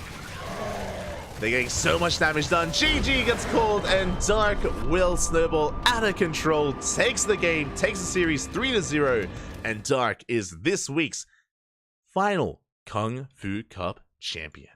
GG. GG, the final Kung Fu Cup of the year of 2023 goes the way of Dark. Congratulations. Again, coming into this, Dark was the favorite player against Cure. Cure has been struggling here against Dark for the past month or so, or even more than that. I was hoping we could get a more back and forth here, but no, Dark's still looking dominant and was able to bring him down. As I mentioned before, Cure, he has really good TVT and TVP. Arguably the best Terran versus Terran in Korea, and also arguably the best Terran versus Protoss in Korea as well. But this is where he is quite vulnerable here, and Terran versus Zerg is still the weakness of Cure, and still something that Dark can take advantage of. GG. GG, well played. Congratulations to Dark as he does take down Cure 3-0.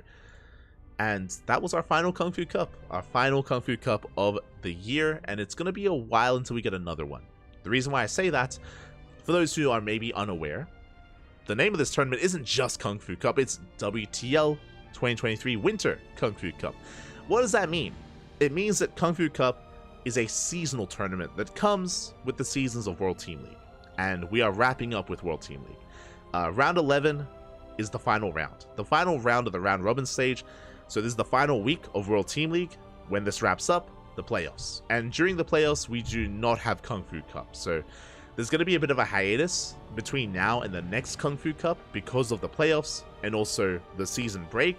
And then the summer season of WTL 2024. Assuming that we have it. It hasn't been confirmed, but WTL has been quite successful, and I wouldn't be surprised if we do get another season next year. I'm pretty reliant on I'm actually pretty certain of it, but you know, it hasn't been confirmed, so you know, I can't make assumptions like that. But most likely it's going to be coming back next year, and when it does, then Kung Fu Cup returns as well. So again, Kung Fu Cup comes alongside World Team League, so look forward to it next year. Look forward to it next year. Regardless, GG, congratulations. Congratulations. Catching up with the chat. Oh, there's some Portuguese, some Brazilian in the chat. Let's go. All I know, fala.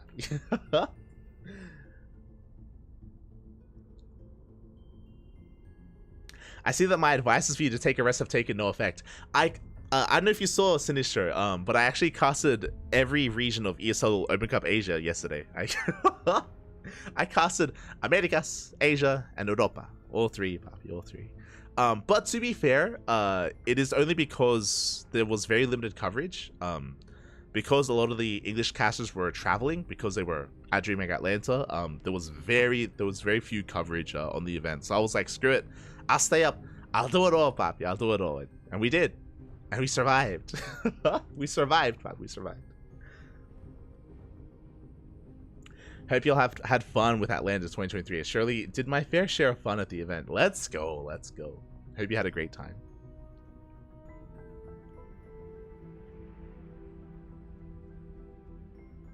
What do you mean? I think he slept in today instead of doing a ladder stream, and he didn't stream it. What? I've been, what? Yesterday I was live for like 13 or 14 hours. What are you, why are you lying in the chat? Yesterday was the marathon, Bobby. It was ESL Asia, Europe, and Americas. Shaking, man. Shaking, man.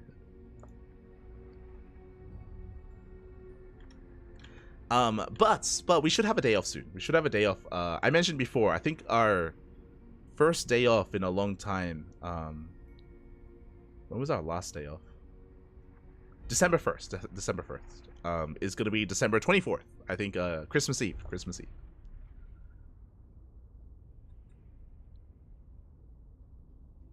You Brazil? Yes, Sinistro is from Brazil. From Brazil.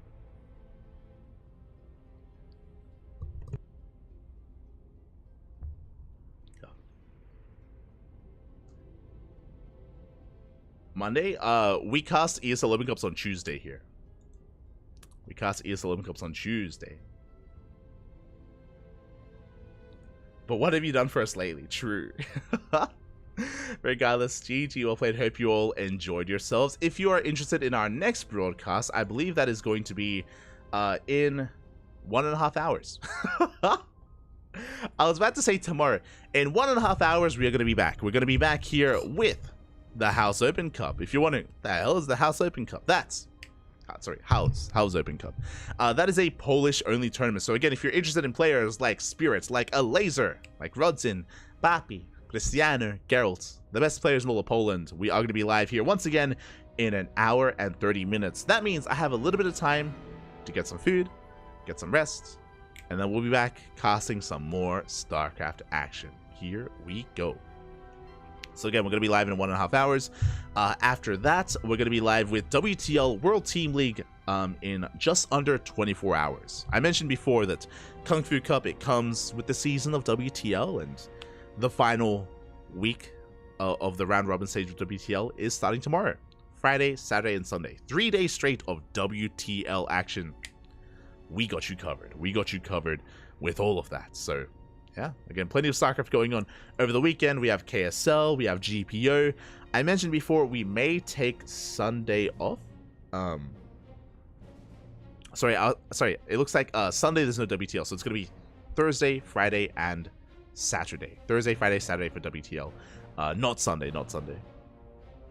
Which means we can take Sunday off, or we can have a replay cast of Home Story Cup. Tempting.